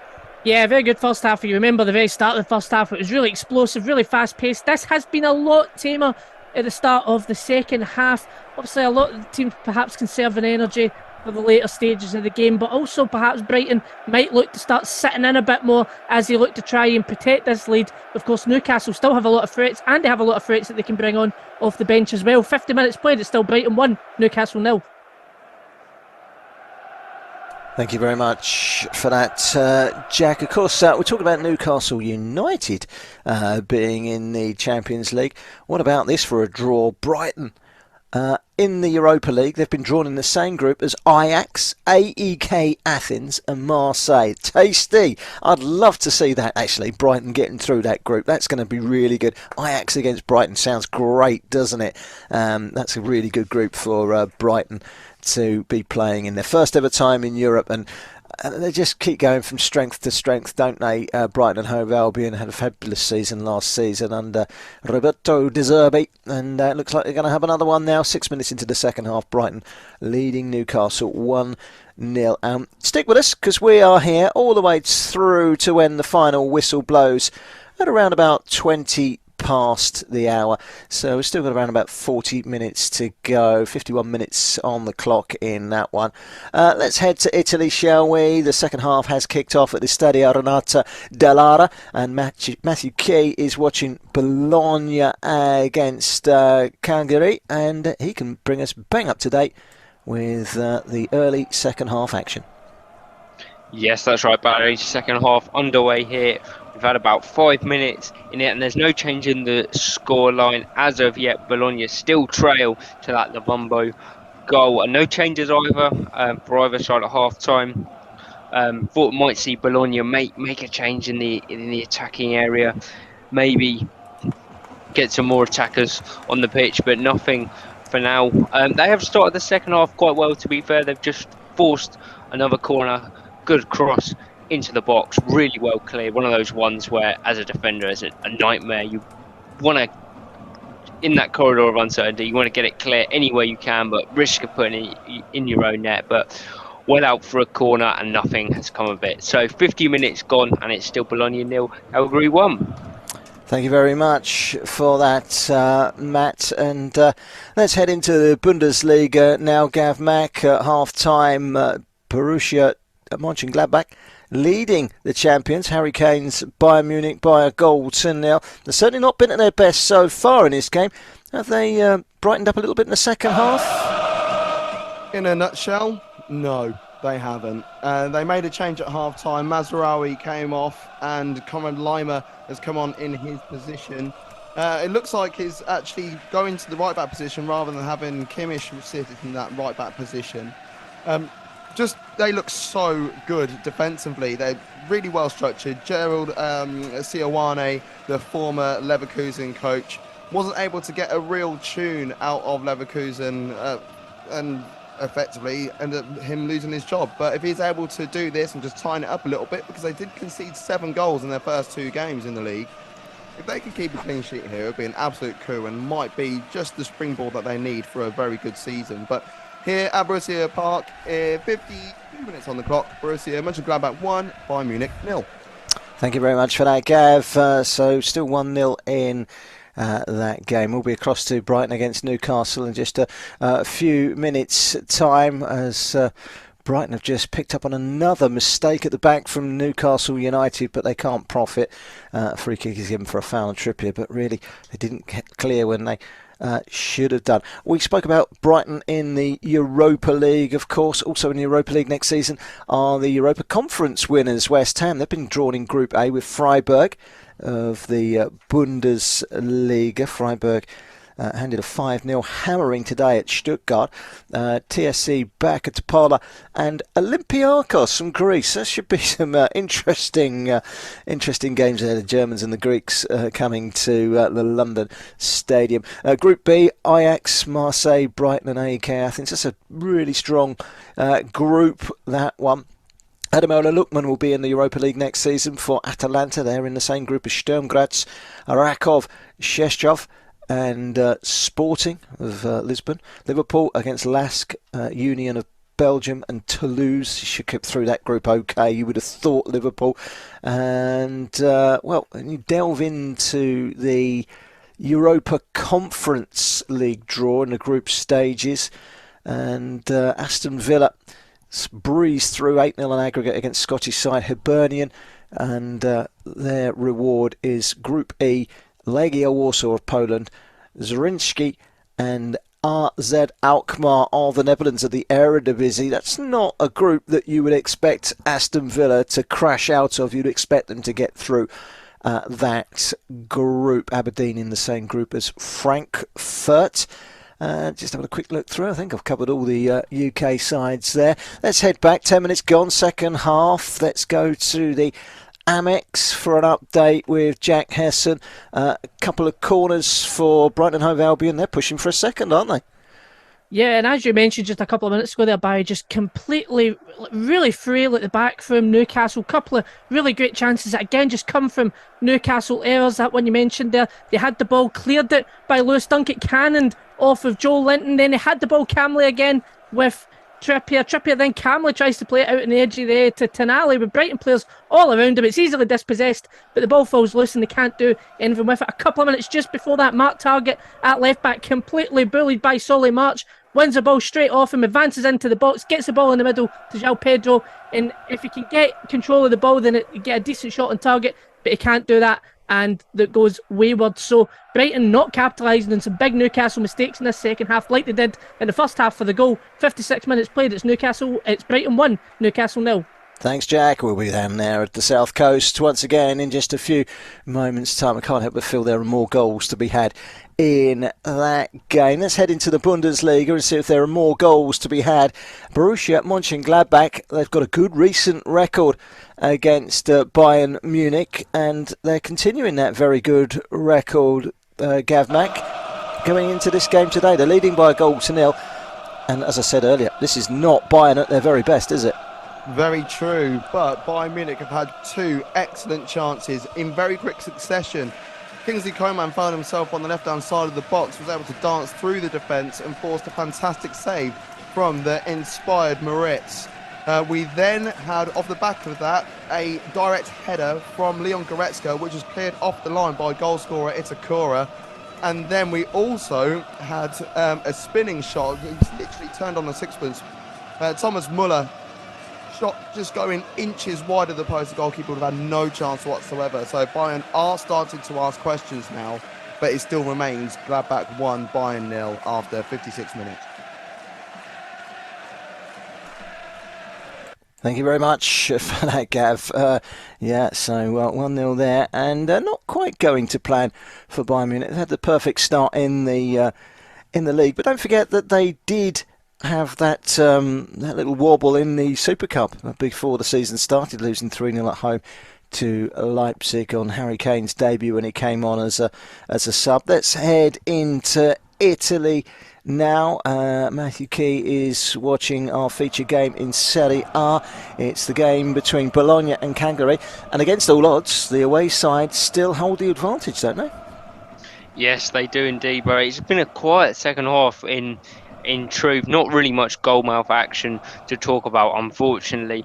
Bologna's biggest problem is that the first 15 minutes they were really good at getting it into the feet of Joshua Zirkzee, playing off him, whether it was himself that was creating chances and shooting or bringing others into play. But since then, Cagliari have really doubled up on him and done a really good job of not letting him on the ball. Such a talented player he is, and the crosses into the box, they've tried a number of crosses in this second half, none of which have been any good. They've either been straight into the first man or way over hit. So disappointing from the home side start of the second half. I feel a couple of changes might be needed from Thiago Motta to get some attacking impetus back into his side. 57 minutes gone and it's still Bologna 0, Cagliari 1. Thank you very much for that, Matt. Let's go back to the South Coast and we can catch up. Actually, do you know what? Just hold fire there, because we was going to go to Jack, but I just need to tell you something. The goals, powered by NairaBet. There's been a goal in our feature game in the Bundesliga, and it's gone to Bayern Munich, an equaliser for Bayern Munich. Gav Mack is our man that can tell us all about it. Yes, that is right. There's been an equaliser here. It's Borussia Mönchengladbach 1, Bayern Munich 1. I mentioned at the half-time the change between Lima and Mazraoui, and the fact that Lima's playing at right back and not Joshua Kimmich. This is the reason why, because Joshua Kimmich knows exactly how to unlock doors. He found himself in acres of space about 25 yards out and chipped a beautiful ball over the top of the defence into the path of Leroy Sané. I'll be honest with you, it wasn't the cleanest of strikes, but it was just enough to put off the fantastic today Maurice Nicolas between the sticks. Very tight call on the offside, but he looked along the line beautifully and was able to find the back of the net. It's 59 minutes gone. Borussia Mönchengladbach 1, Bayern Munich 1.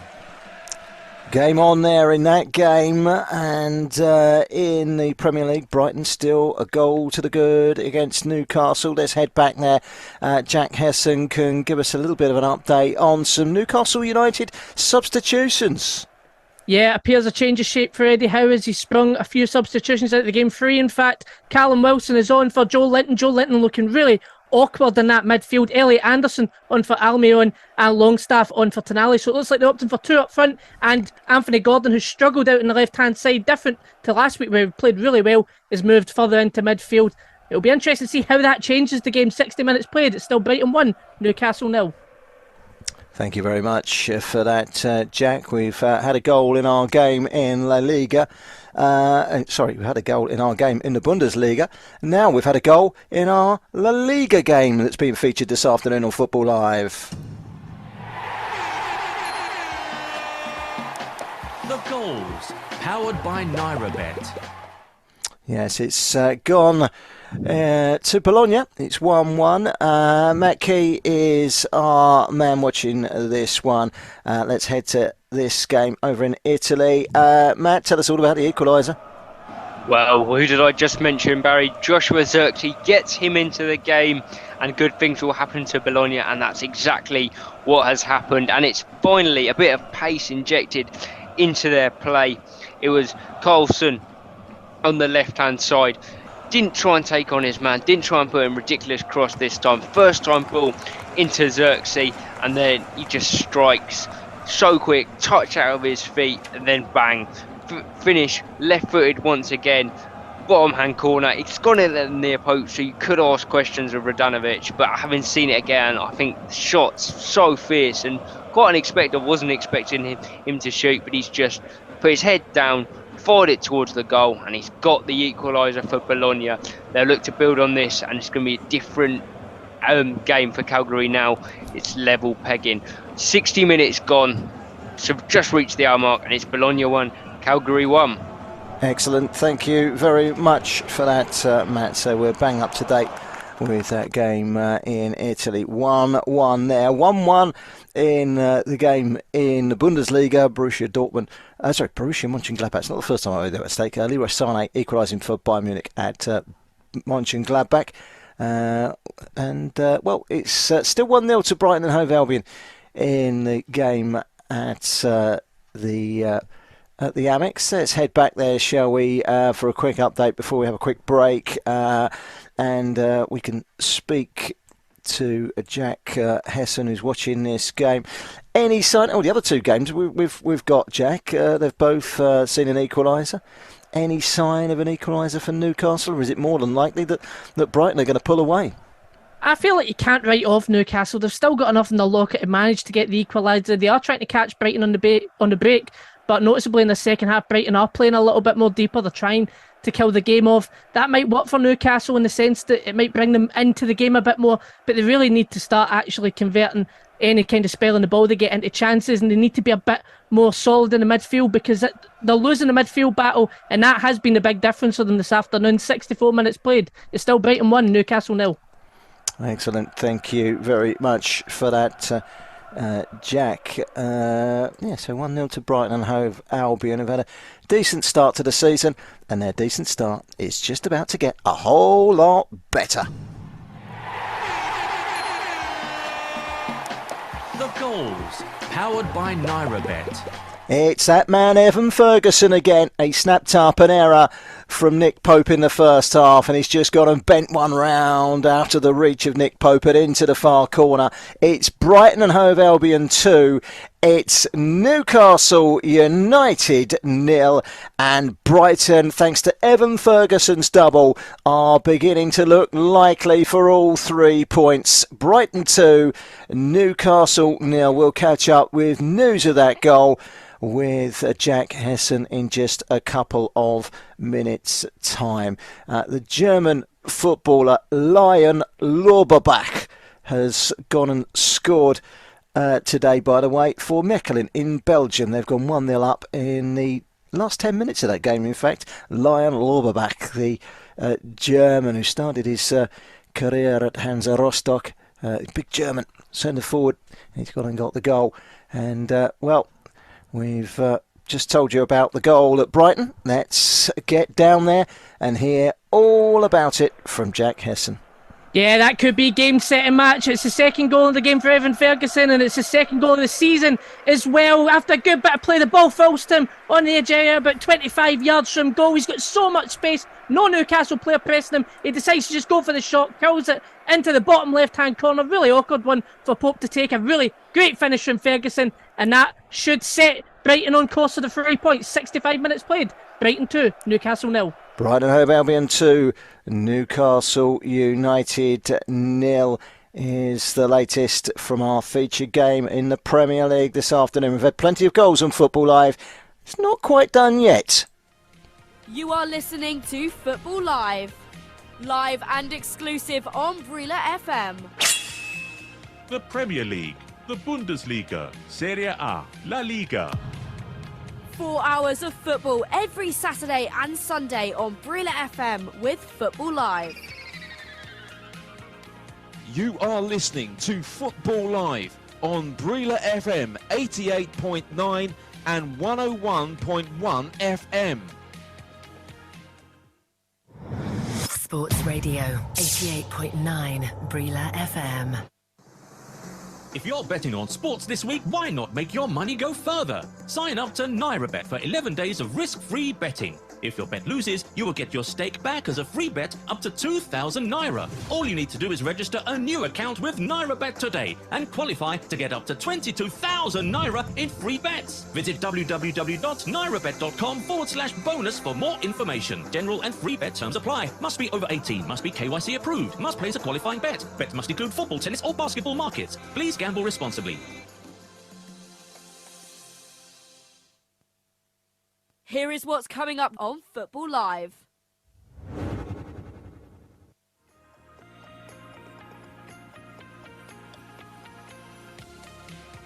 Coming up tomorrow on Football Live with Chris Baldwin.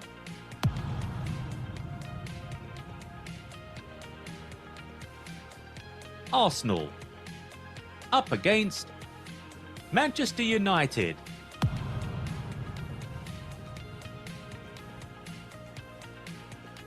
Premier League action. Football Live will be around the grounds chasing the goals. You are listening to Football Live on Brila FM.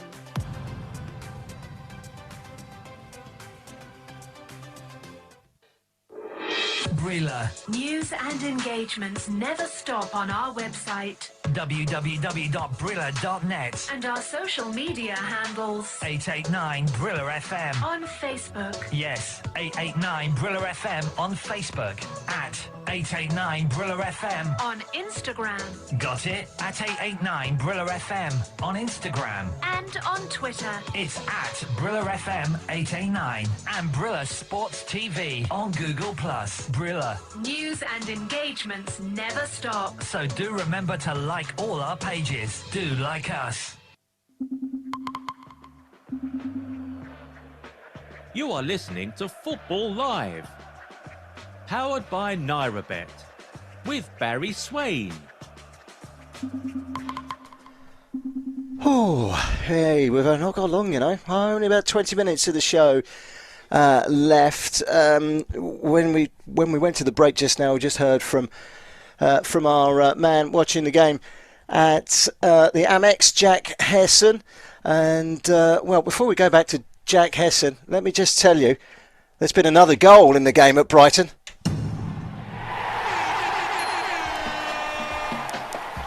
goals. Powered by NairaBet. And it's not getting any better for Newcastle United because Evan Ferguson has just completed his hat-trick. What an afternoon for the Irishman. He has gone and made it 3-0 to the home side. It's, well, we'll go to Jack and hear about it in a minute. Between the second goal and the third goal, there's a space of about 5 minutes. But my goodness me, there was also a big miss at the other end, which Jack will tell you about, I'm sure, in just a couple of moments' time. But my goodness, do you know what? The only thing that I will say against him is he's hit that one. He's tried to curl it. It's taken a defensive deflection off his share. I think it was on target, so we probably will get the goal. And we'll go over to Jack in just a moment to hear all about the third goal in the game between Brighton and Hove Albion and Newcastle United. Let's cross now to Jack. Jack, it's all happening since we've been with you. Evan Ferguson made it 2-0. It's now 3-0. He's got the hat-trick, but also tell us in between. A terrible, terrible miss from Anthony Gordon. Well, I think we'll start there because it really should have been 2-1 before it was 3-0. Newcastle had Brighton on the break. A lovely overlapping pass from Isaac into Elliot Anderson, who was advancing towards the box. He plays it across to Anthony Gordon. He's got to at least hit the target, and it's such a poor shot that goes into the side net. And really excellent effort, excellent opportunity, but a really poor effort. And then, of course, Brighton go up the park. Newcastle lose the ball in the middle of the park yet again today. Launches Brighton into the attack. Ball falls to Ferguson on the edge of the area. He decides to hit it with his left foot this time. It's going into the top right-hand corner, it looks like perhaps, but it deflects off of Dunk and into the bottom left-hand corner. Nothing Pope could do about that one. It was a wicked deflection that sends it goalwards, but I think it was on target, so I think we'll give him that hat-trick. He's been excellent this afternoon. Newcastle certainly haven't. 71 minutes played, it's Brighton 3, Newcastle 0. Thank you very much for that, Jack. And I think the Anthony Gordon missing sitter syndrome has spread to the Bundesliga as well. Serge Gnabry is at it as well, isn't he, Gav? Yes, he is. He's literally just come on the pitch. There's just been a couple of changes for Bayern Munich. Serge Gnabry and Maxim Choupo-Moting have come on in place of Kingsley Coman and Thomas Muller. And there was a quick free kick instantly after they came on. The ball was whipped in by Conrad Lima, and an unmarked Gnabry at the back stick. In theory, all he needed to do was get it on target, which he did do, but straight at Maurice Nicolas in the Gladbach stick. So it still remains 1-1, but Bayern are really, truly putting on some serious pressure right now. It wouldn't surprise me if you would be playing that little jingle and coming back over to me here in Borussia Park. It's 7-2 on the clock. Borussia Mönchengladbach 1, Bayern Munich 1. Thank you very much for that, Gav. I got my finger on the button ready for that goal. And, Newcastle making a couple of changes. We're across to hear about that from Jack in a couple of minutes. Let's head to Italy, shall we? Serie A, all square at 1-1. Last time we spoke to Matt Key. And I'm assuming, Matt, that is still very much the case. Yes, still the case, but Bologna is still very much the team pushing for what potentially could be a winning goal with about 18 minutes left of normal time. Plus, I'm sure, as we know, in this day and age, a bit of added on time. No real clear-cut chances since you've last come to me. They've just made a change and they've brought on Riccardo Orsolini, Italian winger/striker, who's their top scorer last season, and we left out the starting lineup today. We're desperate to see if he can make an impact for the home side. 15 minutes to go, just about here. Bologna still very much pushing for a winner. Bologna 1, Cagliari 1.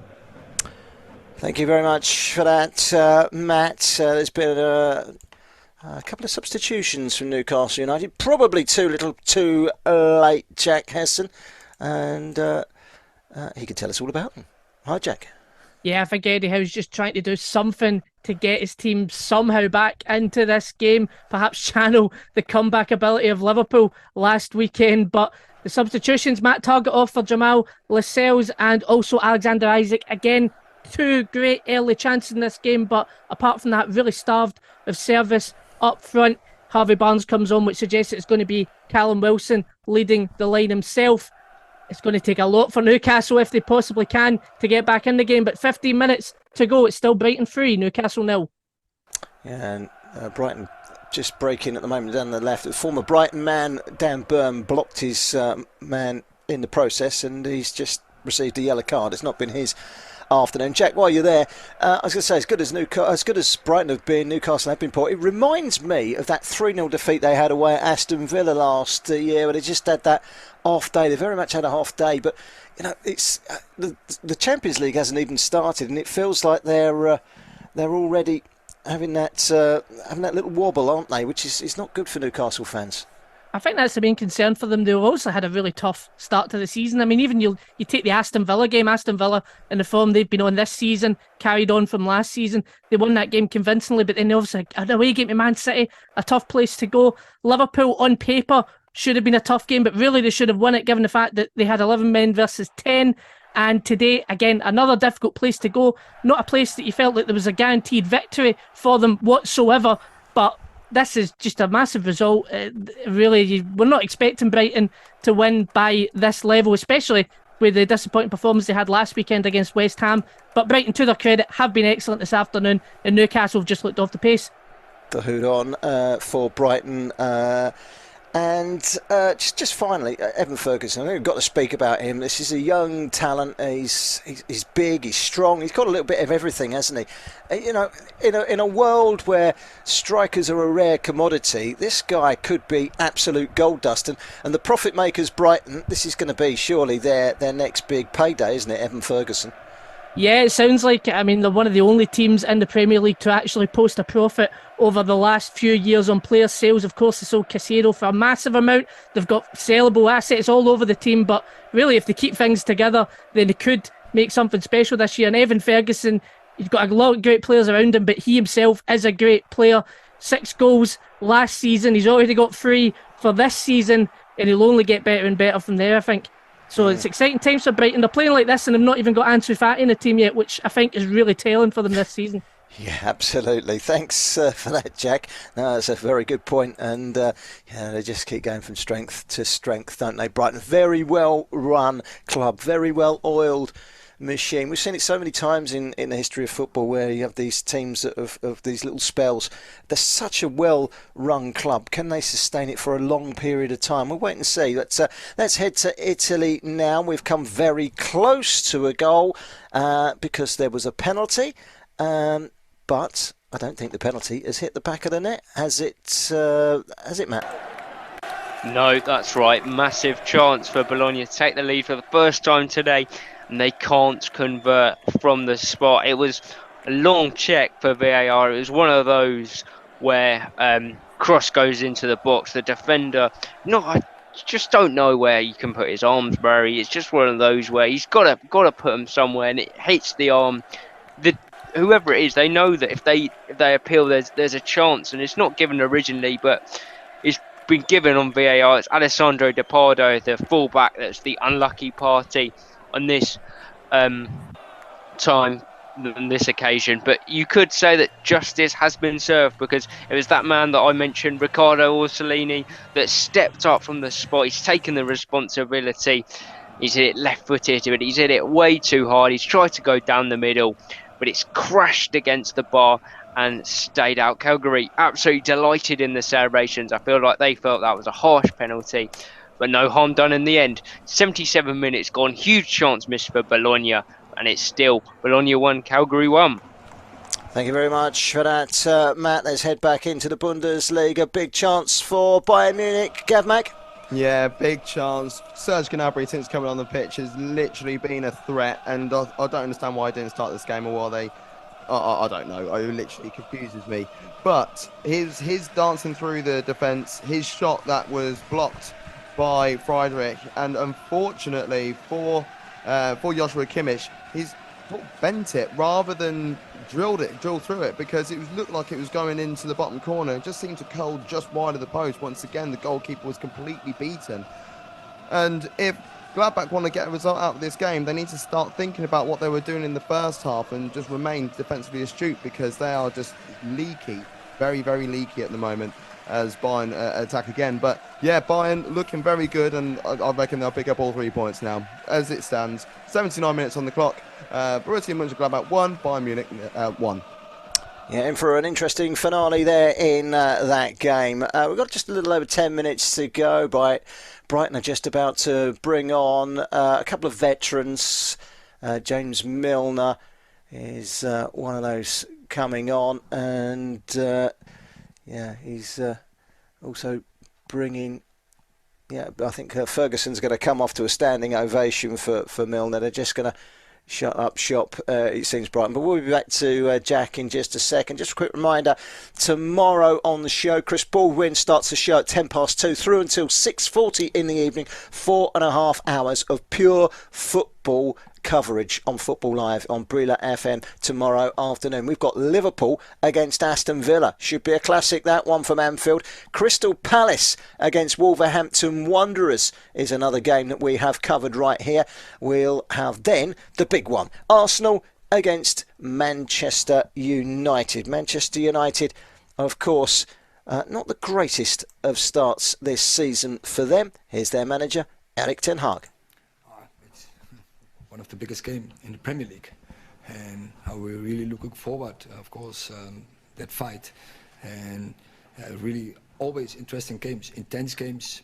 I think it's very two teams who really play offensive football, the right intentions, I would say. The audience is always the big winner of that game, so yeah, really looking forward to have that game. That was Erik ten Hag speaking ahead of tomorrow's big game, which of course you can hear right here on Football Live. Chris Baldwin is your presenter. Molly Sumter will be watching the game at the Emirates. Arsenal against Manchester United should be an absolute cracker. Quick reminder, next weekend, by the way, is an international break, so there won't be any Football Live, but don't worry, we'll be saving up for an extra special double delivery the following weekend when the Premier League and all the big leagues around Europe return. And we're really looking forward to that game tomorrow. Arsenal against Manchester United, but also Liverpool, Villa, Palace against Wolves. Two great games. We'll also be delving into the Bundesliga. This isn't a bad game. Union Berlin are top at the moment. They're just about to get knocked off their perch if Bayern Munich pick up a point, but they could move clear at the top by 2 points if they were to win that game, and Bayern Munich only draw today. They're playing Leipzig. Should be a cracker, that. Leipzig, decent side. Nice against Strasbourg is our feature game in France, and we'll also be at Mallorca against Athletic Bilbao in La Liga in Spain.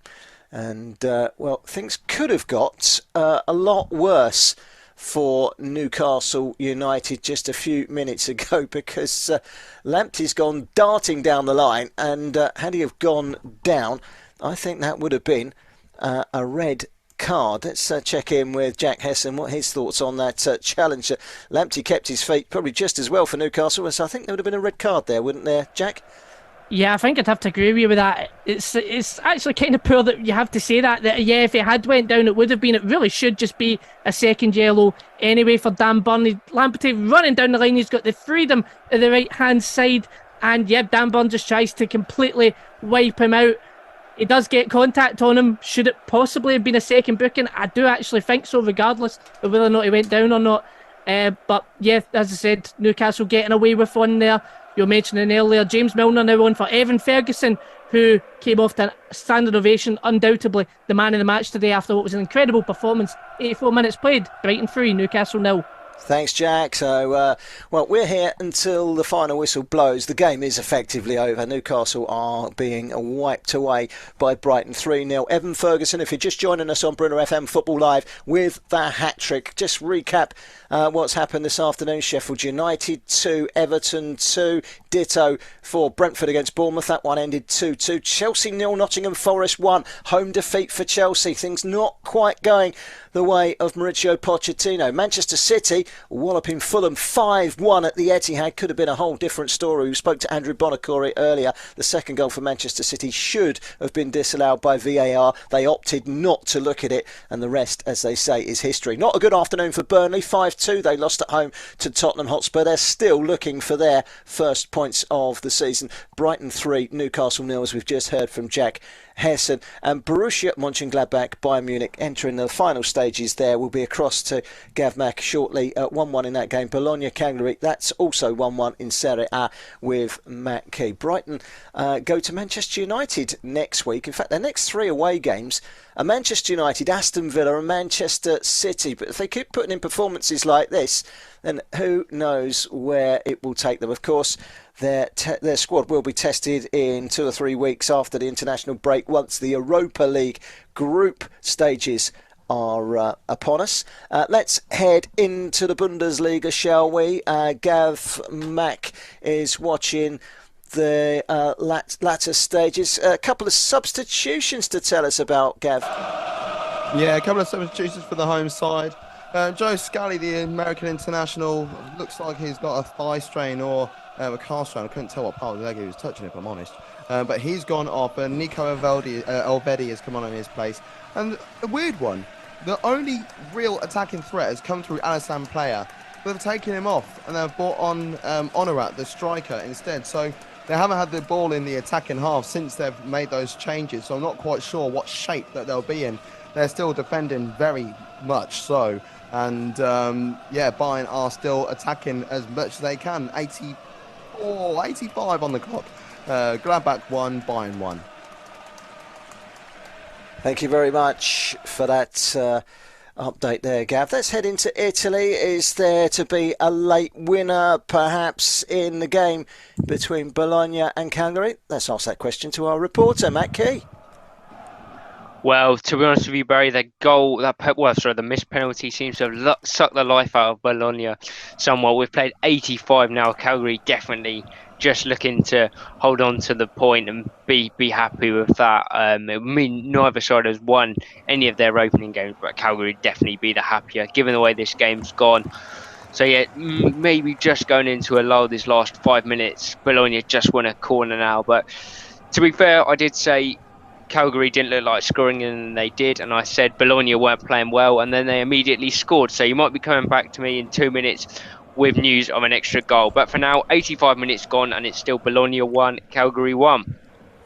Well, our game in the Bundesliga and our game in La Liga still very much in the balance. The game at Brighton and Hove Albion against Newcastle United, it's all but over, Jack Hesson, 3-0, and from what I'm seeing in this game, Brighton are in complete control, aren't they? Yeah, complete control and cruise control, really. Newcastle look like they just want to get back up the road now and get this over and done with. They've got a lot of big games coming up, and yeah, it's been a difficult start to the season for them, but it has, as I mentioned earlier, been a difficult fixture list for them as well. They'll just want to get this over and done with. 88 minutes on the clock now. It's still Brighton 3, Newcastle 0. Excellent. Thank you very much, Jack. We'll try and catch up with you before the show ends in, around about 2.5 minutes' time. Let's quickly go around the grounds for a very, very quick update. Starting in the Bundesliga, Mönchengladbach against Bayern Munich. Any sign of a late goal in that game, Gav Mack?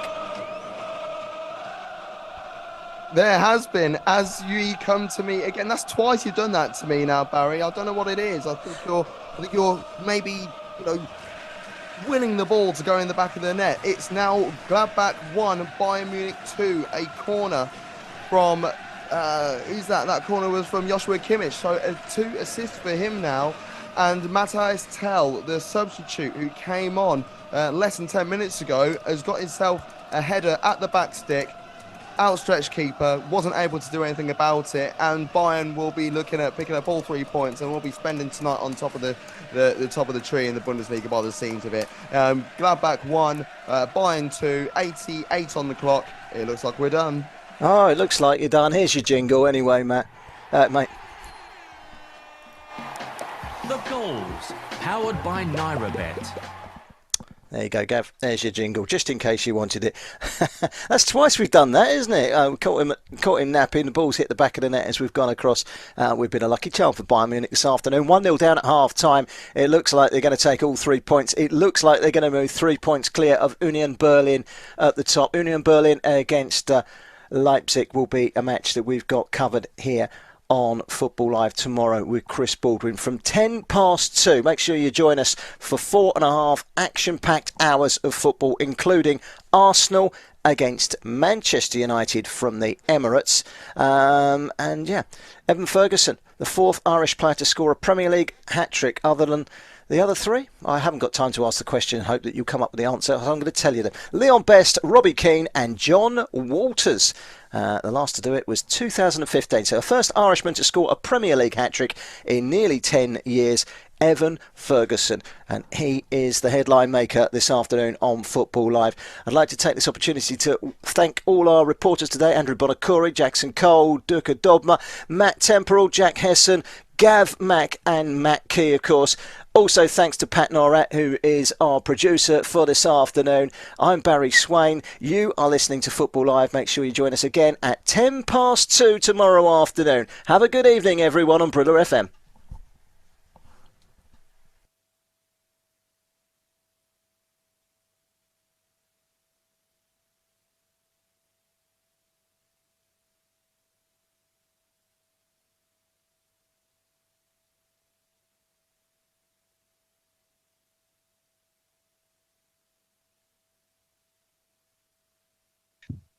I told you Bologna would score, Barry. Well,